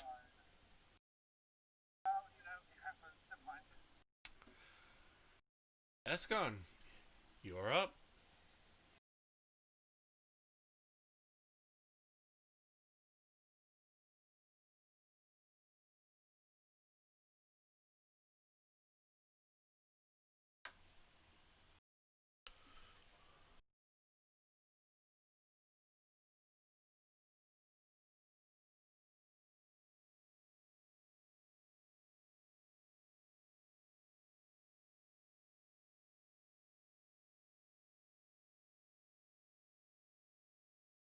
Right now, you'd be pushing him right at Thiel.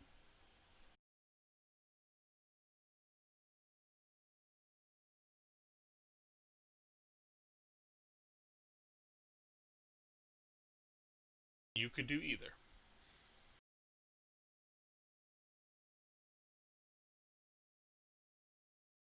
Go ahead.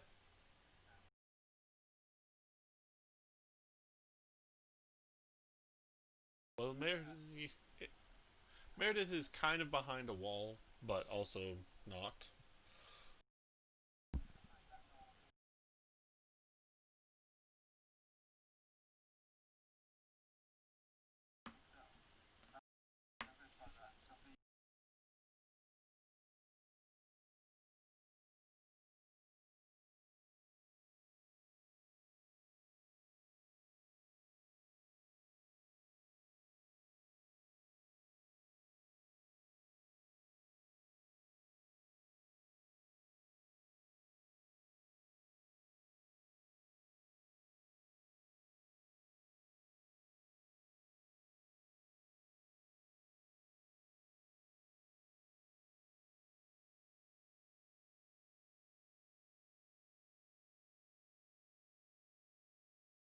Okay, and that's with the -2 penalty from Rapid Shot?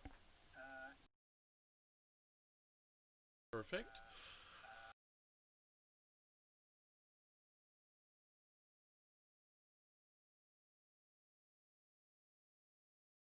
Okay, 14 makes 13, so 23. Yes, he is pushed 5 feet away.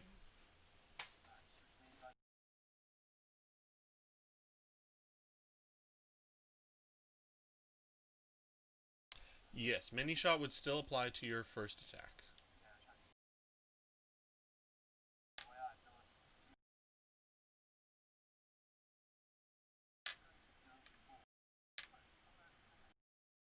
Nope.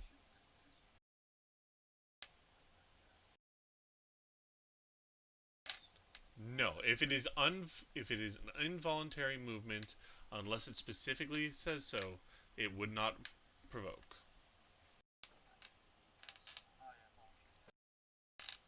Same with how Bull Rush doesn't provoke from others unless you have a specific feat.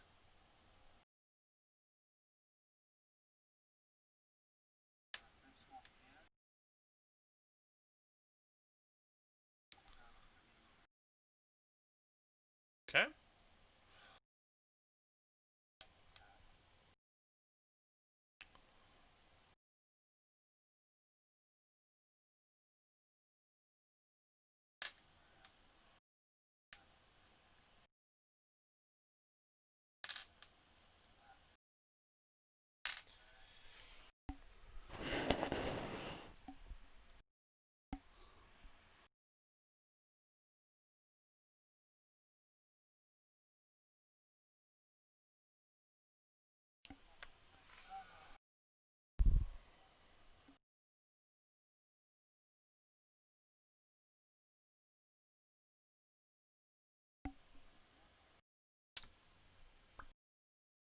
Okay.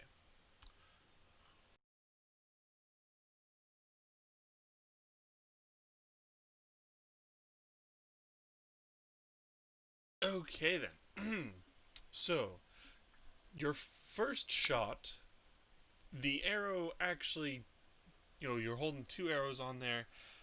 The second arrow actually falls off your finger at the last second, and you end up shooting your foot.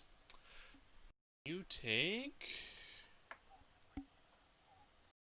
2 points of dexterity damage, and your speed is halved. Both of these penalties last until you are healed. However, the Gnoll Ranger, that the Carrion Guard, that is atop this one, does get hit by your second attack for 21 points of damage.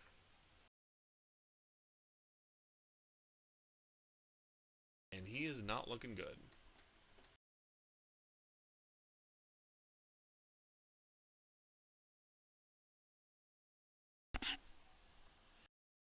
So, it is the Carrion Guard's turn now, and I've got 4 attacks to make. Now, the two that you shot at will be targeting you, and the other 2 will be targeting Thael. So, first against you, that's a miss. Oh dear God. Okay, against Thael. Oh dear God. No. The rolls in order: 2, 2, 3, 1.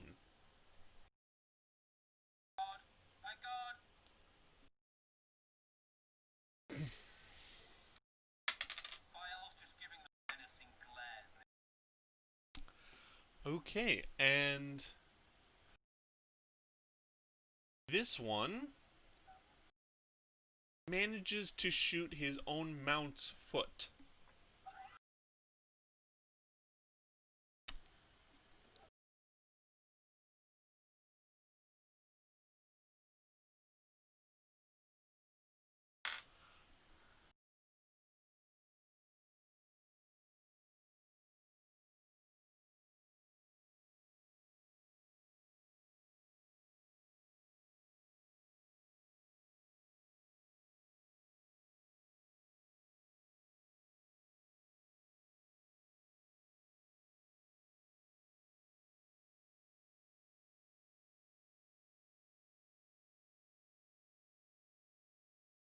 Okay, so then it is the air elemental's turn, and he is actually going to end his whirlwind.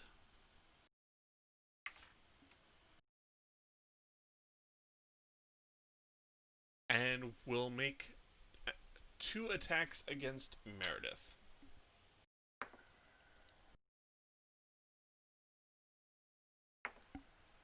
And will hit both times. For 5 and 7 for a total of 12 points of damage.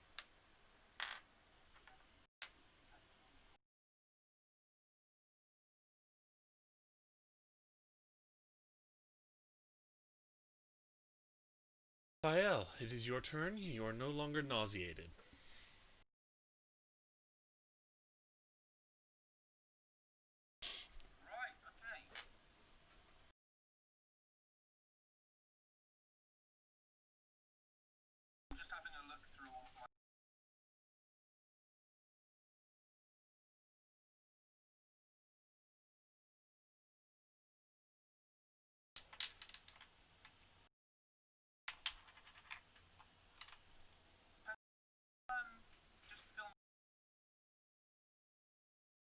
So that's the one that adds your full modifier to your offhand attacks instead of just half.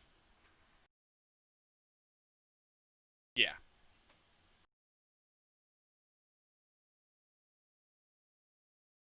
Yes, it is. I have already applied that.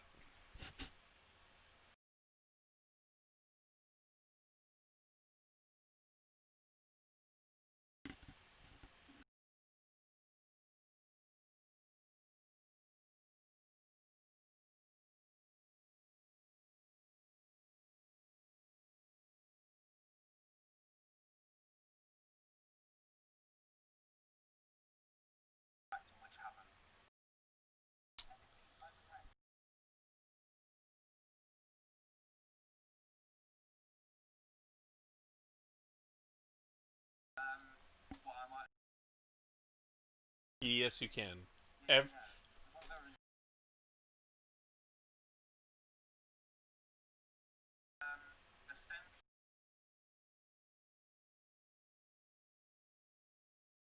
Okay, so first two here, then second two here? Okay, go ahead.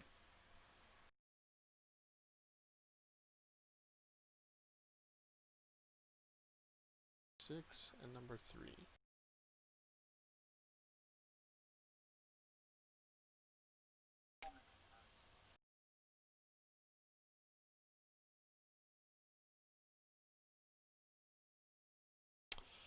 Okay, so their AC is only that.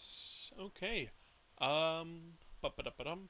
So first two were against this one, which was number 6. And 9 makes 22.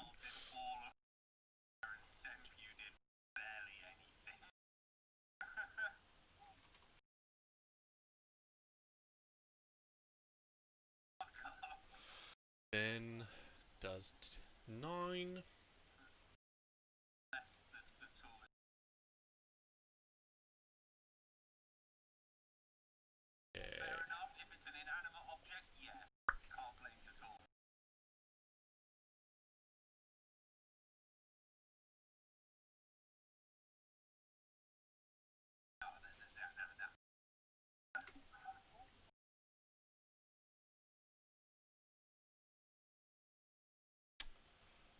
Okay, so your crit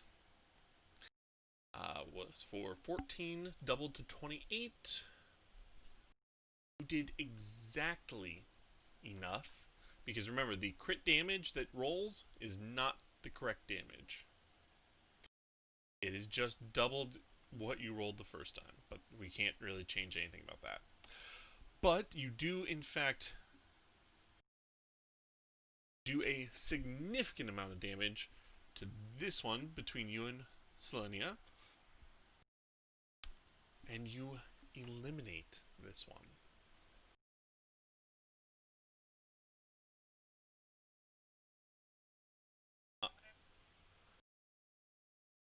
And your critical also shredded its armor. It raised its wooden shield, and you cleaved right through it.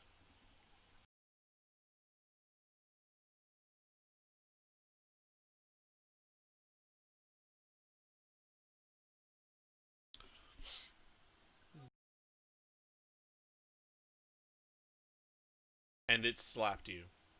Did you not take the damage?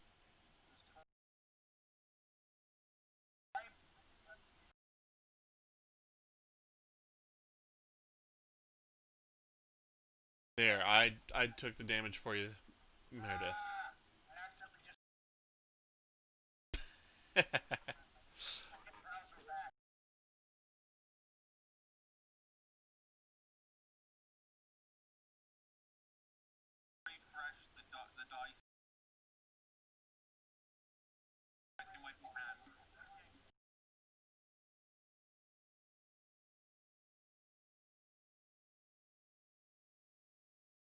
Them.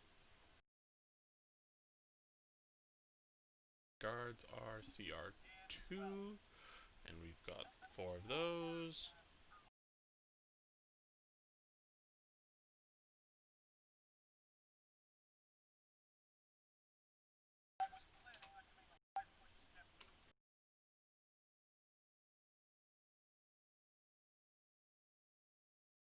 CR4s. Got 4 more.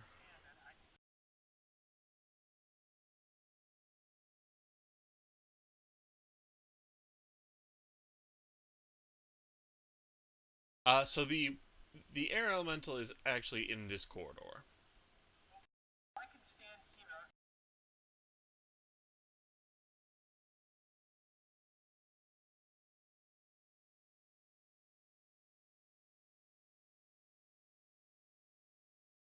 How large is the cone? 45. Okay.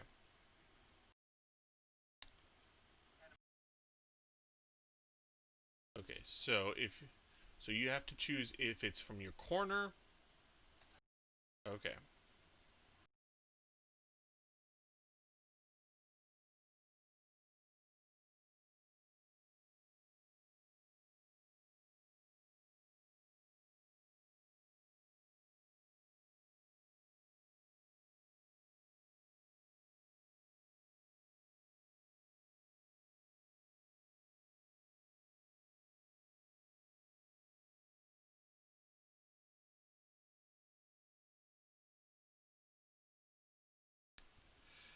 Basically everything except for this carrying guard, or those 3 gnolls basically do not get hit.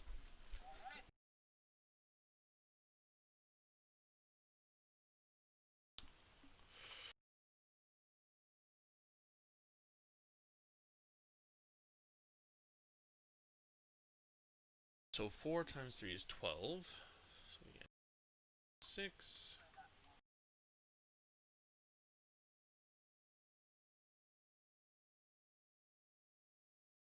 CR4 CR2s.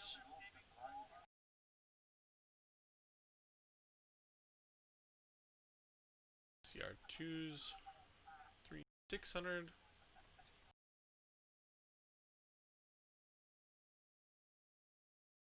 3 200. 2 times 6 is 12.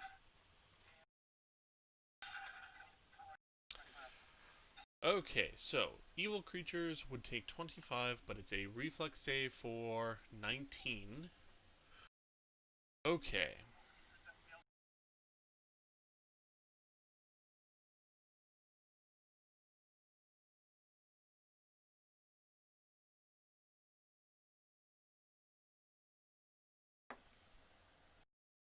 +11 3 is 14. Fails.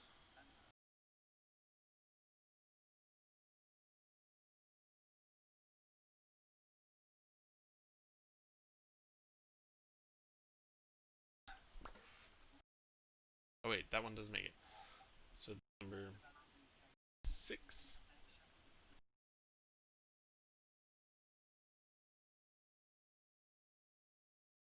Roll. 17 + 7. It's 20. Yeah, it lives, so it only takes 12. 5 takes 12. Now the carrion guards have a +4.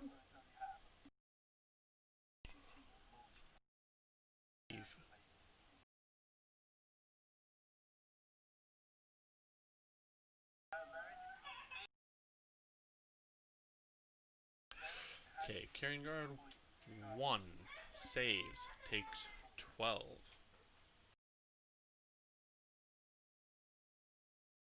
2 makes it but still dies.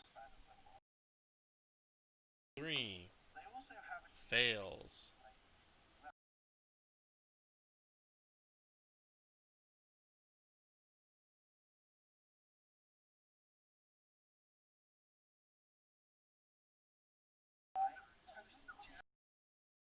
So he takes 25.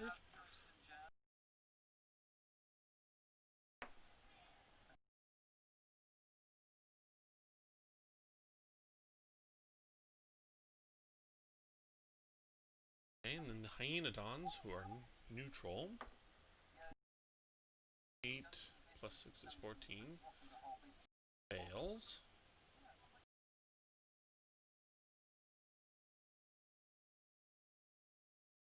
14, so 51. Fails. Fail. Pass. Now -7.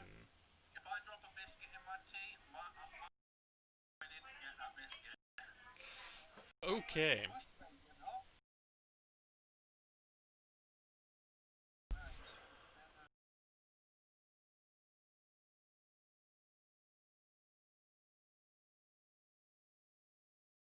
Okay, so what happens? You roast one gnoll. This one does manage to make the save and dodge, but does take quite a bit of damage. As for the carrion guards, the one mounted here, the one hit by Eskarn earlier, falls over dead. And then this one over here is clutching its eyes, but the others all seem fine.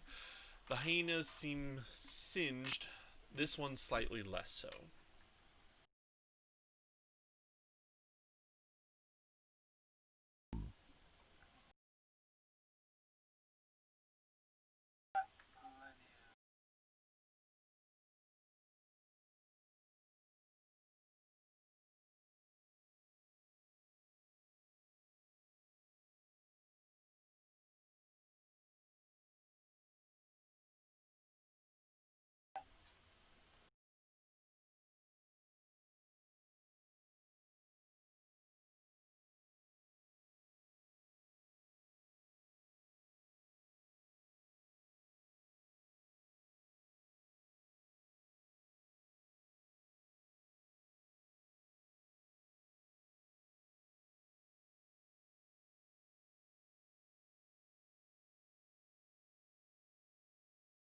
You roll the damage every turn.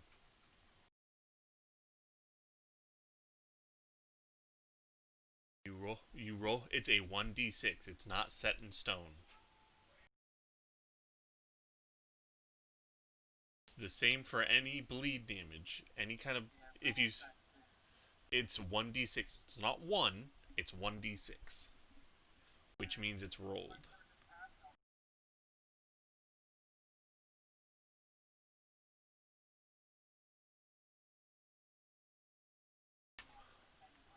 Yep.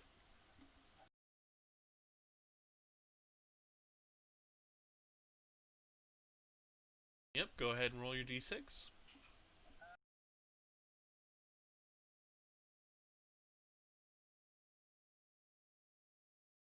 Okay.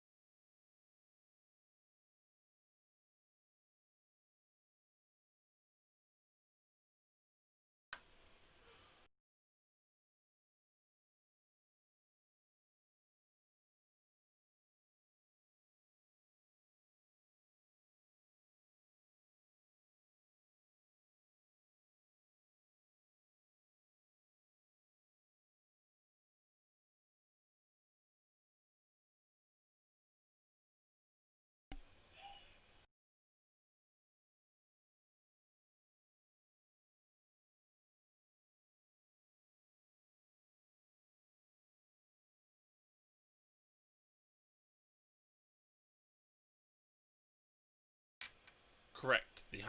The giant hyena is still alive.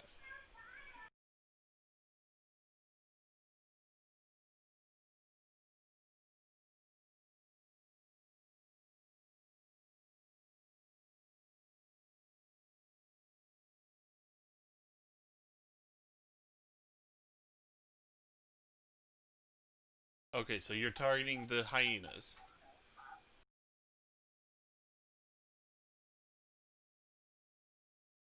Okay, so the 3 riders and then this hyena. Okay, Thael, you either need to mute yourself or move your mic away from your speakers.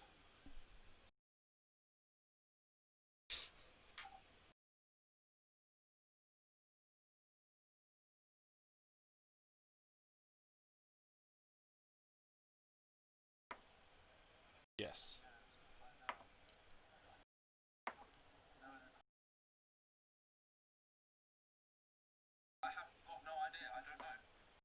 Pass. Okay, so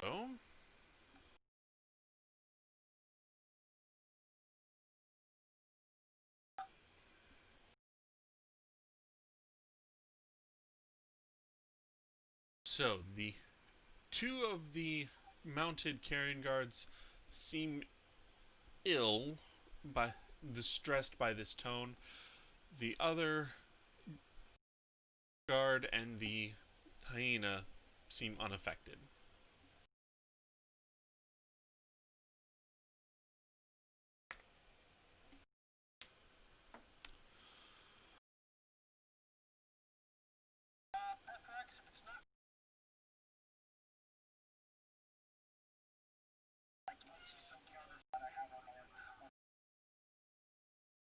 Not a problem.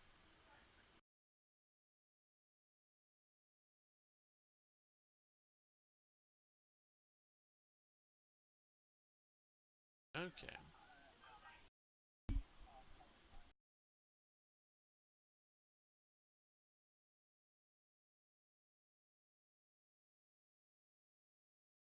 Okay, so it's Noel's turn. It's going to 5 foot. Foot. Foot and 5 foot. Alright, one of them is going to whack at Solania. That's a miss. And then see. Okay. One miss. Okay. So first off, for hit. So you take 11 points from one hit.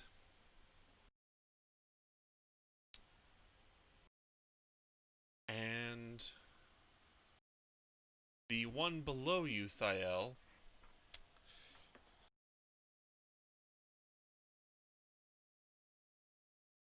hits you with the flat of its blade upside your head, dealing 30 points of damage. And it seems to be in a parrying stance.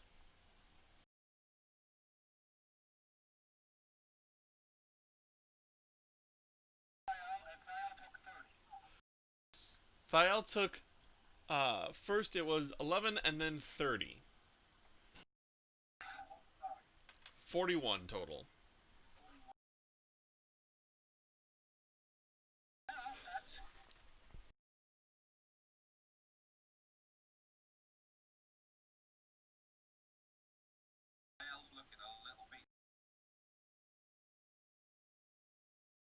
Meredith.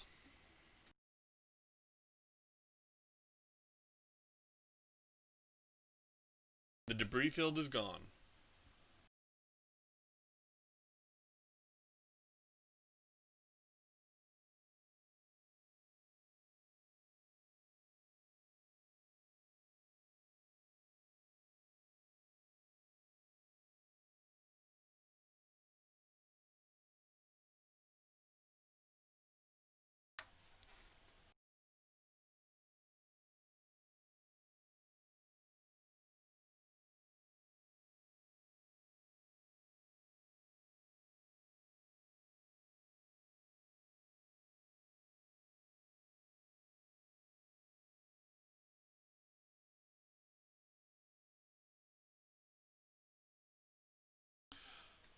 Yes, it is 15 plus double the spell level.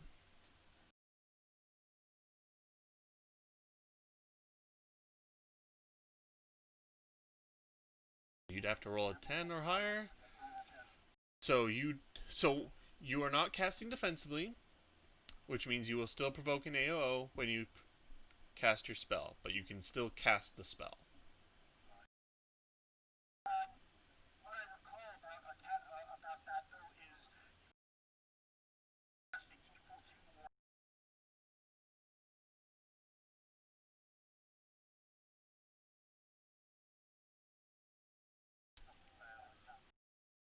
Correct. So,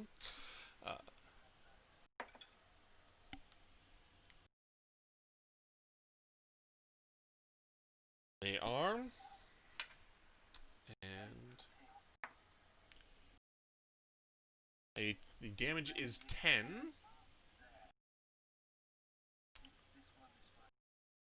So you must make a concentration check with a DC of 23.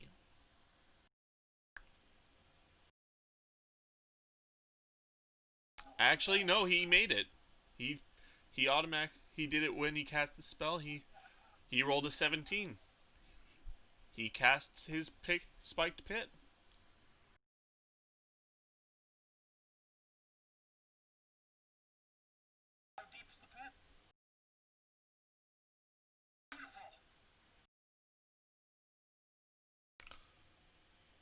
Okay, 10 foot by 10 foot hole. And where is it again? Right there?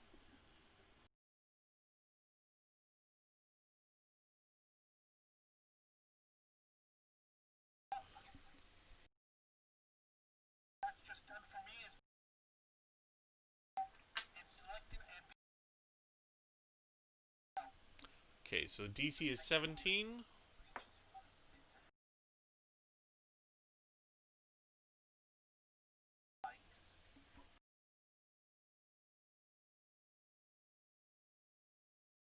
So, hold on. So, first off, they fail their save. And via Create Pit, it is a maximum of 30 feet. So, they fall 30. I gotta look at fall rules again.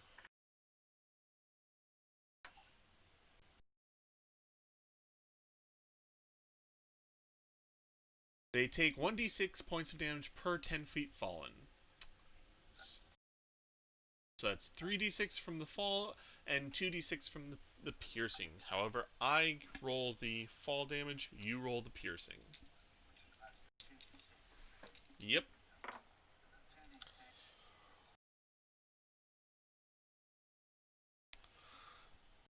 Okay.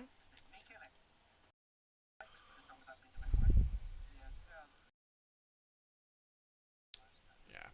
So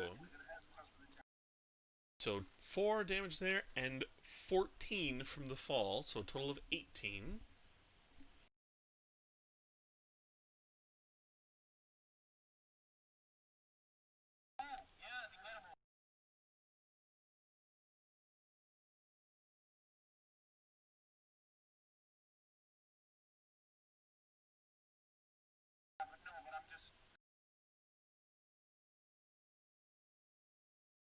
So,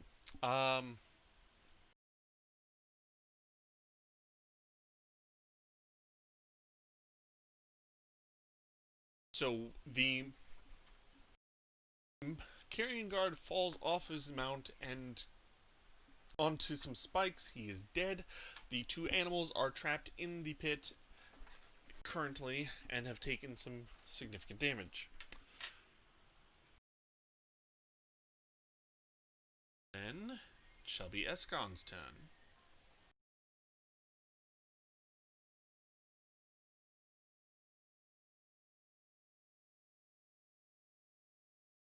He's back in there, yep.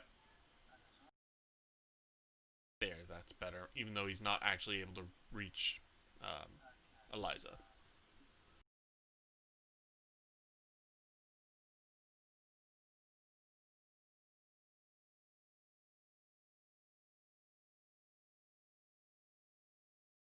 No.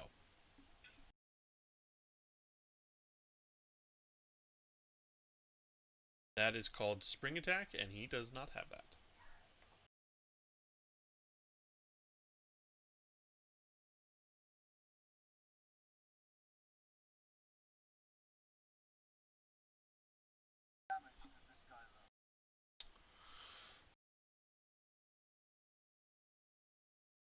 that one.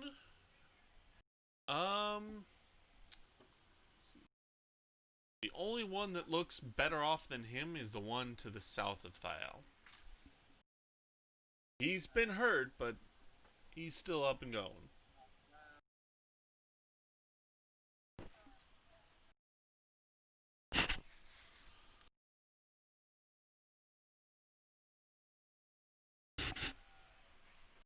No, you cannot.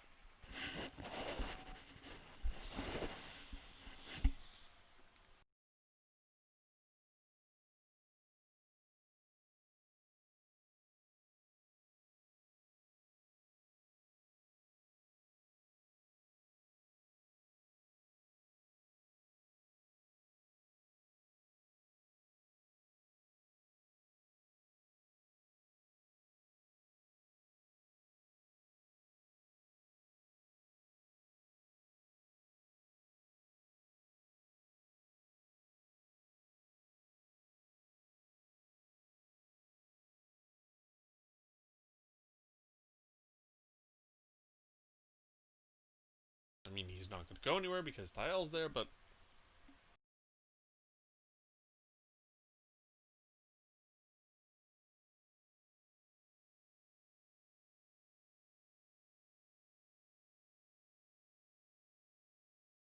Yes, you are.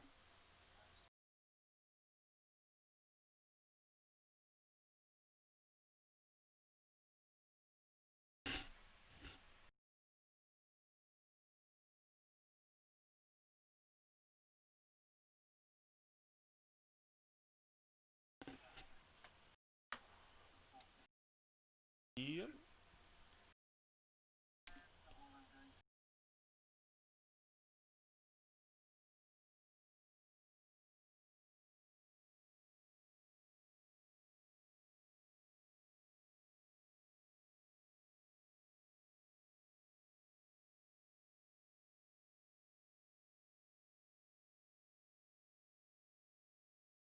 Correct.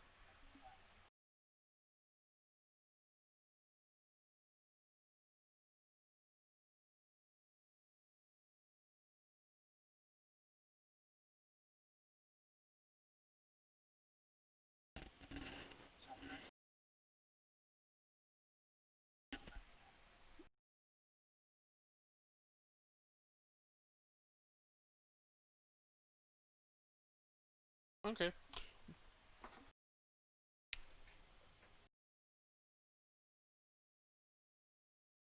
Yep. And...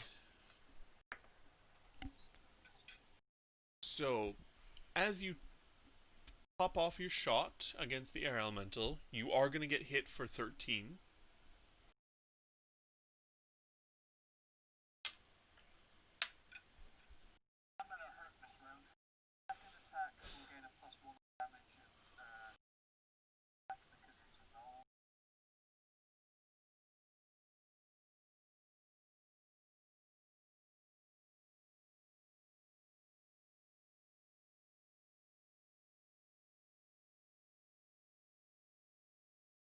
Your arrows go just a bit wide. But you do finish off that knoll.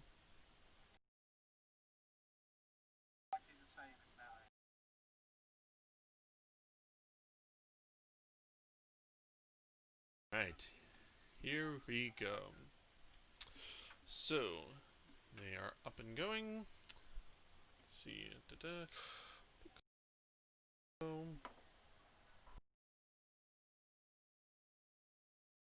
That one is going to miss Thiel. Oh, God.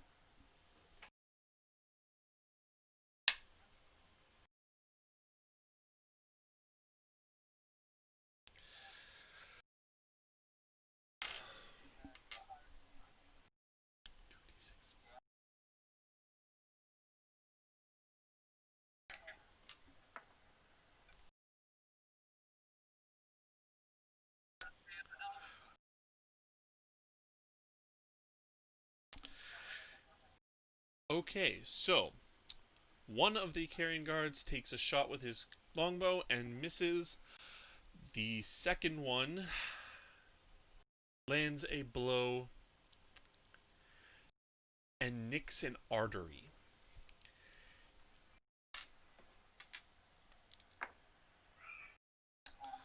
Yes. You take 33 damage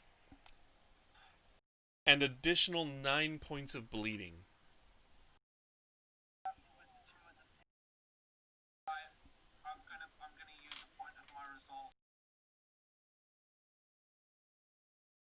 Understood.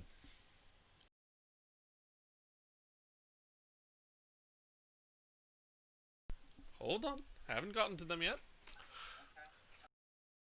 It's all good.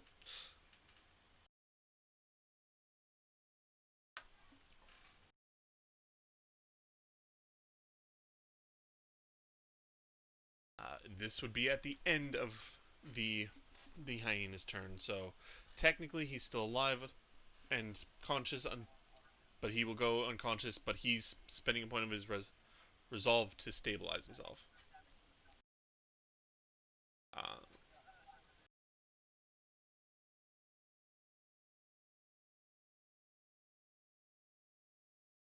I will double check that in a second.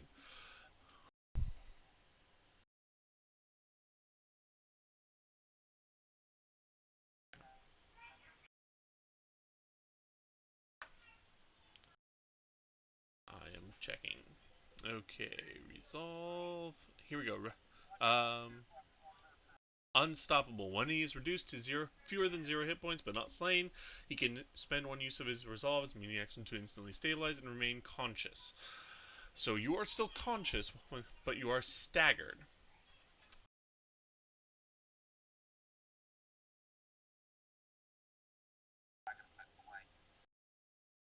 Okay, so you are currently at... So that is where you are currently.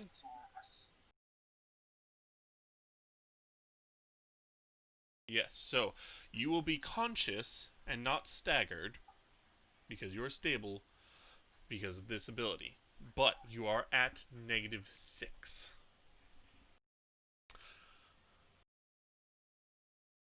Okay.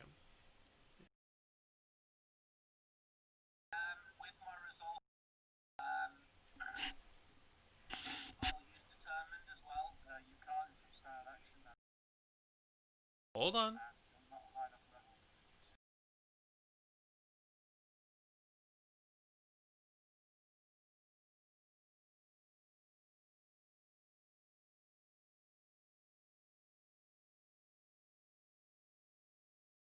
Okay, Thiel, what is your constitution score? Okay, if before your turn you take a further 10 points, you are dead. Or I should say before Selenia's turn.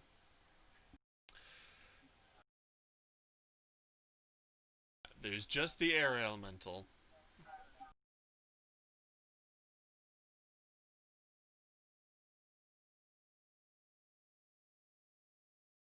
And... Okay, so because you did not fall unconscious, the lifelink is still active on you.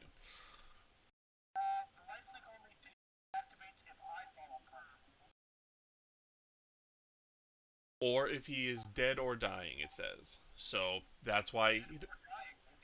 Because he is alive, because he is conscious, he is not considered as dying, even though he is at negative hit points.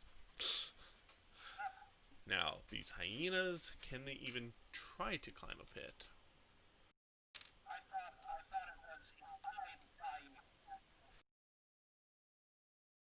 It's either. If either of you are dead, you can't do anything. Dying, yeah. Yep. So basically it's because they are not consciously capable of connecting their spirit to you. So anyways, the two hyenas in the pit cannot even attempt climbing because they have no opposable thumbs or any other way of trying to climb. So they are just stuck down there.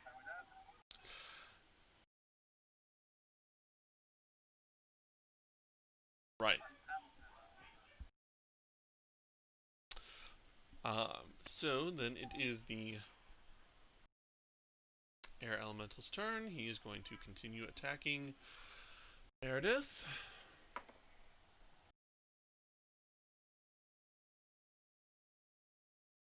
And that is 2 confirmed hits, 6, and 5, for a total of 11. Yep. Oh crap. I gotta read something about Resolve real quick.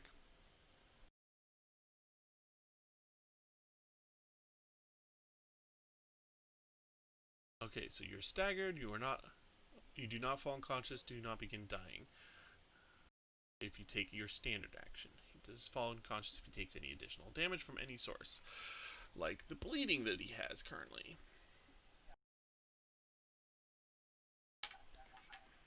Okay, so Thiel, you are conscious, you are alive, you are at -6, you are staggered. You can take a single move or standard action.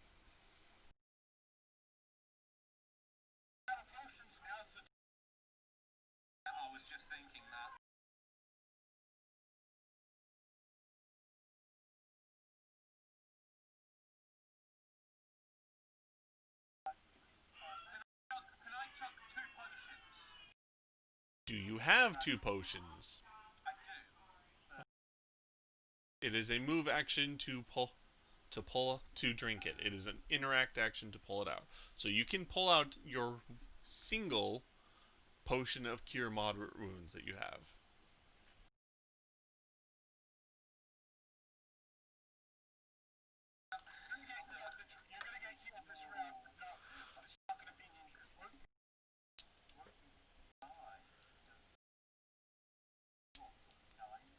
And he's going to take 2d6 points of bleed.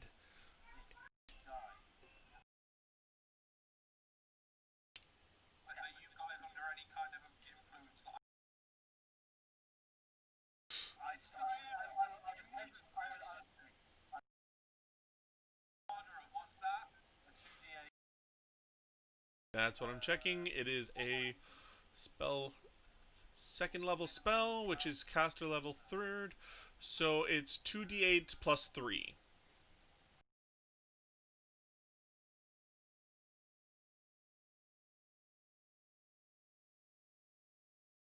Correct.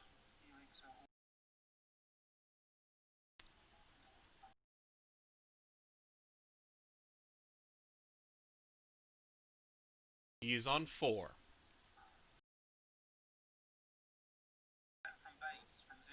No, you were at negative.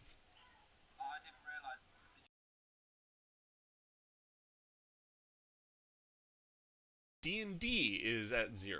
Pathfinder, you do go negative, because that's how they determine if you are dead.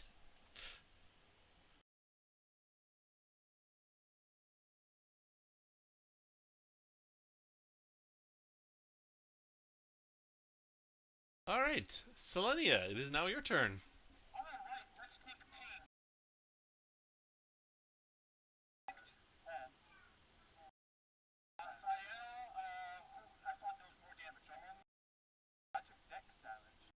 No, you did take physical damage. Yeah, remember, I told you you got hit for 11 from his attack of opportunity.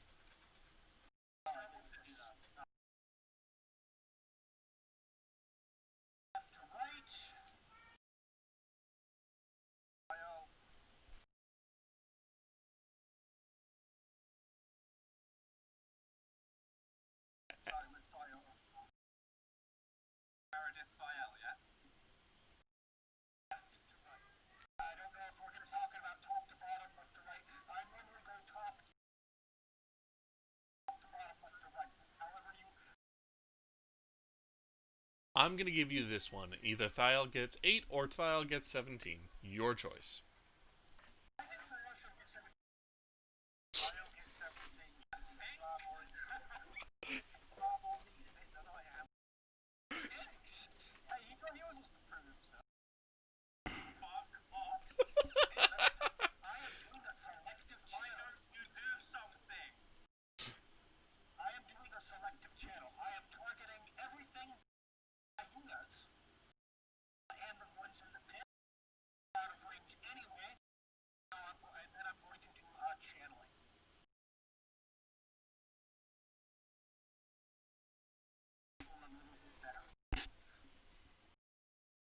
So the gnolls also heal for this, correct?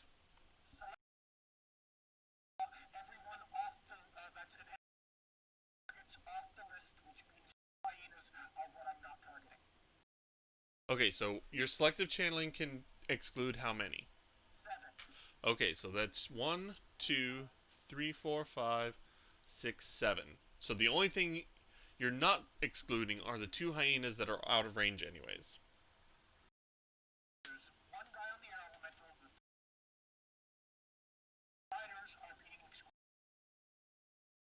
Okay, so 1, 2, 3, 4.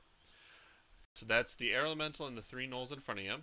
Then you do the 2 mounts, or the 2 mounted gnolls. So that would be 5 and 6, and then pick 1 hyena to not be affected. Left or right? Right? Left. Okay. So the right one will still be healed.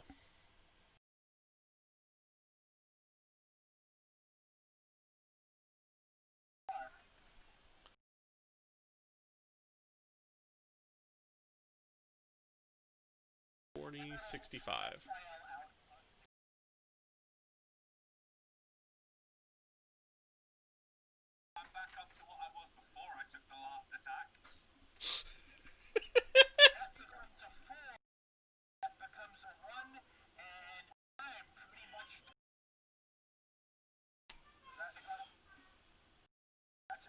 Okay, Eliza.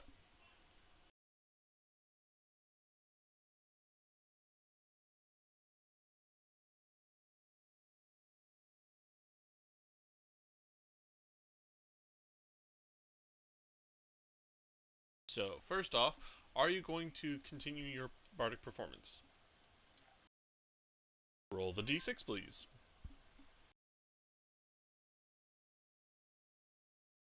5.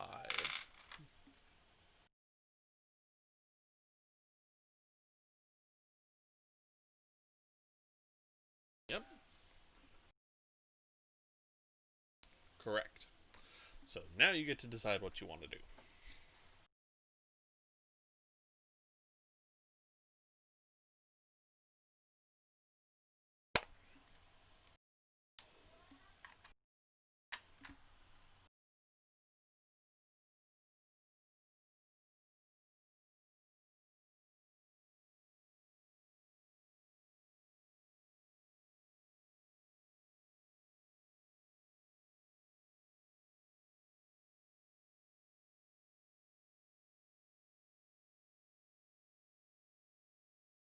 Yes, there's no reason why you can't.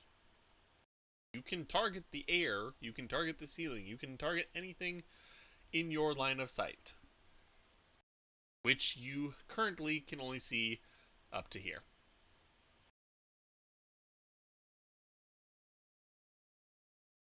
You can only do things to the elemental.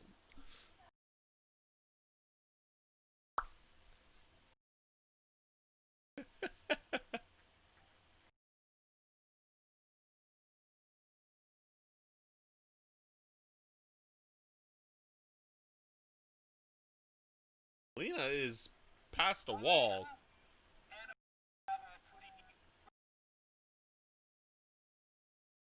Remember, there's a wall between these two.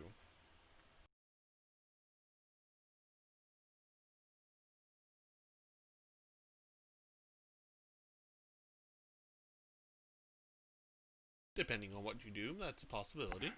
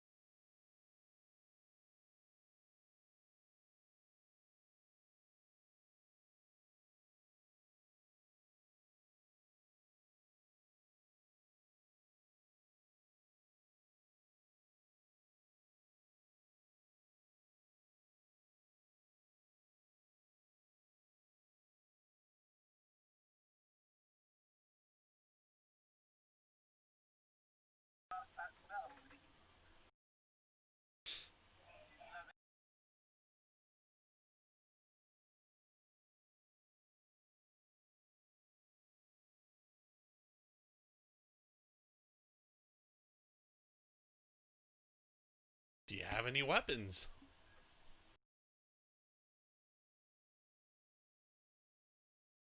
You could try to stab the air elemental.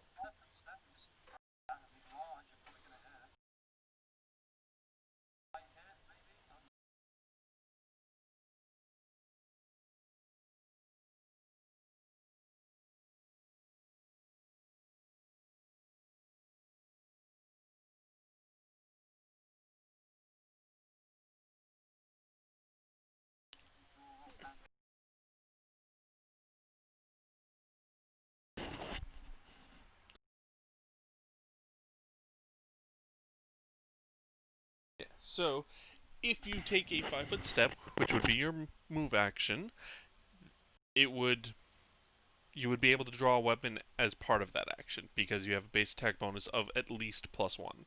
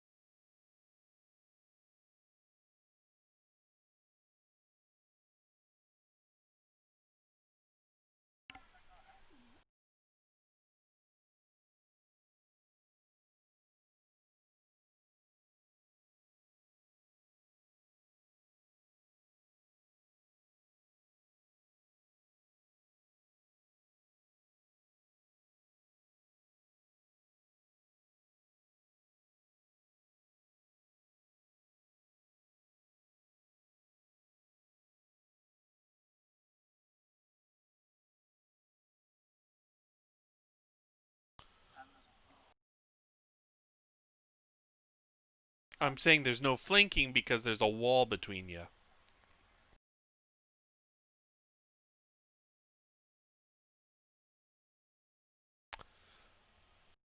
Okay. Yeah, so you go ahead and you stab your sword into it, but it doesn't seem to care.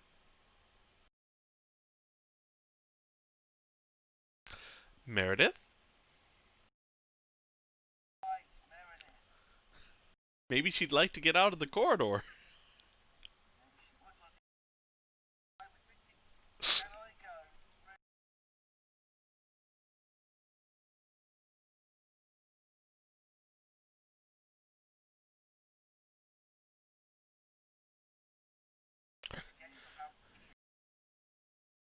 You would have to withdraw. Because otherwise you are going to provoke from the air elemental. You cannot take 5 foot and move. Yes, but that would be your entire action.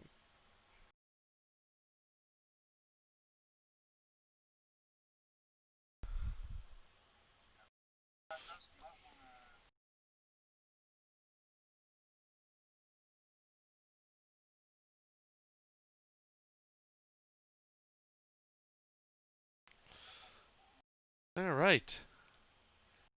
Eskin!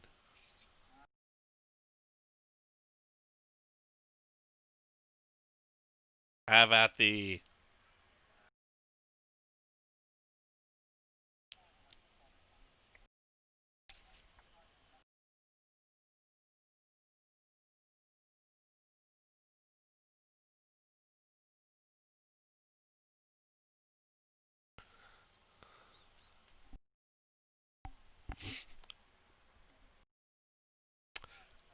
Actually, no, your penalty is gone because you were healed.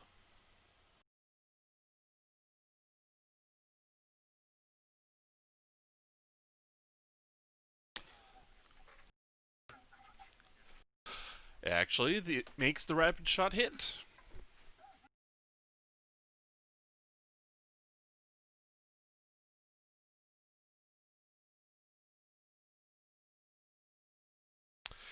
Yeah, you fire 3 arrows into this air elemental, and you do a good chunk of damage.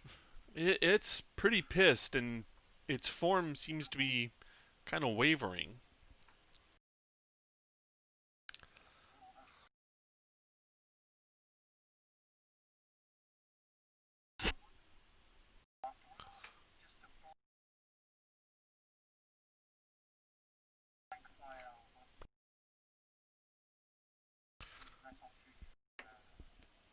Okay.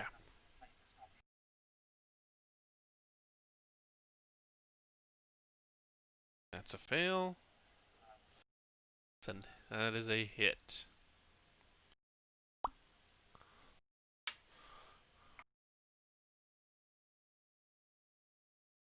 Okay. So, sensing blood, the 2 Karen guards again target Thael. One does hit for 9 points of damage, and this time I'm going to need a fortitude save.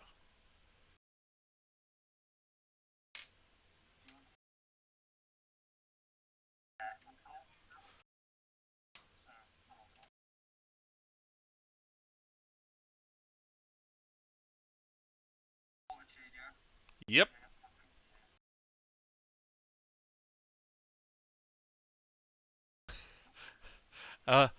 Be very glad that you chose to do that. Be very glad. You resist the poison.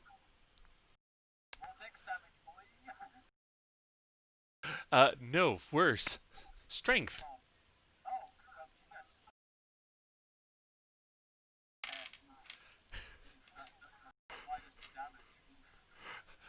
No. It's he becomes weaker and weaker until he cannot move and then he dies because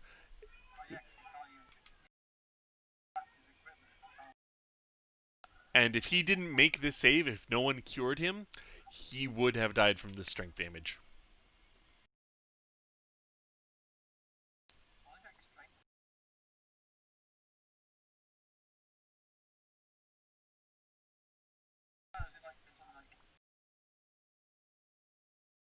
One hit, 2 hits.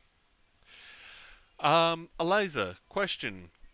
If you are hit while performing a bardic performance, do you have to do anything? Okay. 9. All right.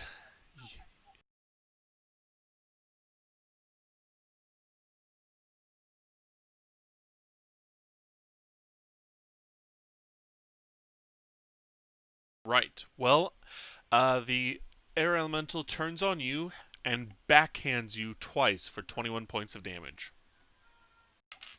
21. No, total is 21.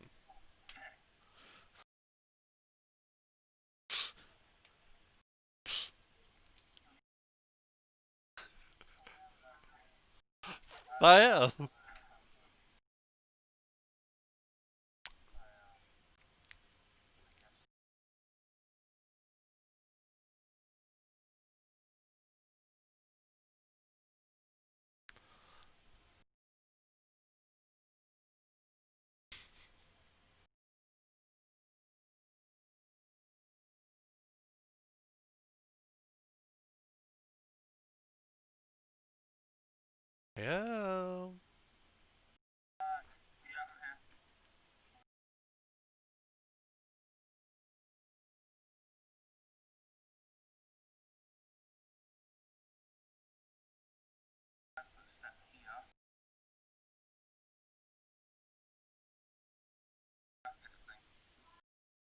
You can't. There may be a breach, but it's behind the wall. The breach is here.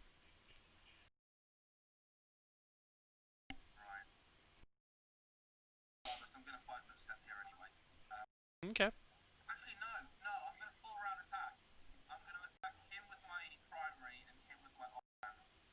Okay, so 2 Senpu here, 2 Vardashal here. Got it.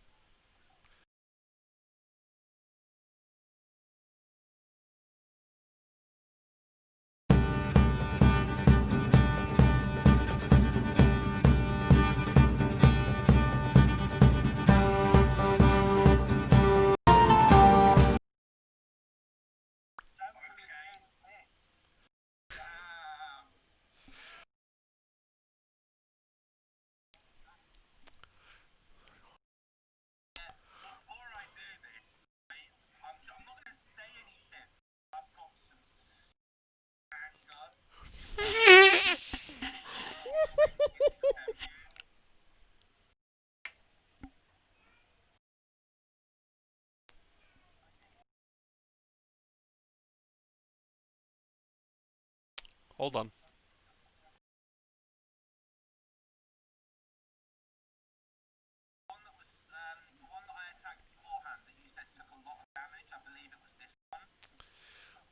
Hold on.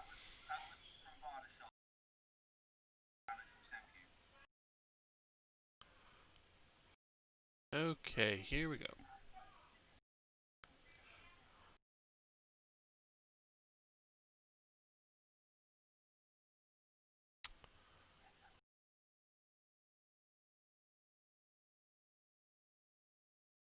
He loses 16, first off.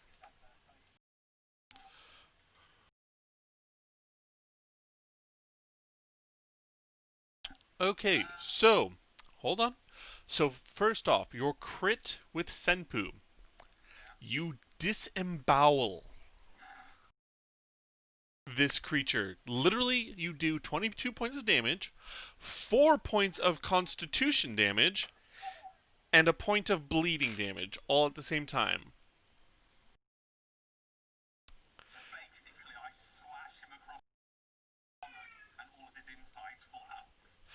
Yes. Okay, so then the next attack, Vardashal hits and deals the 9 points of damage. 7, and then your next Senpu attack, which has to be directed at him because he's the only thing alive, slaughters him, and there is nothing in range for your second Vardashal attack.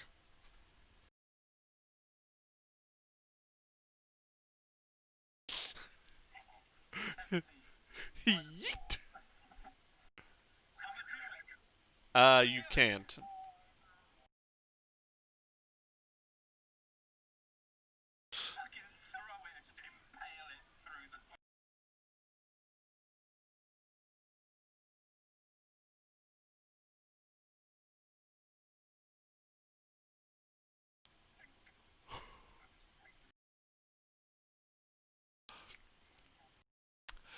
It is Selenia's turn.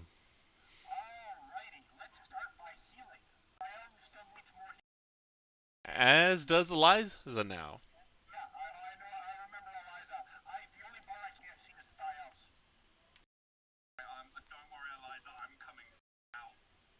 There you go. There you can see his pathetic ball. Really? Hold on. Ah, there it is. I fixed it.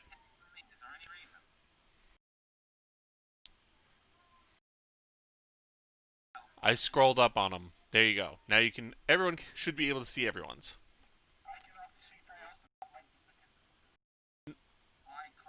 There.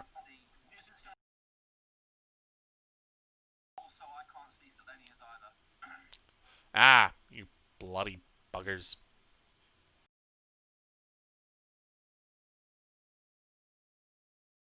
Everyone else's was all checked. Yours are the only two that didn't have them checked.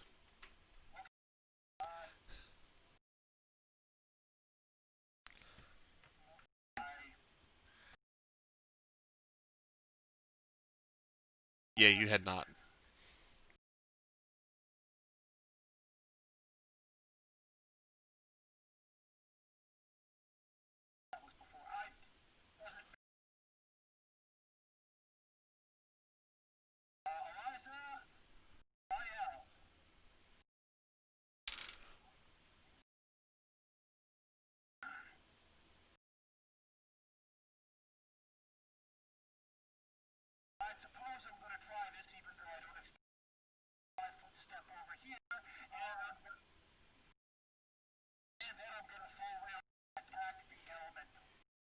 Go right ahead.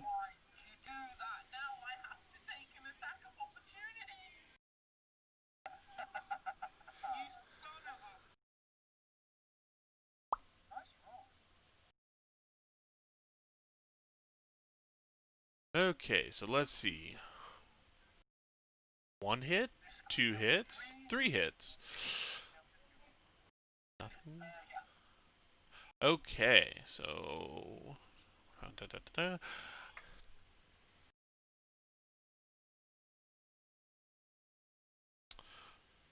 da. Okay, so you hit with a claw, a bite, and a wing attack. The wing attack, you really don't feel any resistance when it hits, and the claw barely feels anything, but you got a very solid chomp in.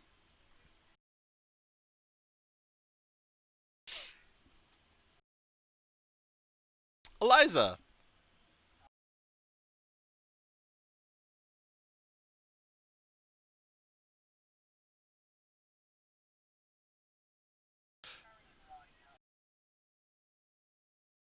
Correct, now that you've stepped forward, so.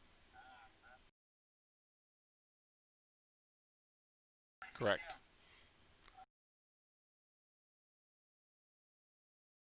You can affect one. This one is just outside. The blue is your aura for it, so.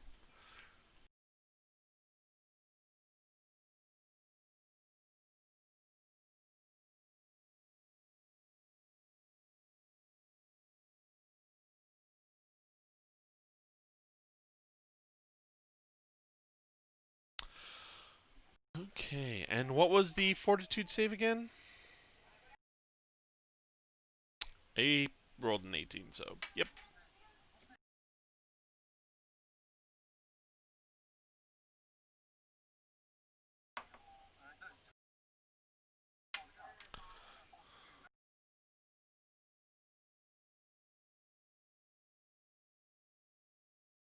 Well, he rolled an 18 and the mount rolled a 20. No. That's before modifiers. That's a no. They are both fine.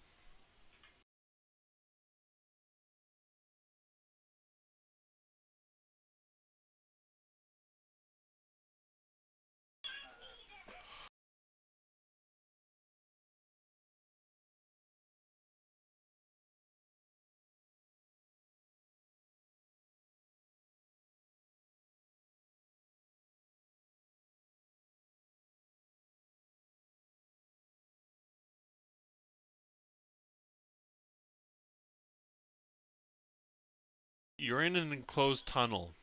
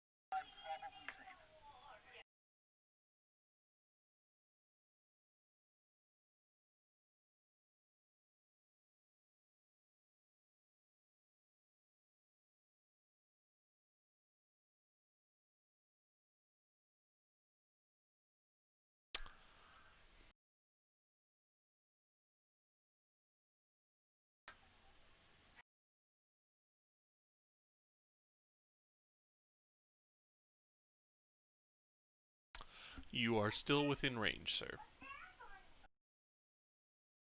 It's a large elemental.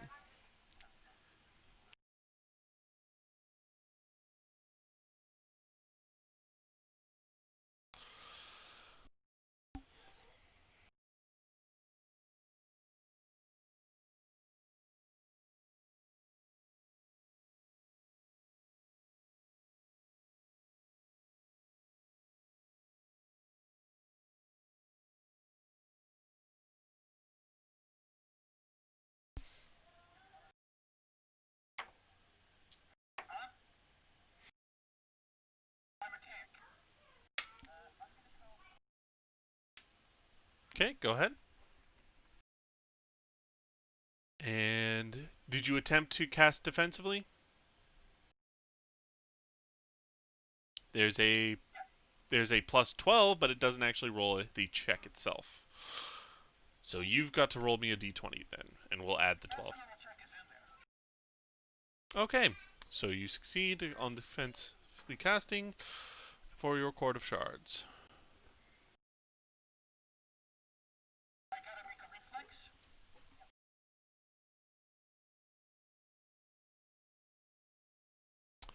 Okay, so reflex negates. Reflex DC of 16. Hi! You're clean? Oh, cool!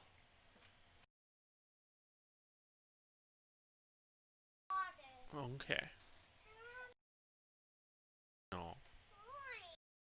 You don't need to play with it right now, okay? Hey. Later, okay? Later. What did I say? I said later. Go.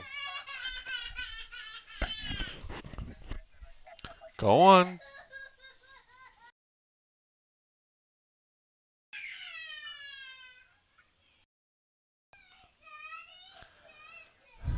Okay, sorry. So, Selenia, both you and the air elemental are able to dodge the crystalline shards.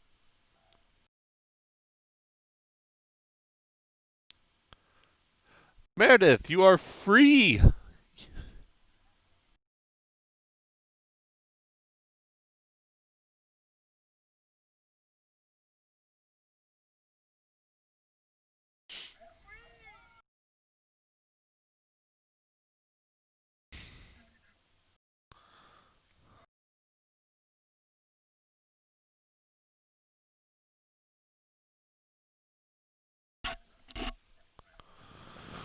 And it's been 2 so far.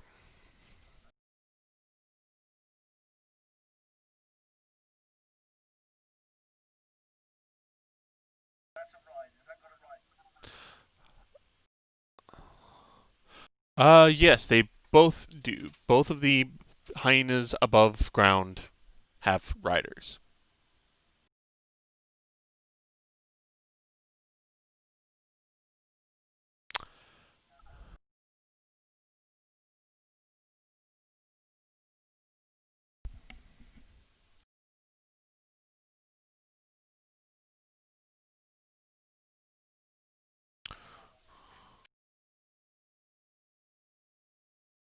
Yep, so it still has 5 rounds on that.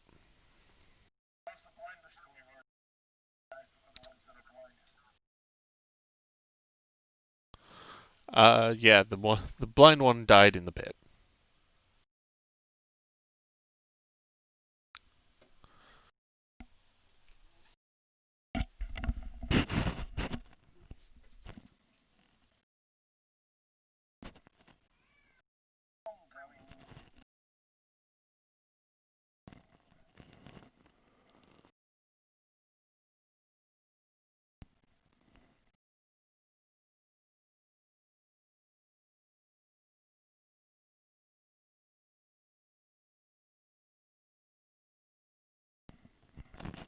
Go ahead.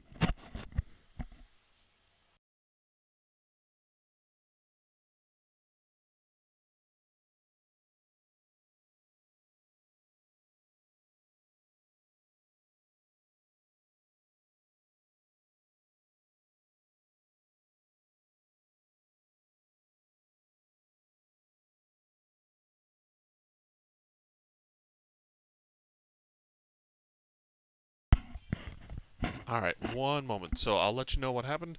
So, the hyena gets the brunt of the attack while his rider manages to dodge a little bit.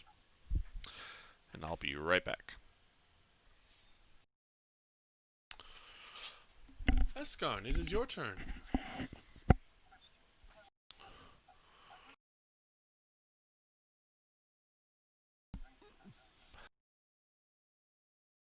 Yep. Nope. Just like Jack when he was here could not get an angle. For now, yes. Correct. They are both still standing, but they are significantly singed.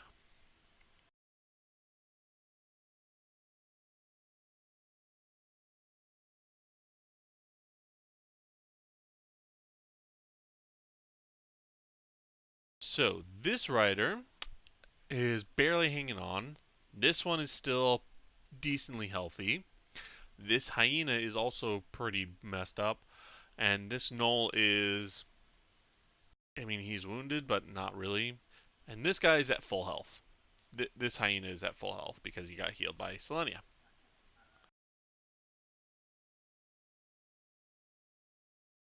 Super hurt.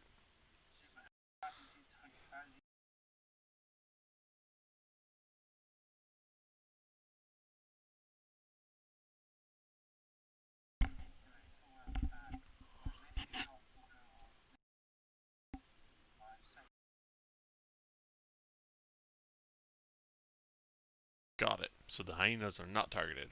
Roll. Yep, go ahead.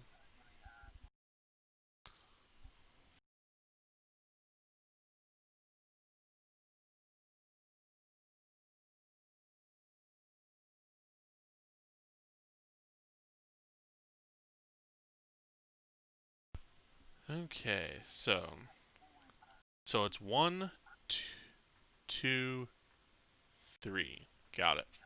Okay, so this one is going to hit and eliminate. This one is going to miss. This one is going to hit, and he's going to be very grievously wounded.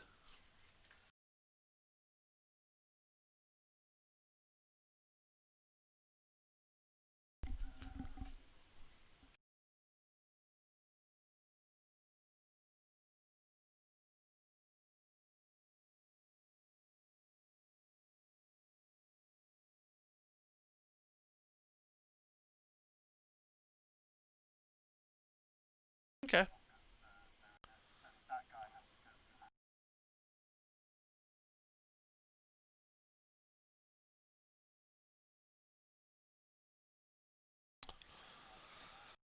All right. It is the hyena's turn. So first one will... He's actually going to put away his longbow and draw a scimitar. They're going to come up to Thiel. I get an attack of opportunity. No, you don't.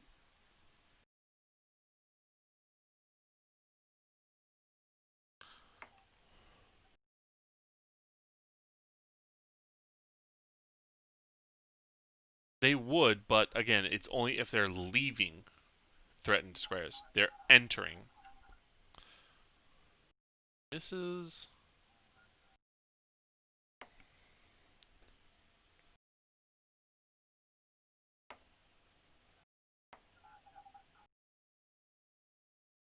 Okay, so this one with its mounted rider will come at you and swing and bite at you, but both will barely miss. This one, though, will get a chomp at you.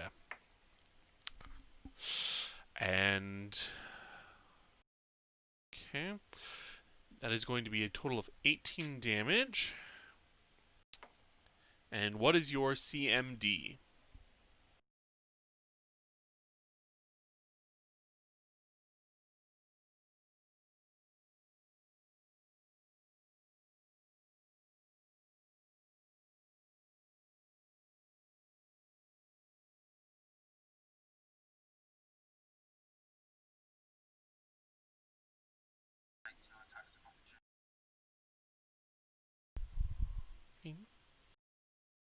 What is your CMD? Okay, so this hyena manages to grab your leg, but it does not manage to trip you.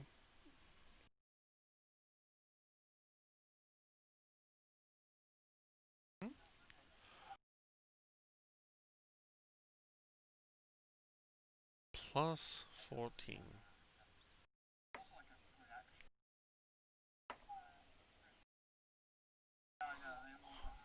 One will hit for 7. Okay, so the air elemental will lash out at Selenia now, and will actually manage to connect for 7 points of damage.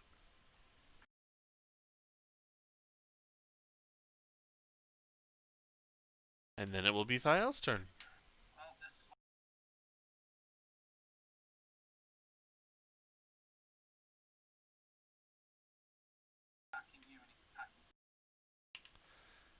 There is no way for you to get to the air elemental. That's boarded. That's still barricaded closed.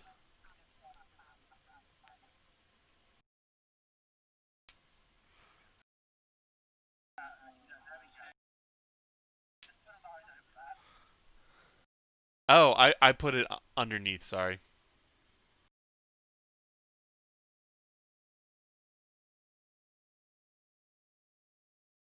Alright, anyways. So, what are you doing? You've got 3 in range.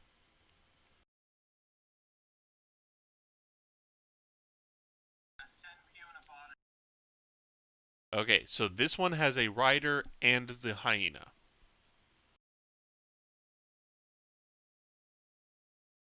Okay, so Senpu and... Okay, so for the hyenas, this one is more heavily wounded, this one is full health.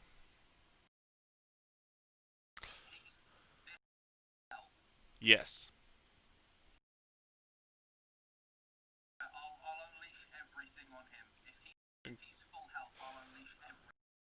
Okay. AC of 17. So they all hit and all confirm. So 5 minus 16 minus 16 minus 15. So he's still alive.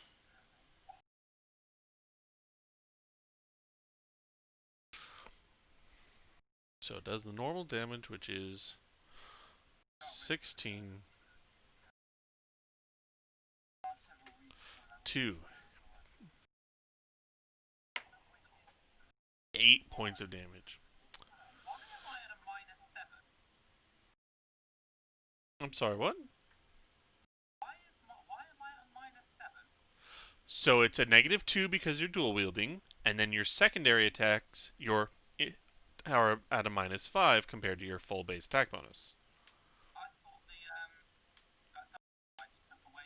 No, that's for the damage.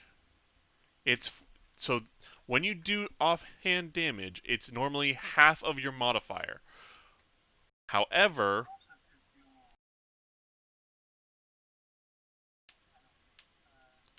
no. He's talking about the -7 to his attack roll. Now that is specifically the -2 because you are 2-weapon fighting, and -5 because it is your second attack. Remember, each additional attack you get from your base attack bonus is made at a -5 penalty. So it's +6 +1, which is +6 -5. That's how the system calculates it. It's your full base attack bonus, which is, this +17, minus the additional 5 for this being the second attack. So the math's fine. The -7 is normal.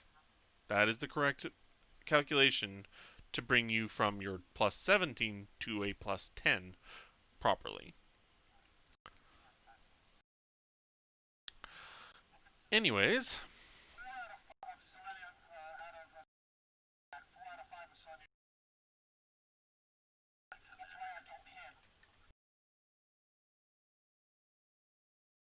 so counting all of your damage, if you did not get that crit, it would have still been alive. But with your crit being a broad swipe across its flank, opening it up and bleeding it out for the last bit.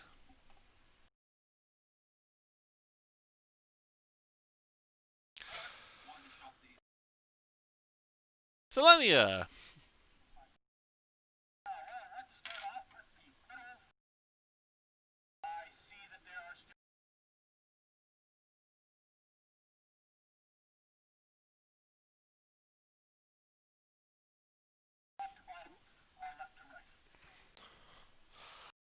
So Eliza, then Thiel.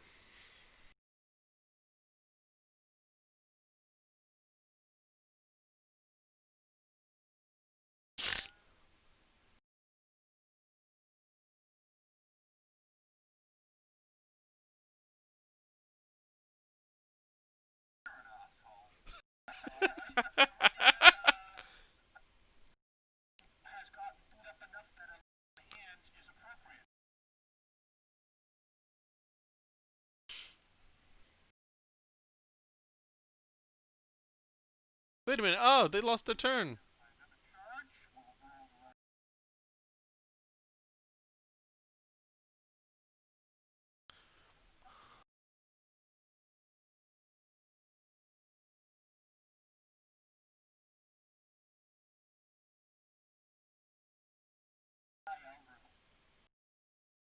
Okay, go ahead.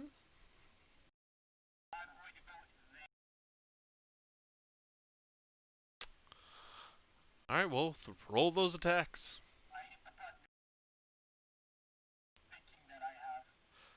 There we go.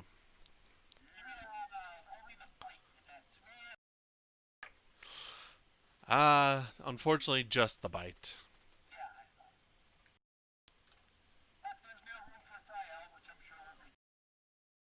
Yep. So, next is Eliza.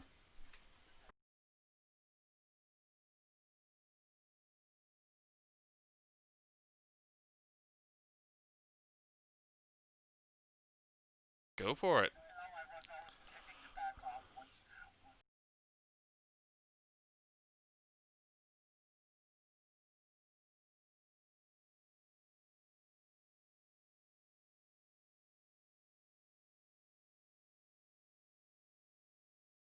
That is a miss.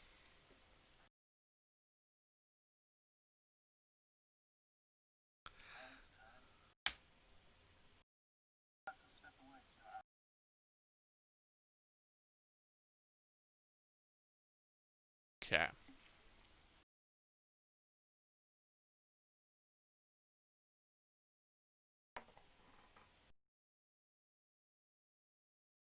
$17 plus 8 plus 7, that's 24. Plus 2, yep, that's a hit. Okay, so that's a hit, and for 15 damage.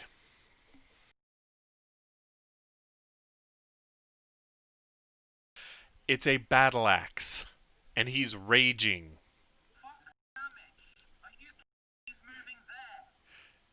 Yes, he's going for the flank.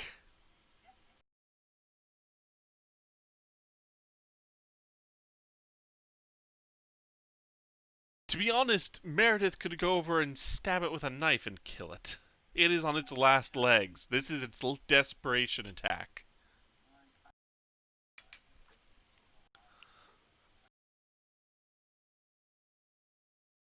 Meredith.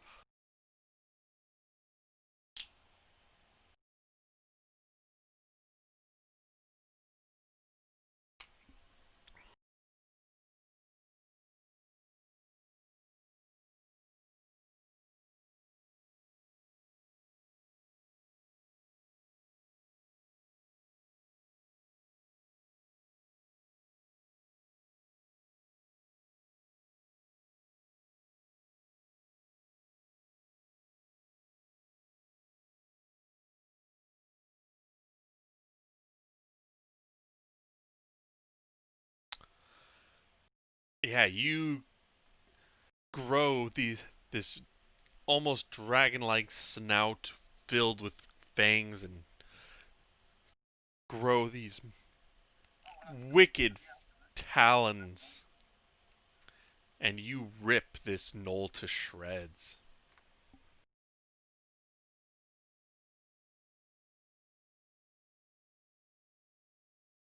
Yes, you are still able to talk.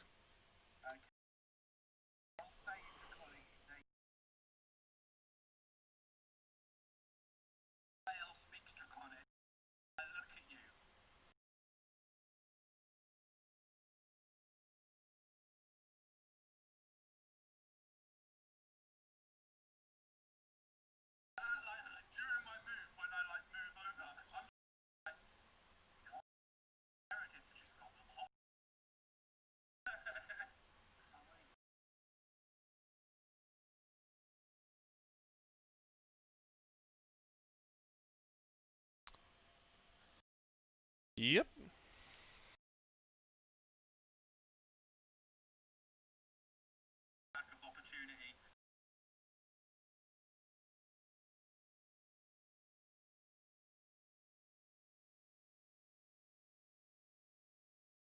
It cannot attack when you are in this square. You cannot attack it. It cannot attack you.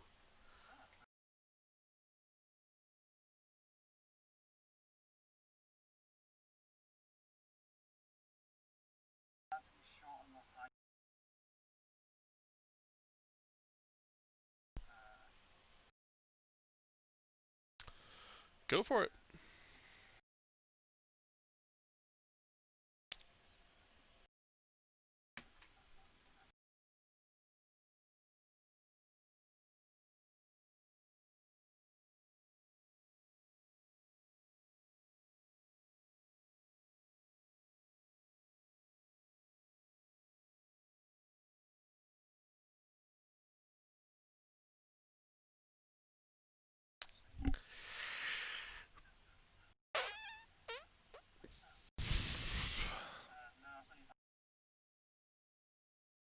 So, you have become entangled in your gear until you can spend a standard action to free yourself.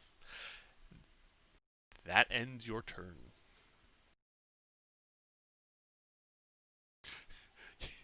You go to try and stab it, and you get your bow line tied up in your pants.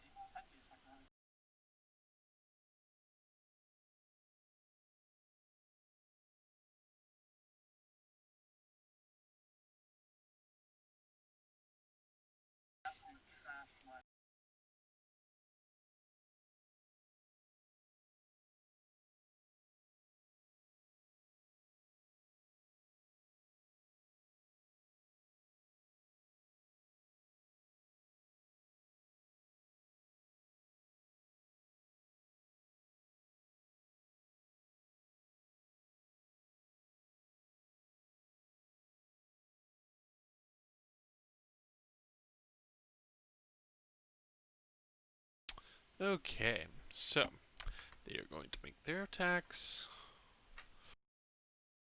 Carrion Guard goes first. Misses horrendously. The Hyena. That's a hit against Thiel. Crap. No, the bonus to damage is plus 12. Oh, thank God. He rolled a 1, so Thiel only takes 13. And you said your CMD was 25? Well, it doesn't matter. That's an automatic fail on that. So you do not get tripped.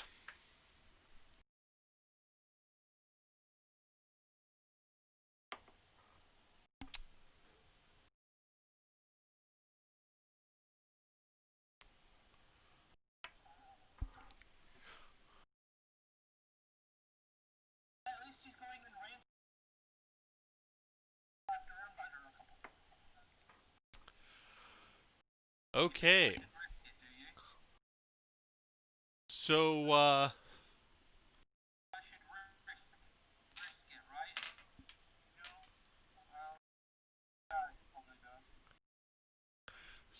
here's the thing. So the air elemental, it sees what happens to Thiel, and some foreign thought makes it actually sickened by the gore that is coating this person. And it misses with both of its attacks against Selenia.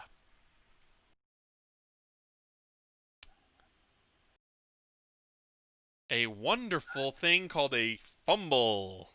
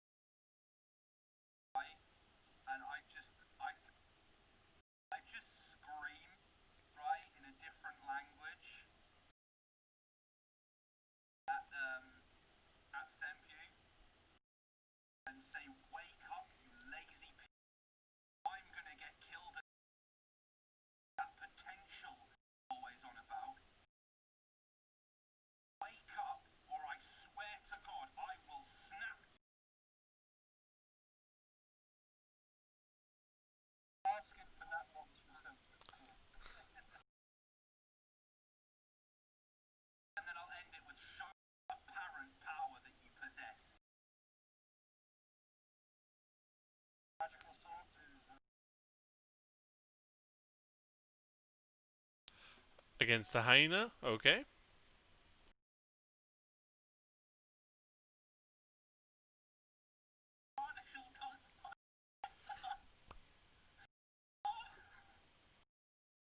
Okay, so AC 1, 2, 3. Okay, you actually, with your Senpu and Vardashal, are able to finish off the hyena, and as it falls, Senpu comes up and cleaves off the head of the carrion knoll. They are 9.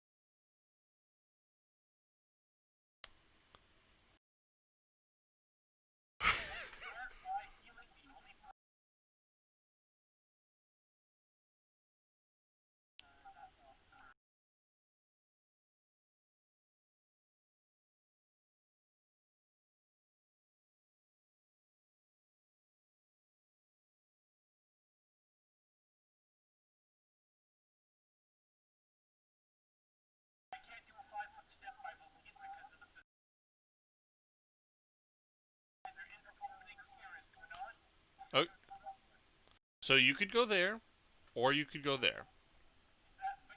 But that would not. Going there would be. You would have to actually move because you are going through an allied square. No, because he cannot attack there. Well, oh, true. Yes, that would provoke.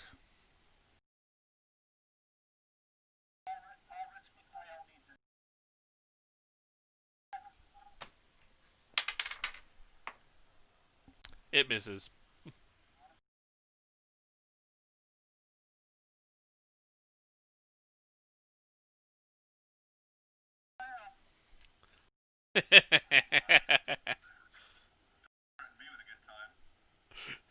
Whee!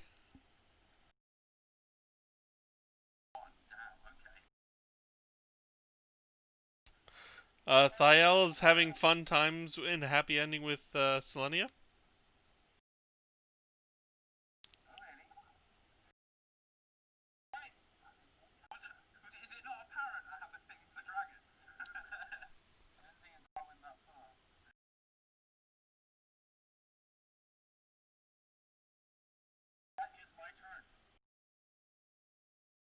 Okay. Eliza.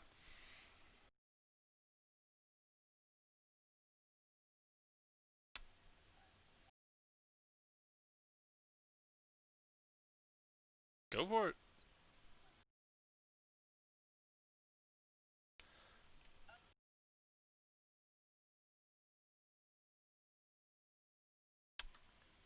There you go. You got it exactly. Your dissonance disrupts its form so much that it finally falls apart.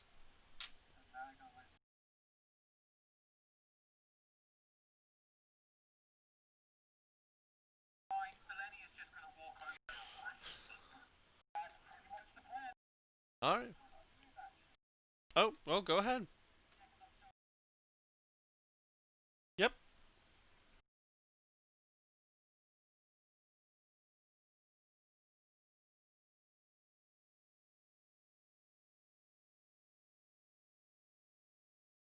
All right.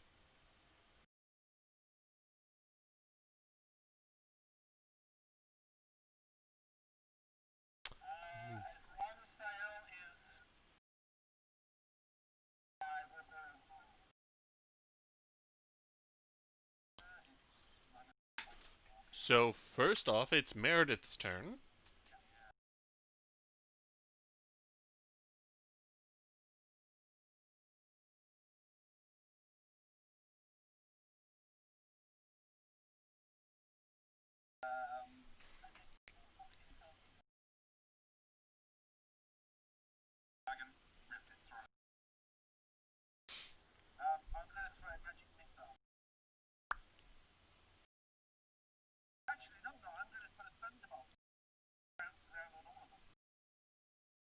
Go ahead.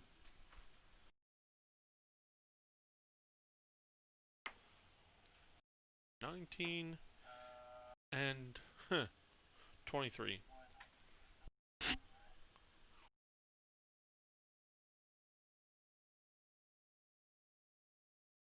That is 18.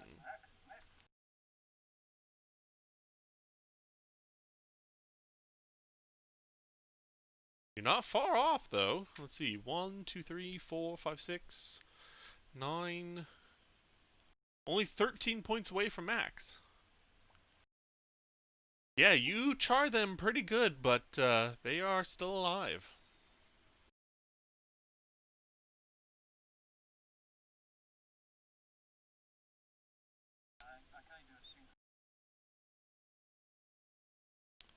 No, you...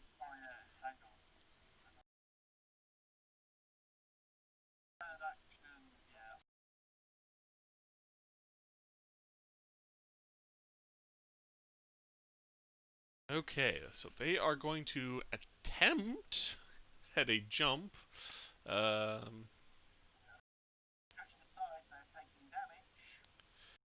Yep. Okay, let's see. Jumping. This is a high jump. Actually, it is literally impossible for them to make that because it's a 4 DC per foot. They have to jump 30 foot. That is 120 DC. Oh.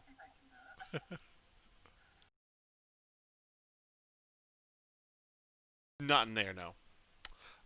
They are going to attempt it because they're animal. So they will both take, what is it, 1d6? Ouch.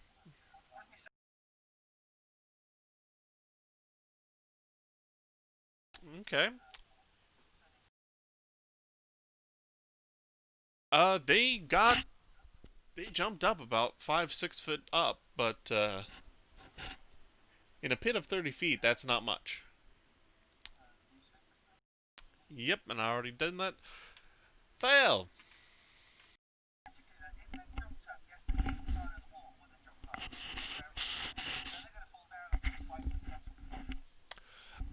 It's just one instance.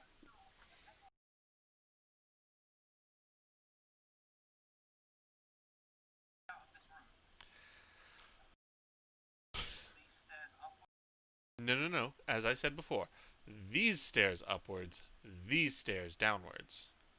And there's an additional hall down this way, and what could be the collapsed wall.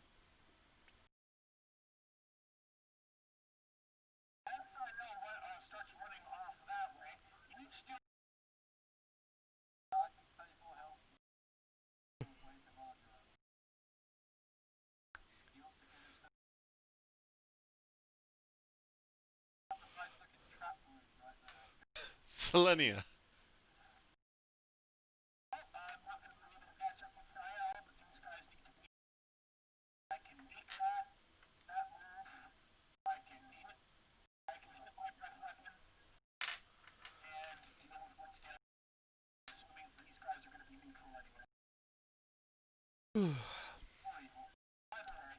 Even if they make the save, that is exactly the amount necessary to kill them.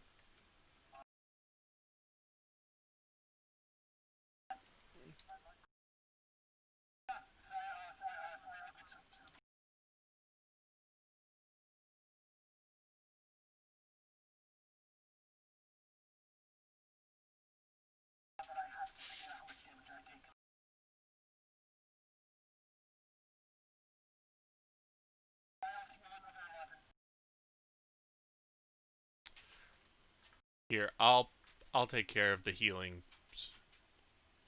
Okay, keep going now. Yep.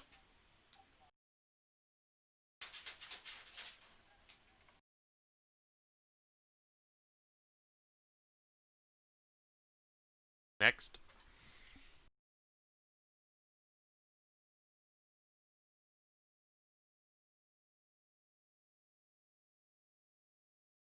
Next.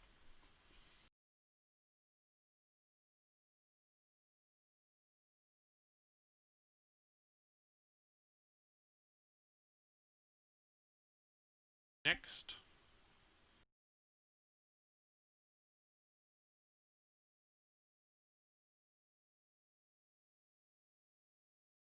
One more should do it.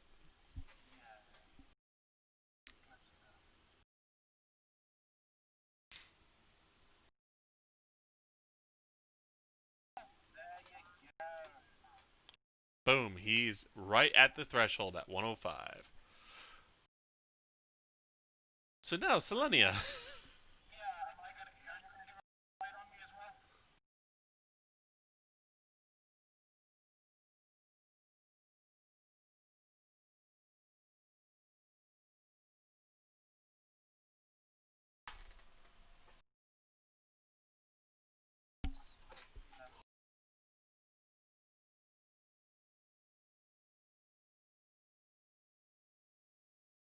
Yep, 1d8 plus 7. Yep, 1d8 plus 7. Roll it.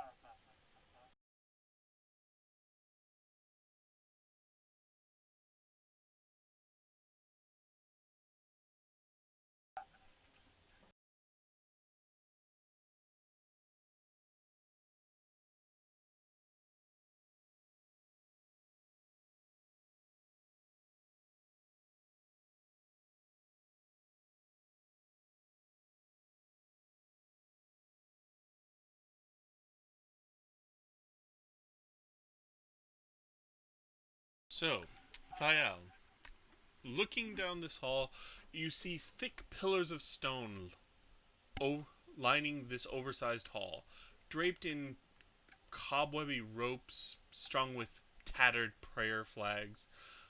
Along both the north and the south wall, you see various doors, arches, and even stairwells that would offer an exit. However, in the center of the room, there is a pair of elaborately tiled, diamond shaped columns etched with coils of twisting vermin. And the closest one seems to be hollow, and you can see what could be an ancient iron staircase leading downwards.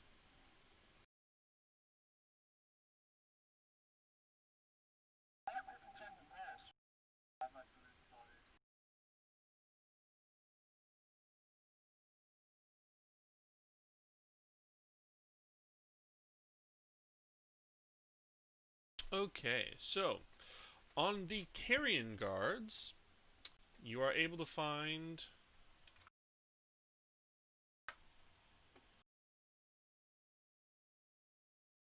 four masterwork scimitars and four masterwork composite longbows.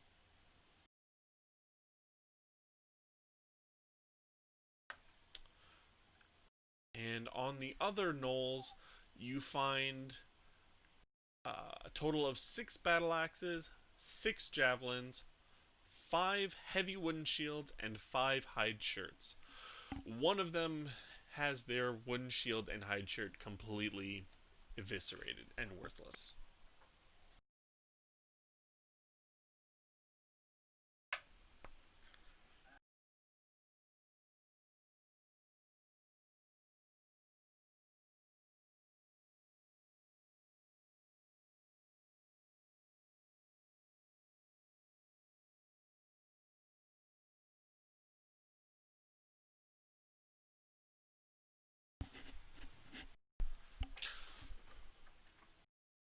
yeah, you're able to de-string the bows and kind of loop the swords in such a way that you're able to carry them.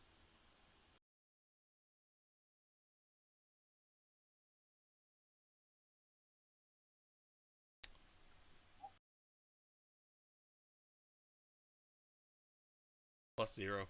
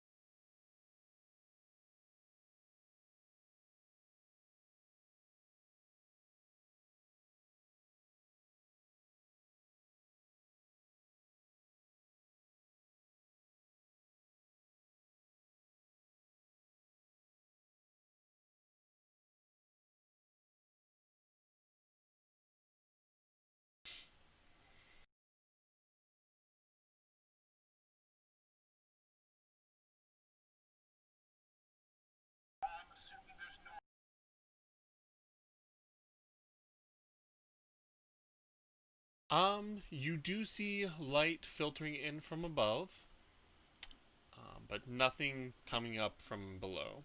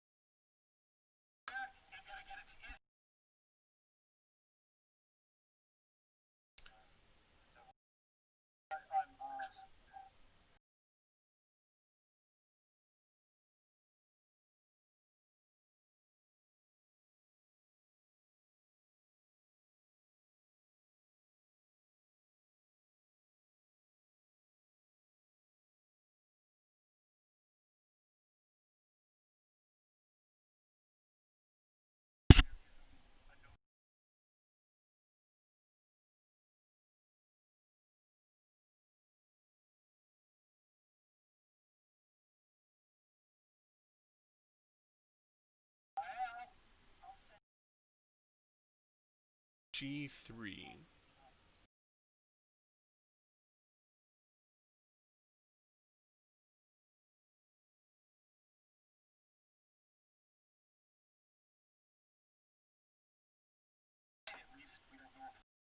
Okay, so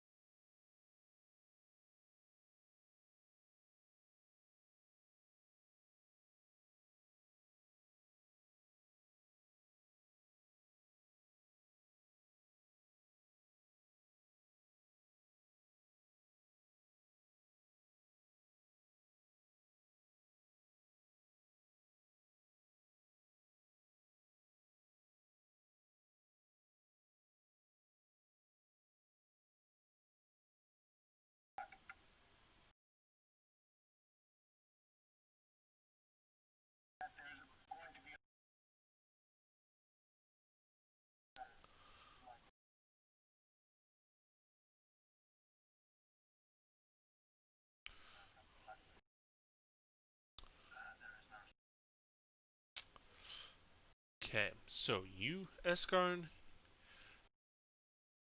I will need a stealth roll from you.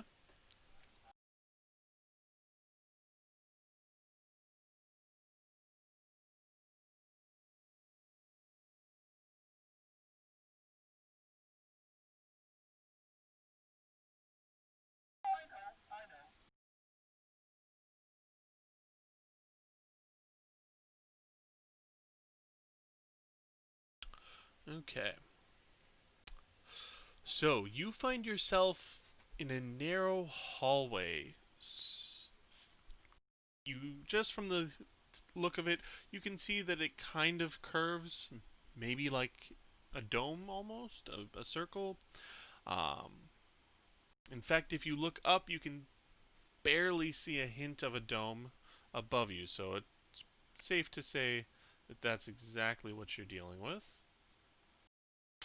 Um, you are on the outside of a dome, and the walls of it are crawling with beetles.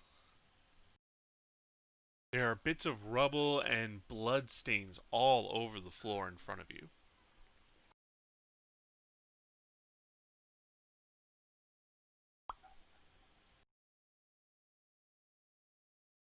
Yeah, go ahead. Okay. Um, just as well you did. You hear just around the corner what sounds to be two gnolls chattering to each other. And from within this dome, you hear something massive shifting.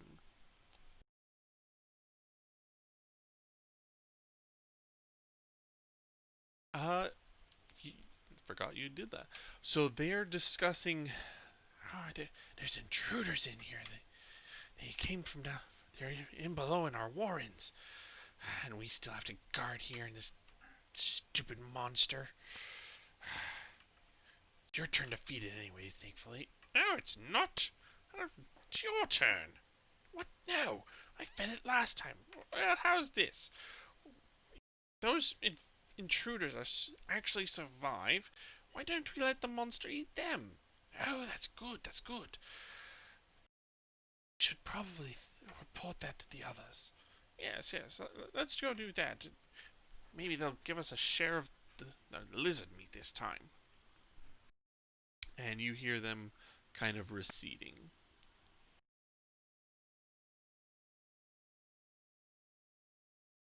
away from you.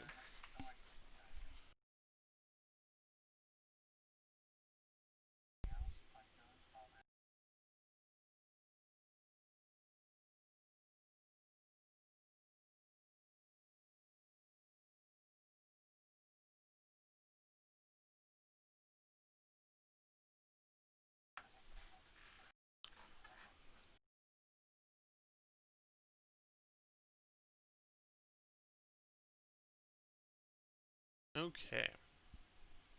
So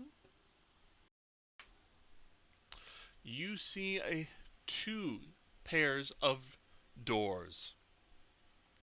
First is a set of massive marble doors that are open and leading to the south. You can kind of make out some pillars, maybe like an atrium, and then two further massive marble doors um, that are chained shut.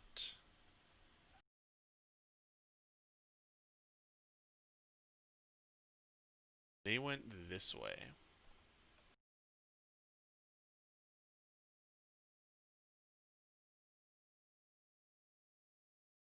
That way. Yes. This way.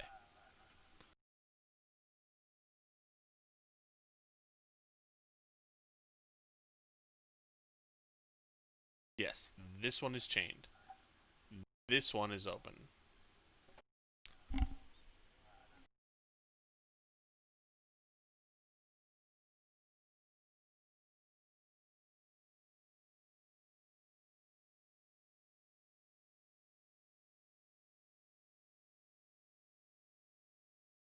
Okay.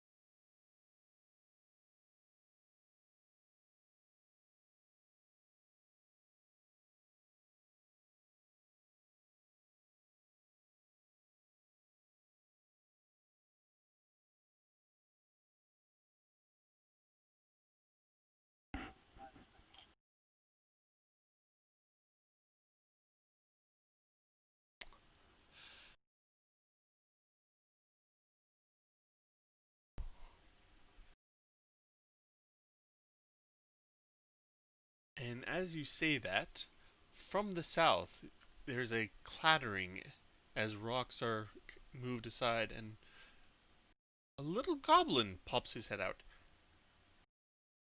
Hello! Did Mother send you to help me rid the heretics?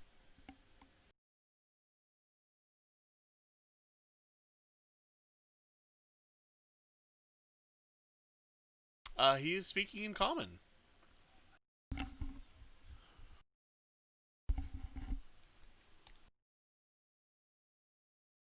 Yeah, so stupid nose.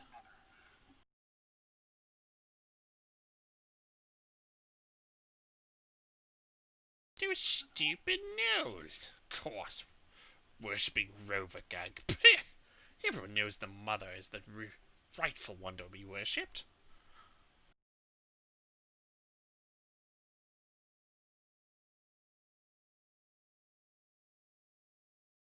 Go ahead.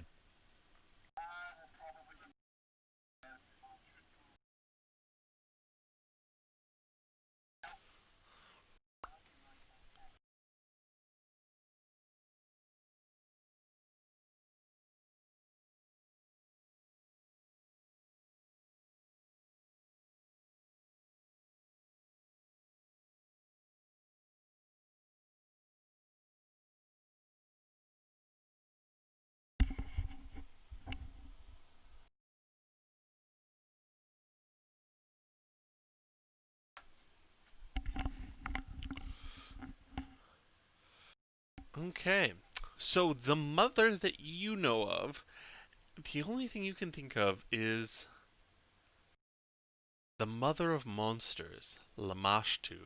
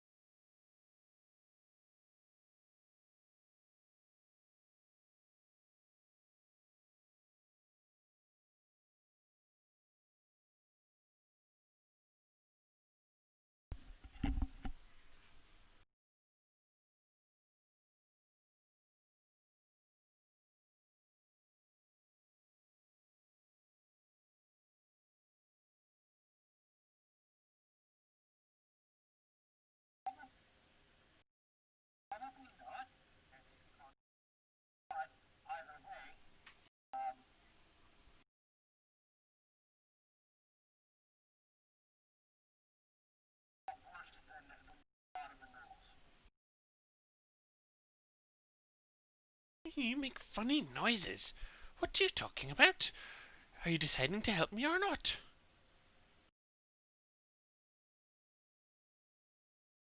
Oh, I could tell you all about here and all about what's going on in here, at least what I know. And of course I'd come with and help. I've been killing them for quite a while now.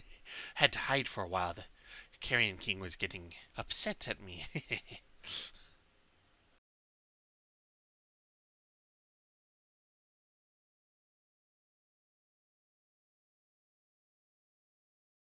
Oh, the quickest way is quite obviously through up these stairs and out the door. You'll be right in the middle of the House of the Beast, and then you just go out the front door. But of course, there's the troglodytes and the stupid gnolls who think the bug and ground is better, but bug and ground is a bug and ground. Oh, he's ooh.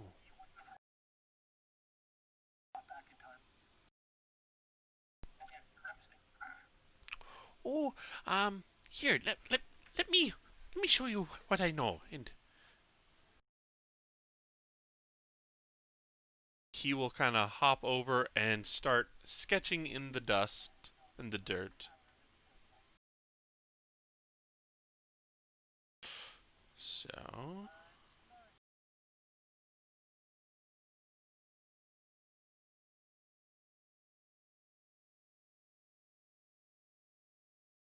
he sketches out a map first of this area, which is he calls his home. Um, And then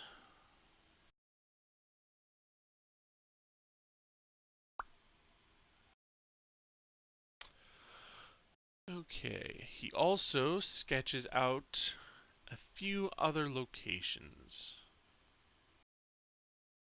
Um,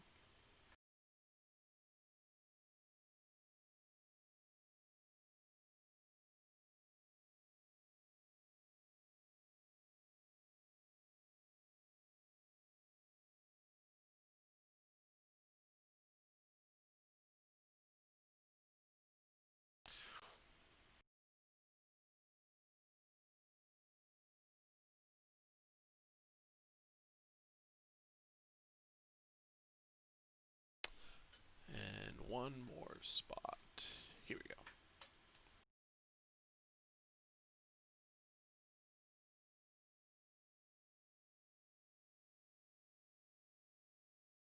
Okay, so he reveals the lower areas for you as well. Can you all see that?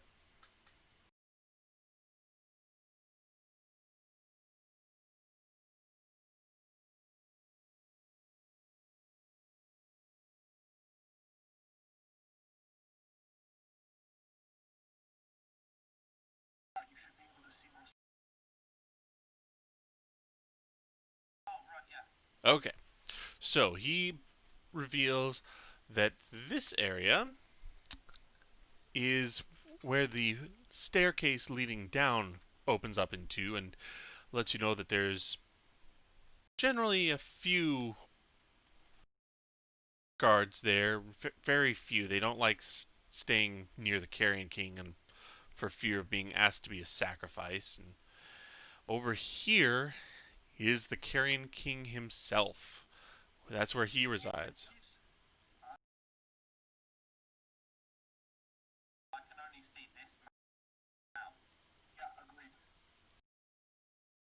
Oh, I didn't move you. There we go.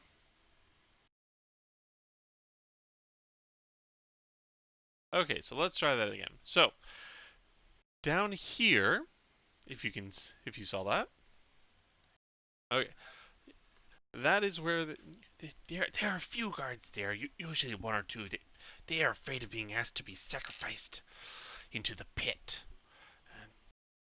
Up here is where the Carrion King himself resides. He lazes on his throne that is much too small for him, and he is surrounded by a pit of corpses.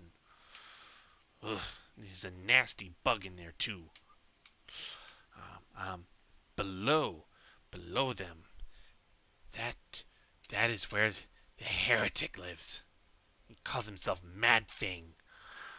You can tell if you find him, you can tell who he is because he's got all the knives and the metal pokers. Ooh. Also, death is too nice for him. He need die bad. Cut him open. Show him inside ropes. Then maybe let bugs eat inside ropes. They bad.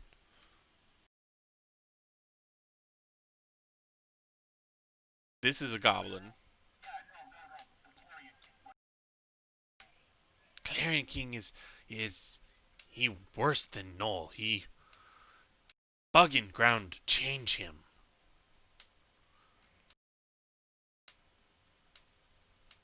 And maybe if you kill him, other ghouls might run away. Yes. Oh! I almost forgot. Rakova also with Carrion King, but Rakova nice. He let me get away once. He no like Carrion King either. Maybe he help you kill Carrion King.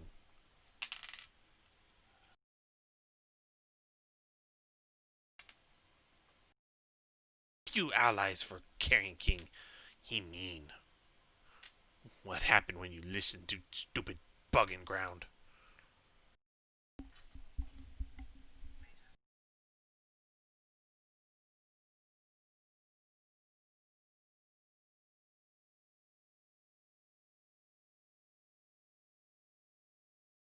Yes, bug and ground and nasty bug and pit change him. Make him bigger than other Norse.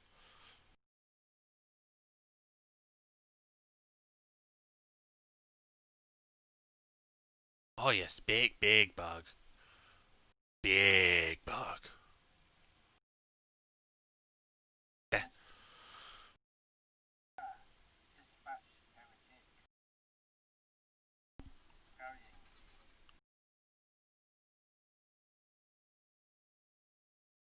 Oh, it mean mother enemy free. She be free to teach again. We be free. Put this place back in order. It's supposed to be for mother, not for bugging ground.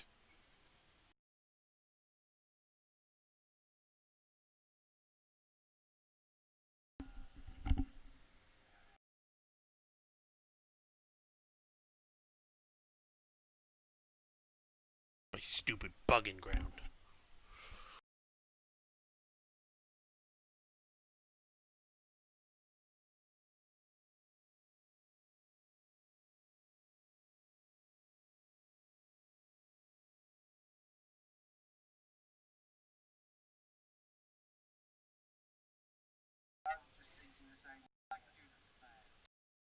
Go ahead.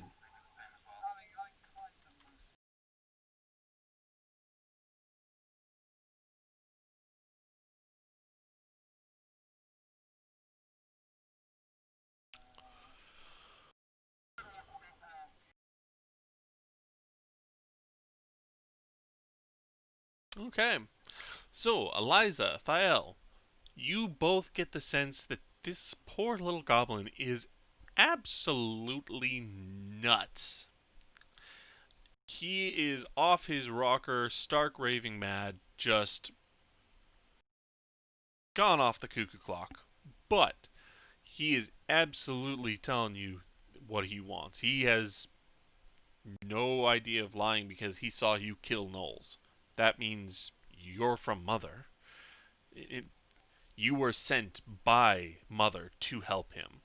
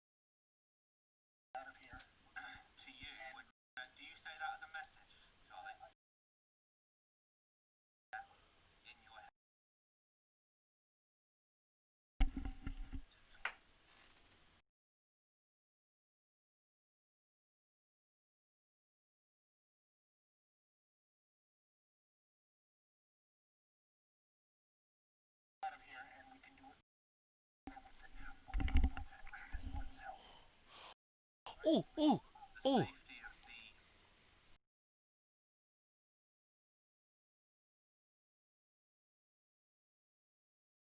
So, can anyone speak Goblin? Okay. So,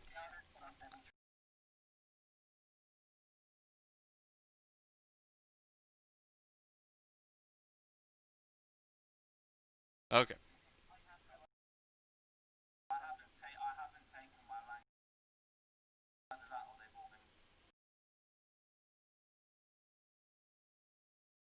No, you're a human.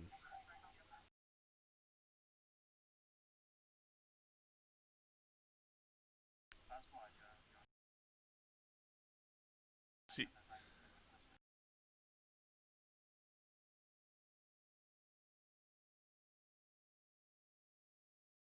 so, anyways, so while you guys are discussing, Blowbog is just muttering in Goblin. You have no idea what he's saying. But when you mention slaves, he perks up and he's like, "Oh, you got the slaves? Oh, good. I like slaves. They nice. They don't hurt Blowbog. Oh, have you found towers yet? Did you kill the nasty spider? Oh, wait, well, there are two towers. One here, and he points to his drawing, and one here. If you go up the stairs, no, not down, not down. You go up the stairs. It leads to towers in courtyard, and then you can get out and escape.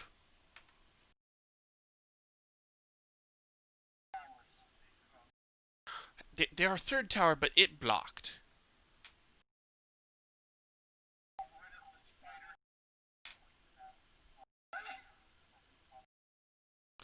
Oh, good.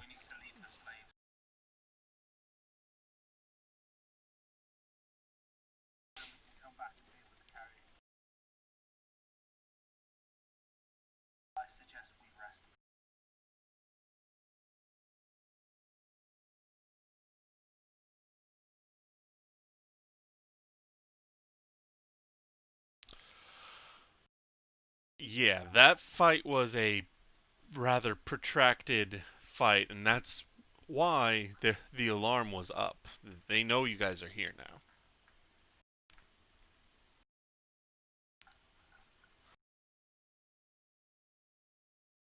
But so far, they've made no moves to attack you. They're content to let you come to them.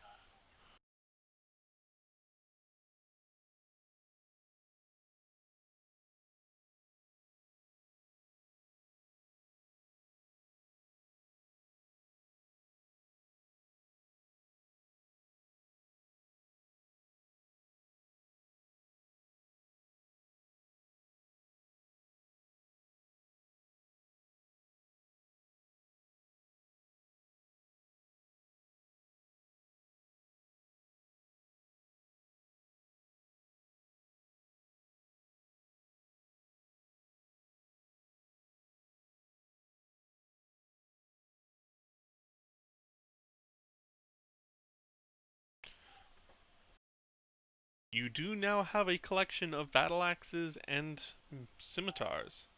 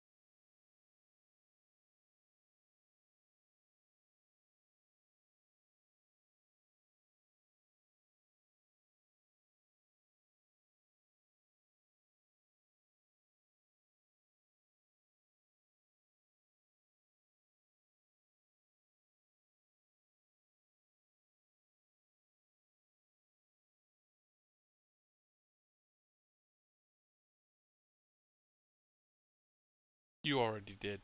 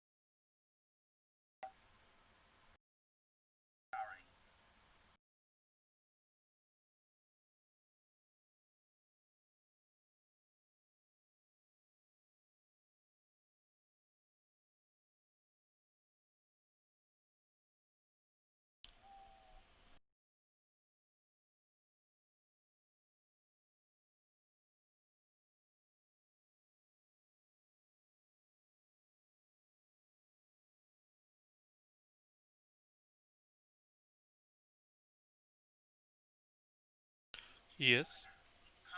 Hey, is your game done? 1 hour left. Oh, okay. Never mind. Okay. Love you. I just want to take a 30-minute nap, Okay. but I can't do that, so Alright, I'm sorry, baby. love you. Love you too.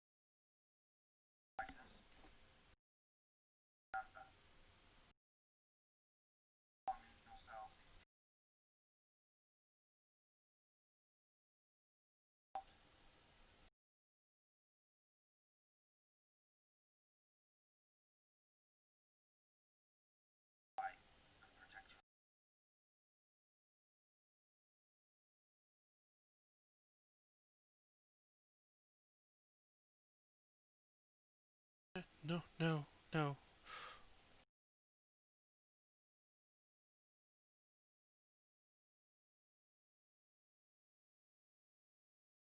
No.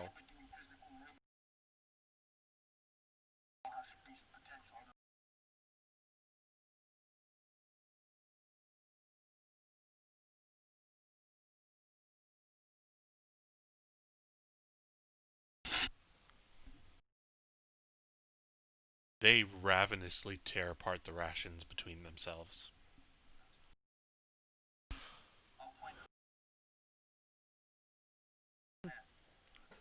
Okay.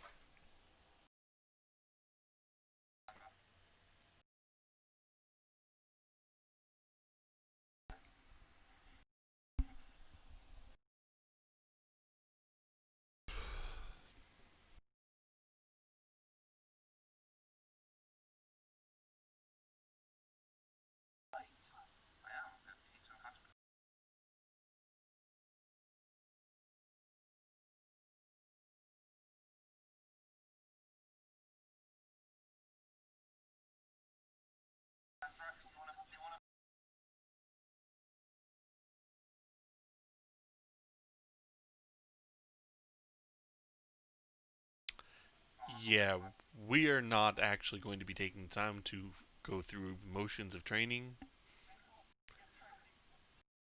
No. We have 1 hour left, and I didn't queue up Rocky, so suffice it to say,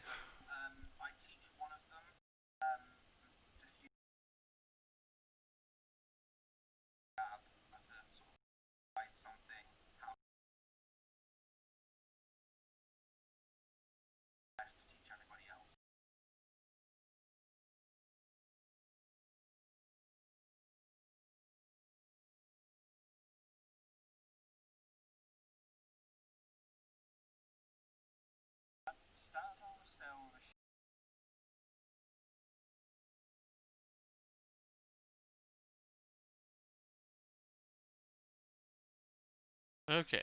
So, you and the slaves all go up through the tower. That, and we've got that. Alright. And at the top of the tower, you find yourselves in obviously a tower with a set of open window arches that would let people out if it weren't for the fact that you're 40 feet above the courtyard. Now, you could definitely climb your way down if you wanted to. The brick and mortar definitely offers some good handholds. And yeah, and you get a pretty good look at the upper part of the House of the Beast. You can see here a giant dome, possibly what Eskarn reported back from his scouting. You see a couple of buildings down to the south, some more buildings to the north, and what looks to be a gatehouse to the west. But most importantly, you see a break in the wall just a few, 10, 20 feet away from the edge of the tower. So it would be a quick breakaway from the tower once you got down.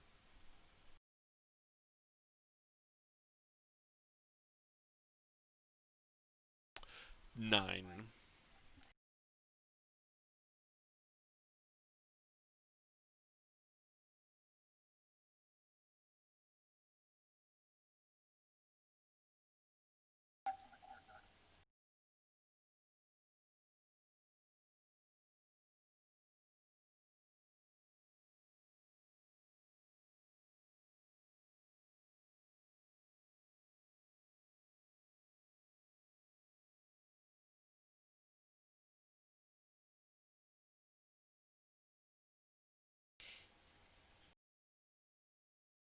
And they all kind of gaze longingly at that break and clutch their weapons.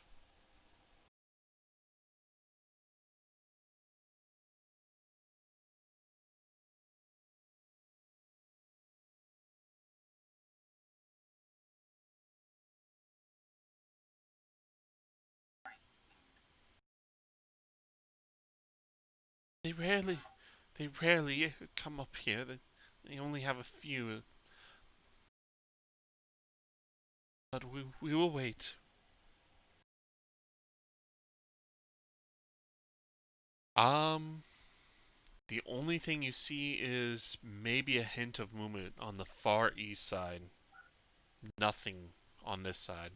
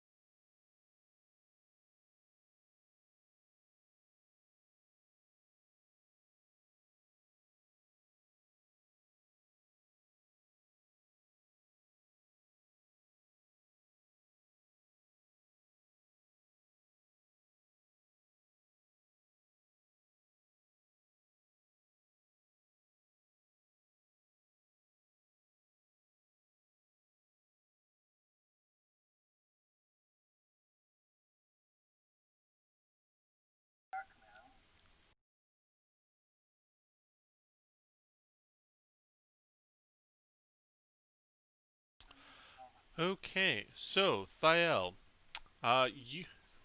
where you have gone in, you've gone past a wide archway. It opens up into a large square room. Along the outer walls, there are statues of robed, morbidly obese humans sitting cross-legged. Maybe a type of praying position? All you know is that the heads of all of these statues have been smashed off, and in their place are small piles of humanoid skulls. In the center of the room, there are 4 iron braziers surrounding a marble fountain, half full of brownish, stagnant looking water.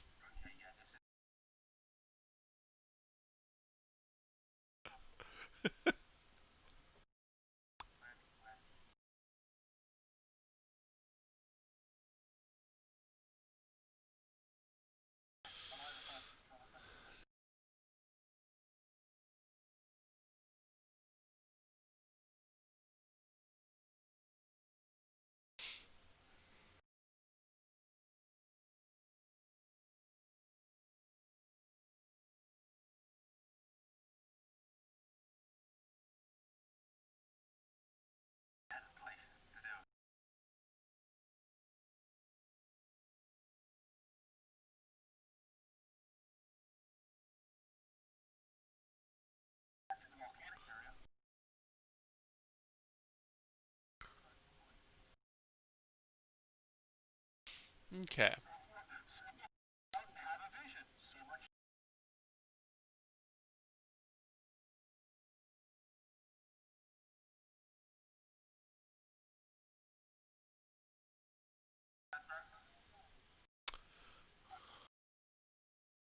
Okay, so you found your spot, you meditate, have your chat and whatnot.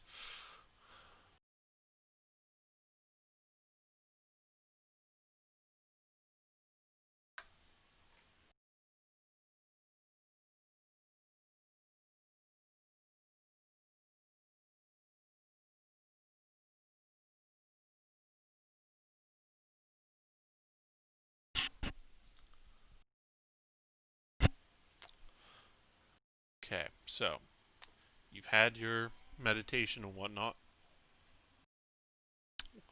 and the party is just resting, or?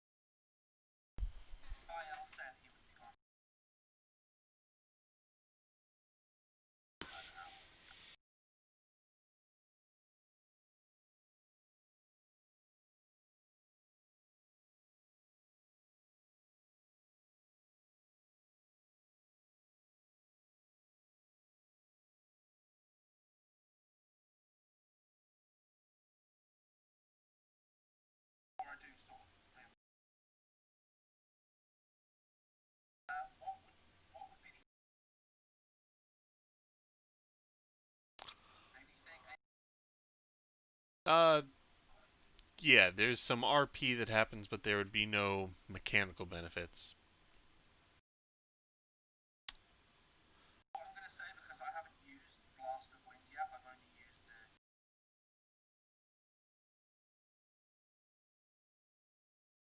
Sure. And before you all move out, you've all earned a level.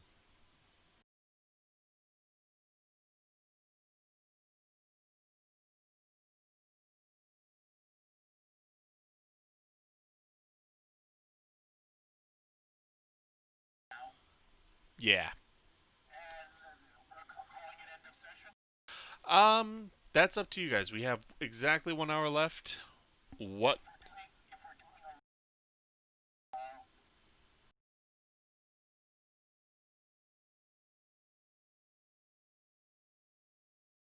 No, you would. The combats that are remaining are not anything that would be resolved within an hour.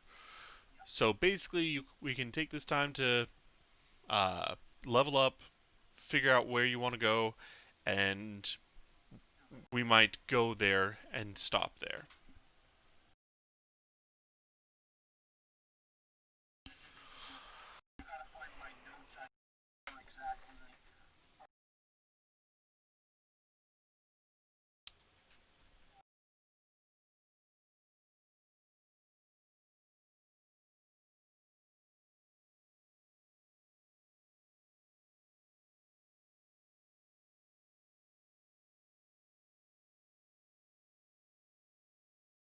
Sure. Yes. You had them. They were the last gift from the dragon that you were a disciple of.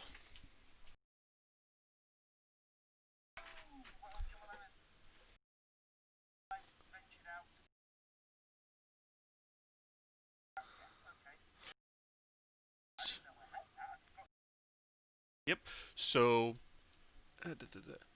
the one thing that's different between what you've got and what's written is that you have infinite amount of teeth. There's no limit on how many there are.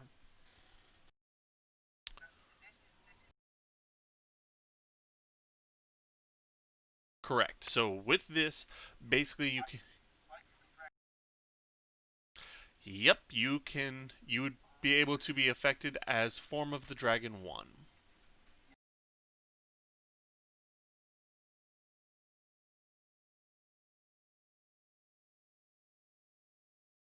Yep, it would just be a move action to swallow one of the teeth.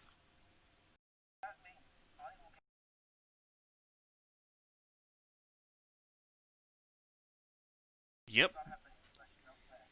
Once you get the number of hit dice, you become a huge chromatic or metallic. So you get to be huge. The final one is huge.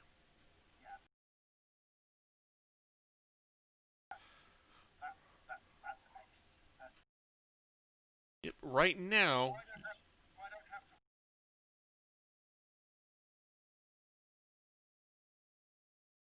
Yep.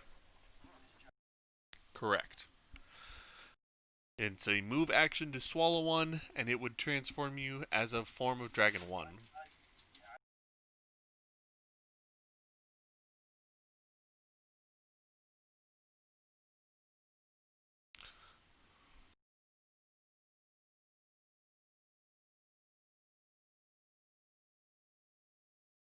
I can do that.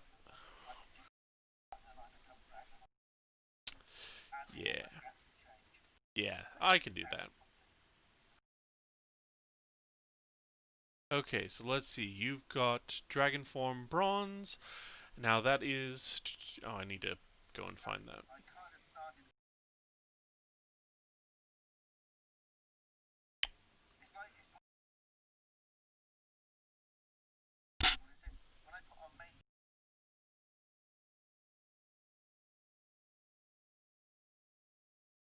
Okay, hold on. So, right now, your defense is... Okay, that's... So the thing is right now you have a +1 armor. If you use a mage armor, it replaces that +1 with a +4, ergo giving you quote-unquote +3.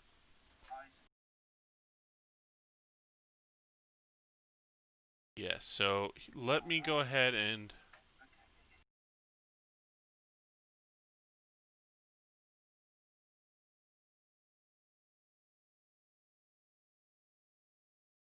So yeah, let's... So...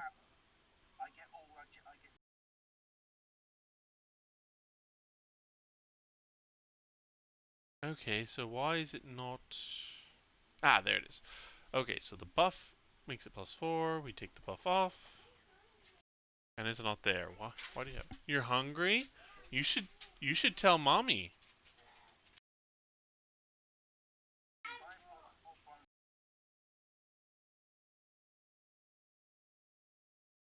Oh, you already have a mage armor. Okay, let me get rid of the extra. Okay, so if I take mage armor off, you drop down to a 14. So with your Haramaki, you're at 15. So yes. Boom. So, okay, so let me take a look at this dragon form. Hold on, this is bloody.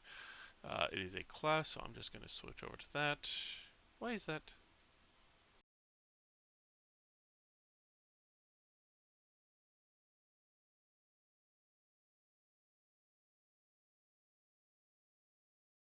No, I want class.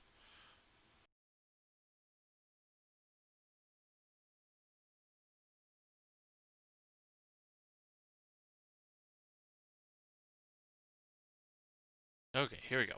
So, strength, size bonus, +4. Constitution, size bonus, +2.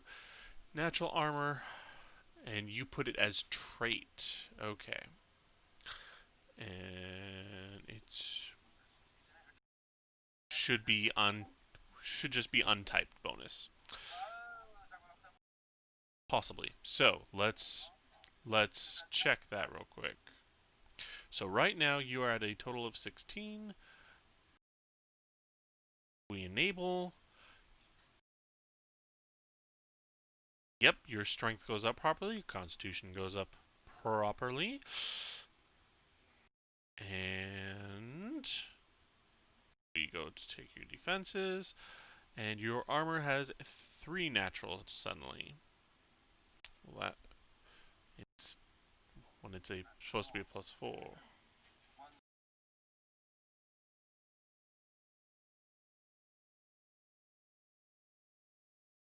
Okay, so let's change that to that. And it does not fix it. Let's do that. Does not fix. Oh, there it goes. Okay. So there. Now we've got your natural armor on there.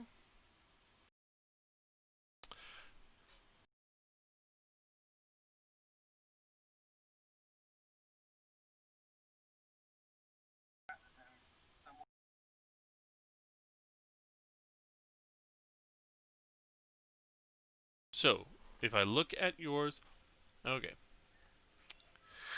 So, your natural armor increase from Dragon Disciple. As skin thickens, takes on more and more of his progenitor's physical aspect.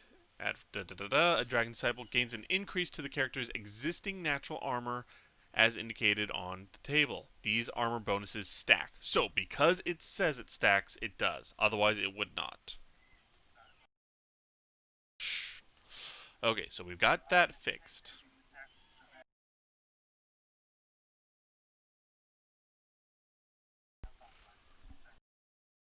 Right, and I've got it working. Yep, so watch. Right now your AC is 18. I click it on. We scroll down. Your AC is 22. So then the next thing you would need is to add a bite of 1d8, 2 claws of 1d6, and 2 wing attacks at 1d4.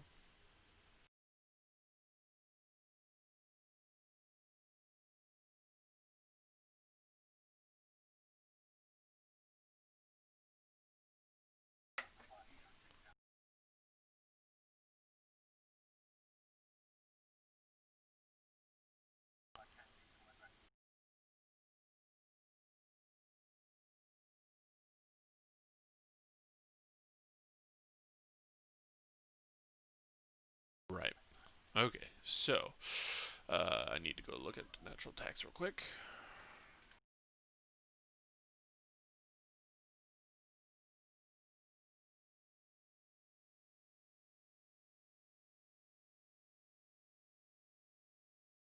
Okay, so primaries add full strength.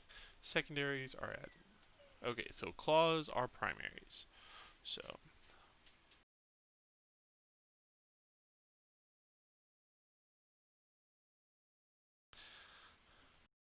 And then wings are all both secondaries.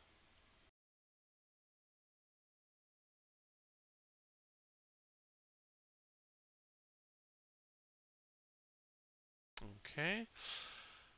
And but the problem is that they all are using different damages, correct? Because that's D8, those D6, that's 1D4. So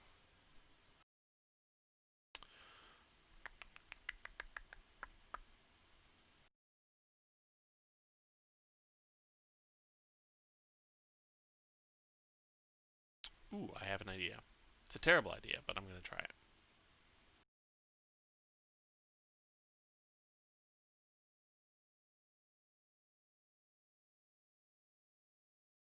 Okay, so I'm going to turn those off.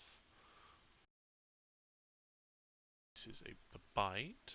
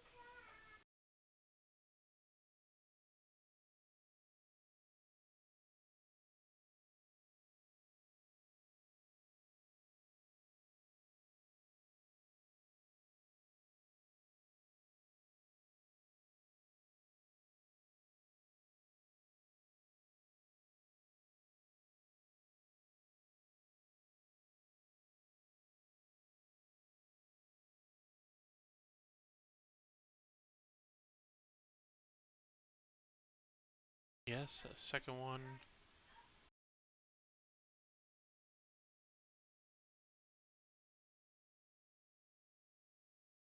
Okay.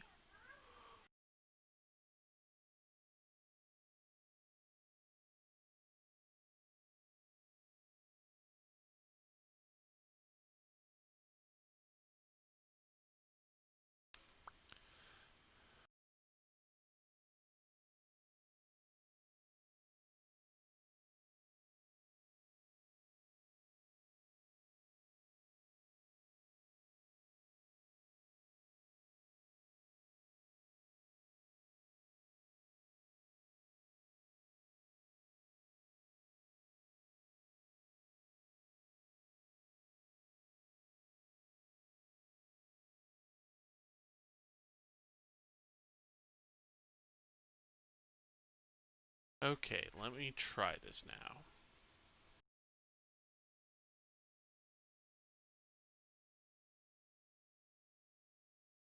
Okay, so it does bite. What the heck?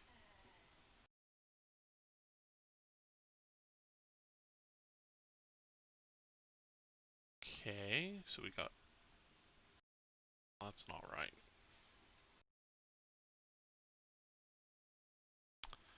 Okay, so let's try this one real quick. Okay, so it does that with the... Wait, why does it do 2 bites? It should be 2 claws. I think I got them backwards. Crap.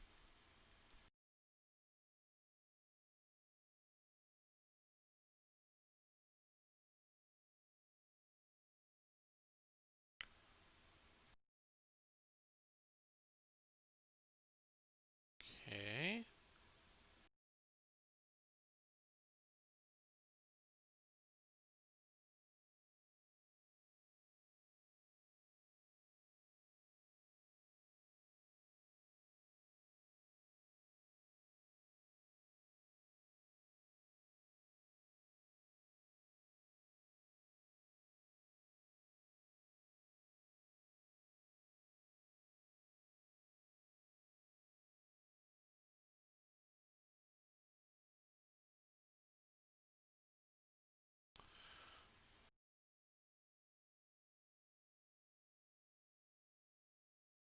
trash that and that.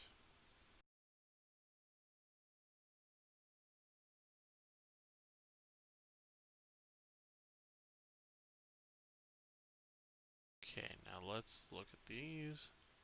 Okay, why is it doing another bite when it should be doing 2 claws?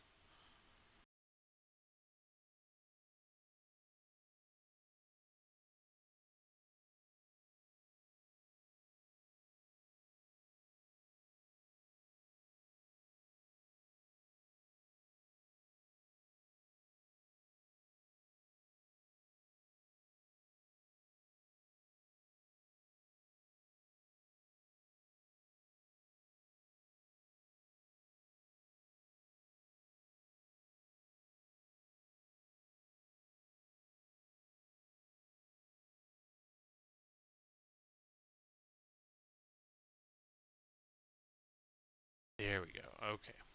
And then we just turn that one off. Boom. Bite, claws, claws. Okay.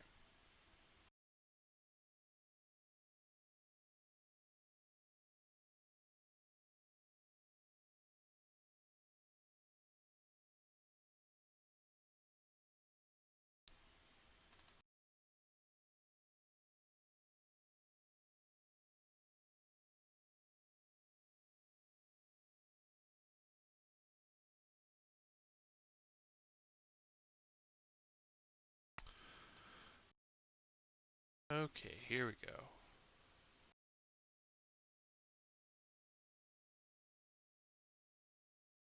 Let's see what that gives us.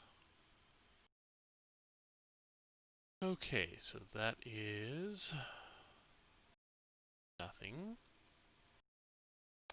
That is wings. It's nothing. That is wings. Okay, so we cannot do a dual wield on a dual wield. Damn it.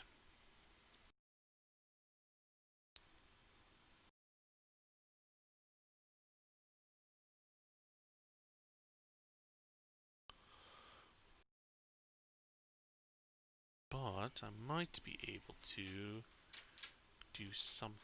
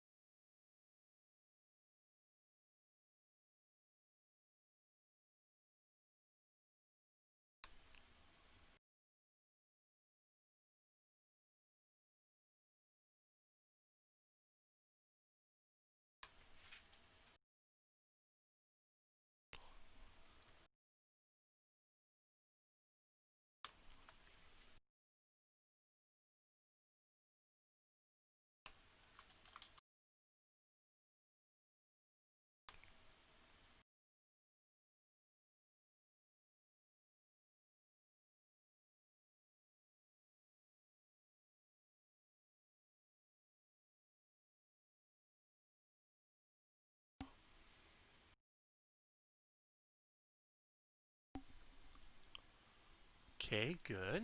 Now let me try one more. Same thing.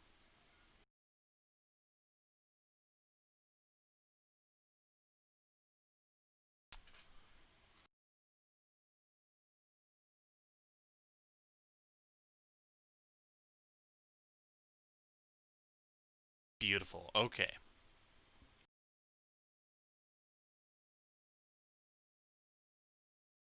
Alright, so you should see the macro Form of Dragon FA.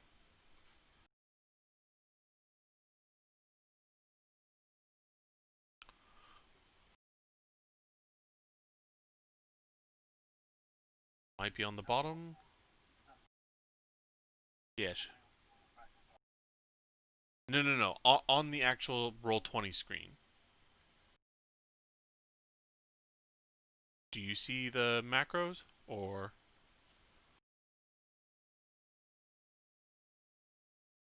Okay, hold on.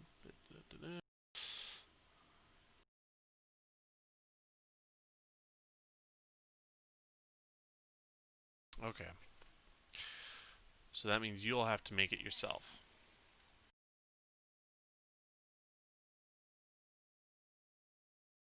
Okay, so go ahead and make a macro for yourself and copy and paste what I just texted you, except for one thing.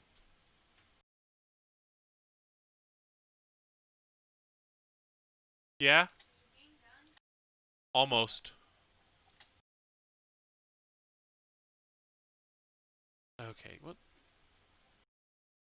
Okay, so that's really not helping.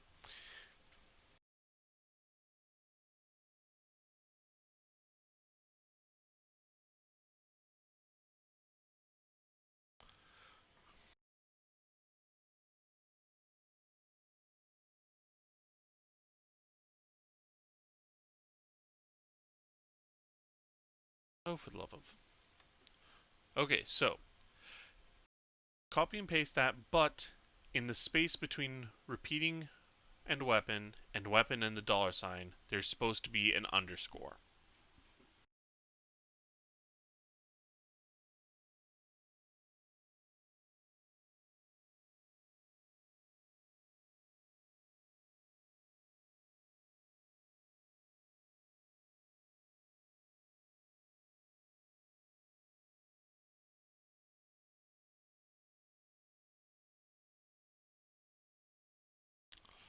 Let me know when you've got that.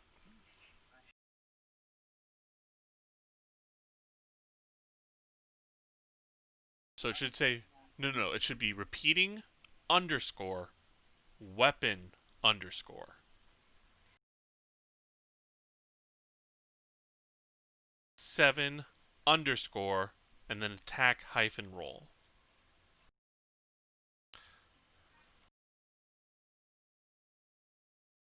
Yes, the dollar and the number go next to each other. And then there's another underscore.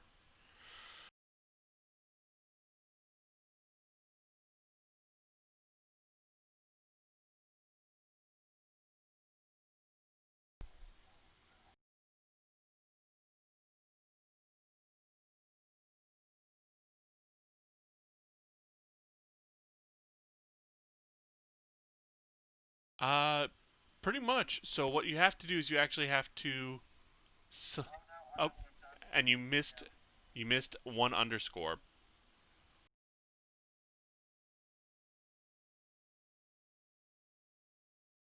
All at once. Not yet, no.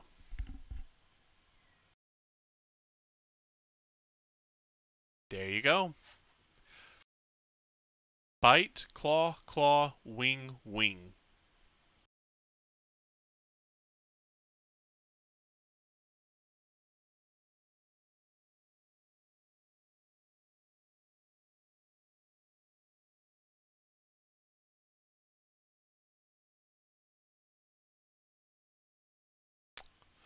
Let's rejoin them then.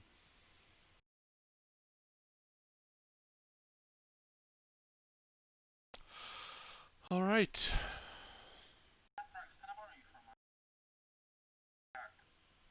Sure.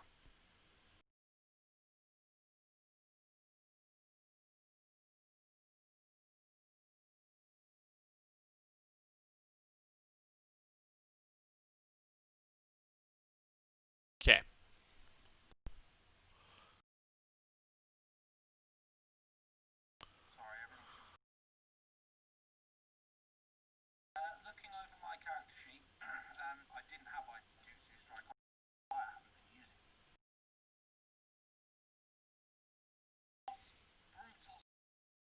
So we go to, oh, what was it? It was Sword Saint? Yes. Brutal Slash. If you confirm if you threaten a critical hit with your Aiujutsu strike, you gain a bonus equal to half your level to the confirm.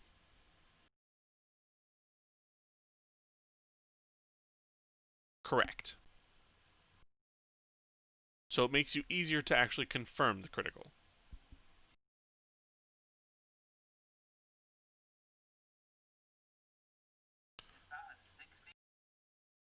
$18.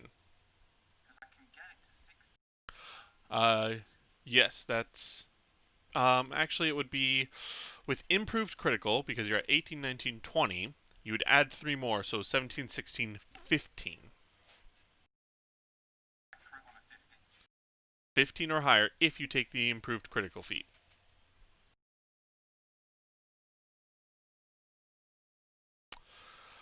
You are 8th level, so you do not have a bonus feat right now, and you don't get a feat from leveling because it's on every odd level, so...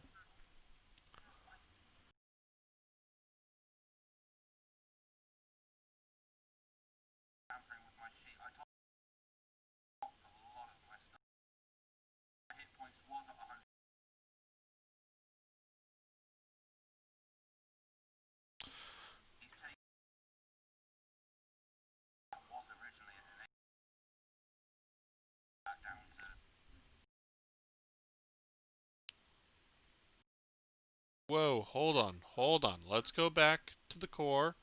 You are level 8. Your class hit points are 80.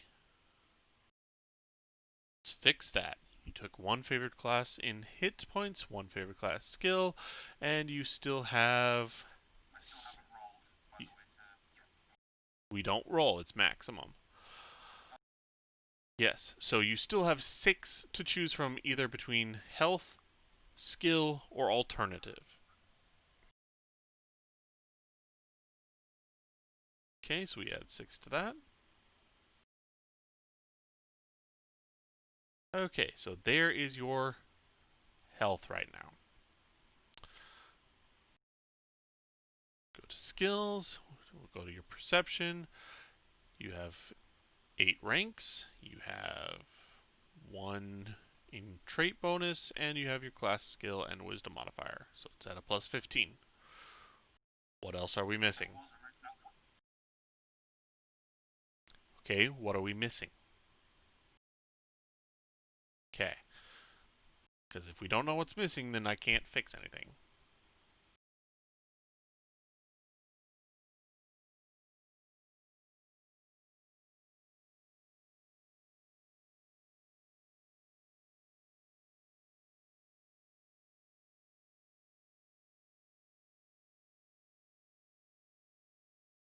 I can find nothing that gives a bonus to your perception.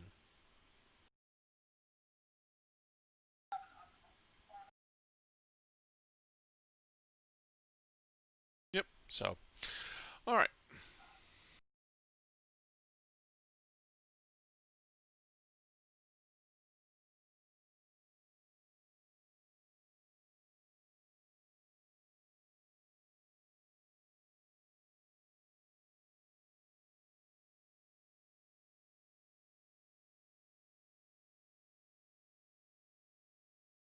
Yeah?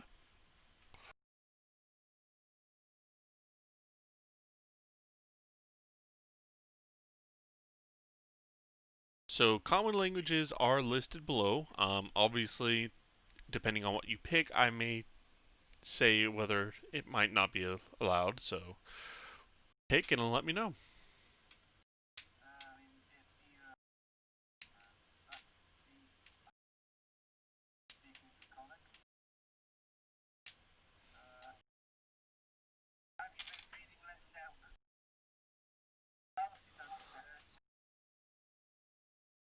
Yeah.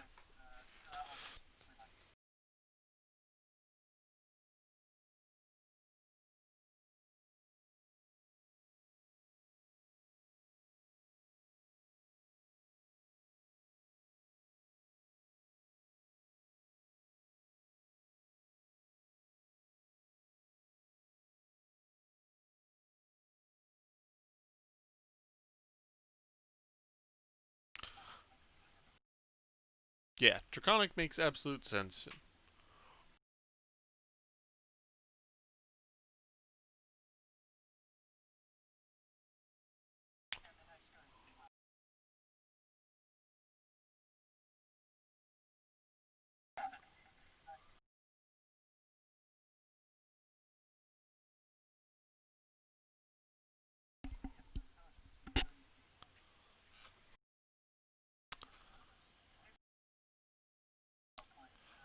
Hold on, Escon. Okay, Meredith.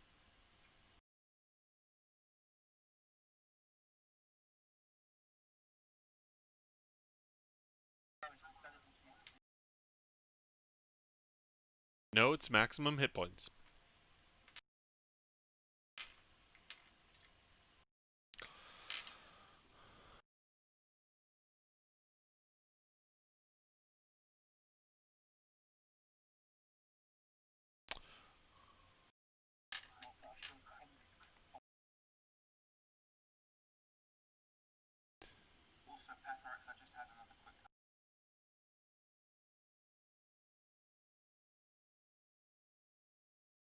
Okay.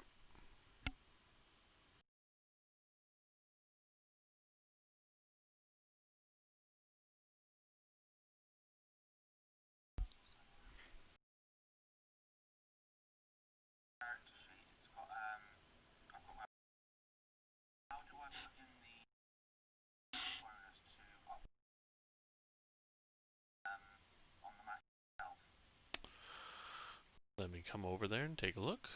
And yes, don't forget everyone, at level 8, you do get a +1 to a stat of your choice. This one is for specific Iaijutsu. So, oi, quit moving. You wait. Okay, so right here.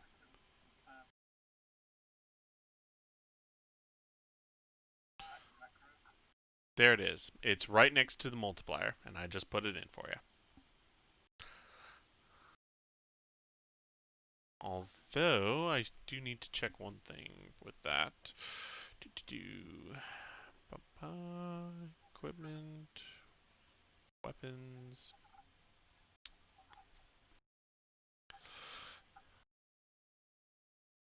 And where's the damn katana? There it is.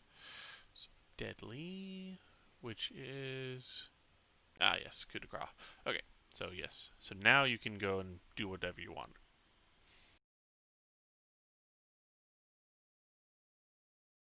Alright, Selenia, find everything okay?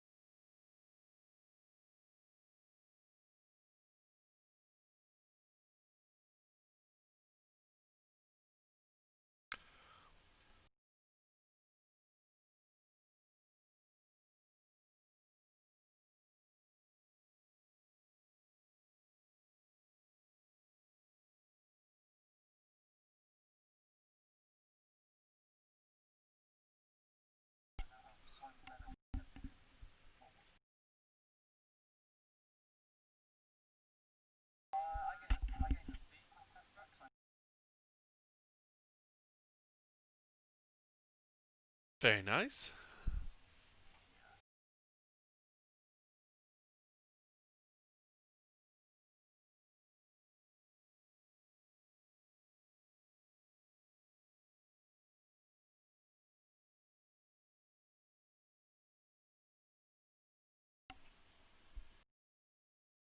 Critical feats exist.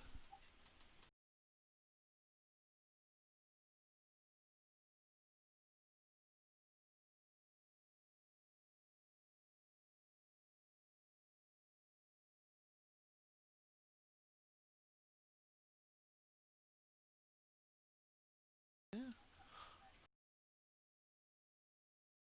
I mean, some of the crits for piercing are pretty nasty. I just rolled. Here's the 4 that I just tested. First one, kidney piercing. Double damage and target is sickened for 2d4 rounds. Nailed in place. Double damage and target cannot move. Perfect strike. Triple damage. Pierced. Double damage and target is dazed for 1 round.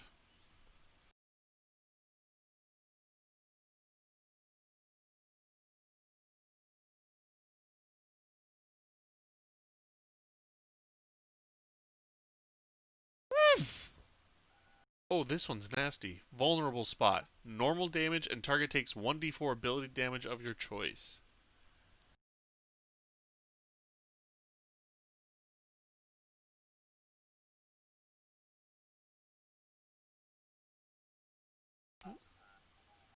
Yep. So.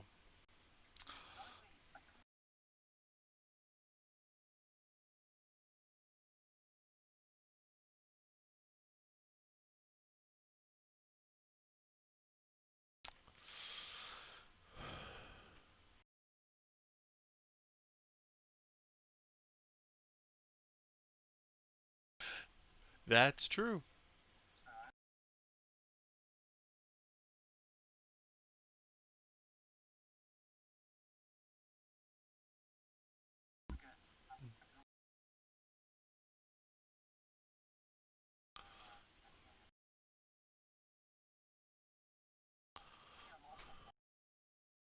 Alright, well, I think if everyone's leveled.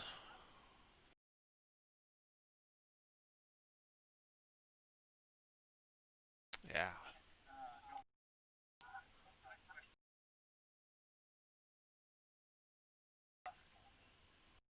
Mm-hmm. No, I moved them.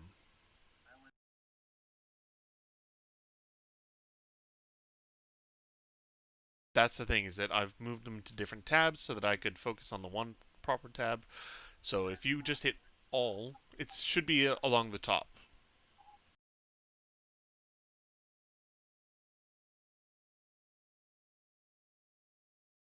Load up here.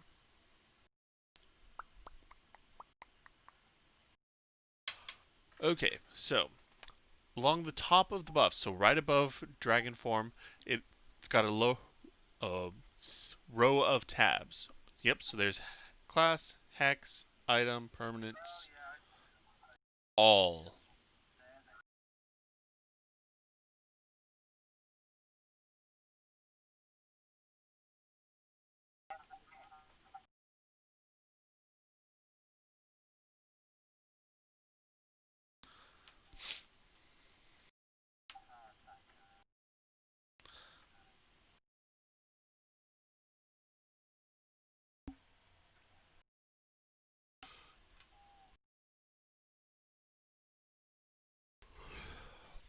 All right, well, we're going to go ahead and call it now.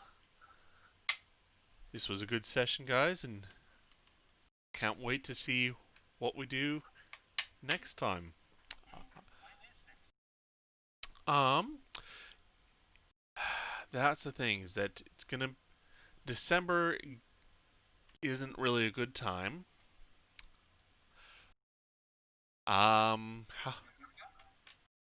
How is January for people?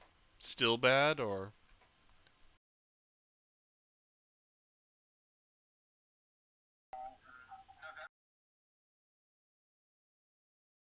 Yeah, I can't. Unfortunately, I cannot promise a November session.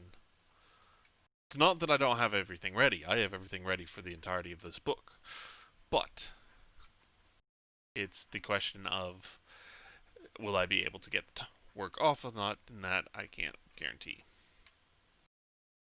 So, does anyone have any issues with January? Okay. January 2nd is the Saturday, and that's right after New Year's. Anyone got any problems with that?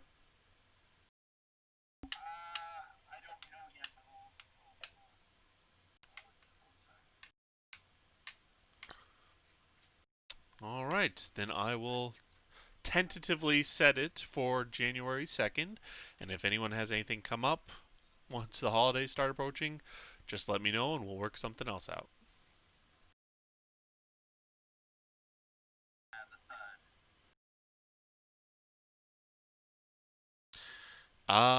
January 2nd for me is going to be still January 2nd for you guys, just later in the day. So, all right.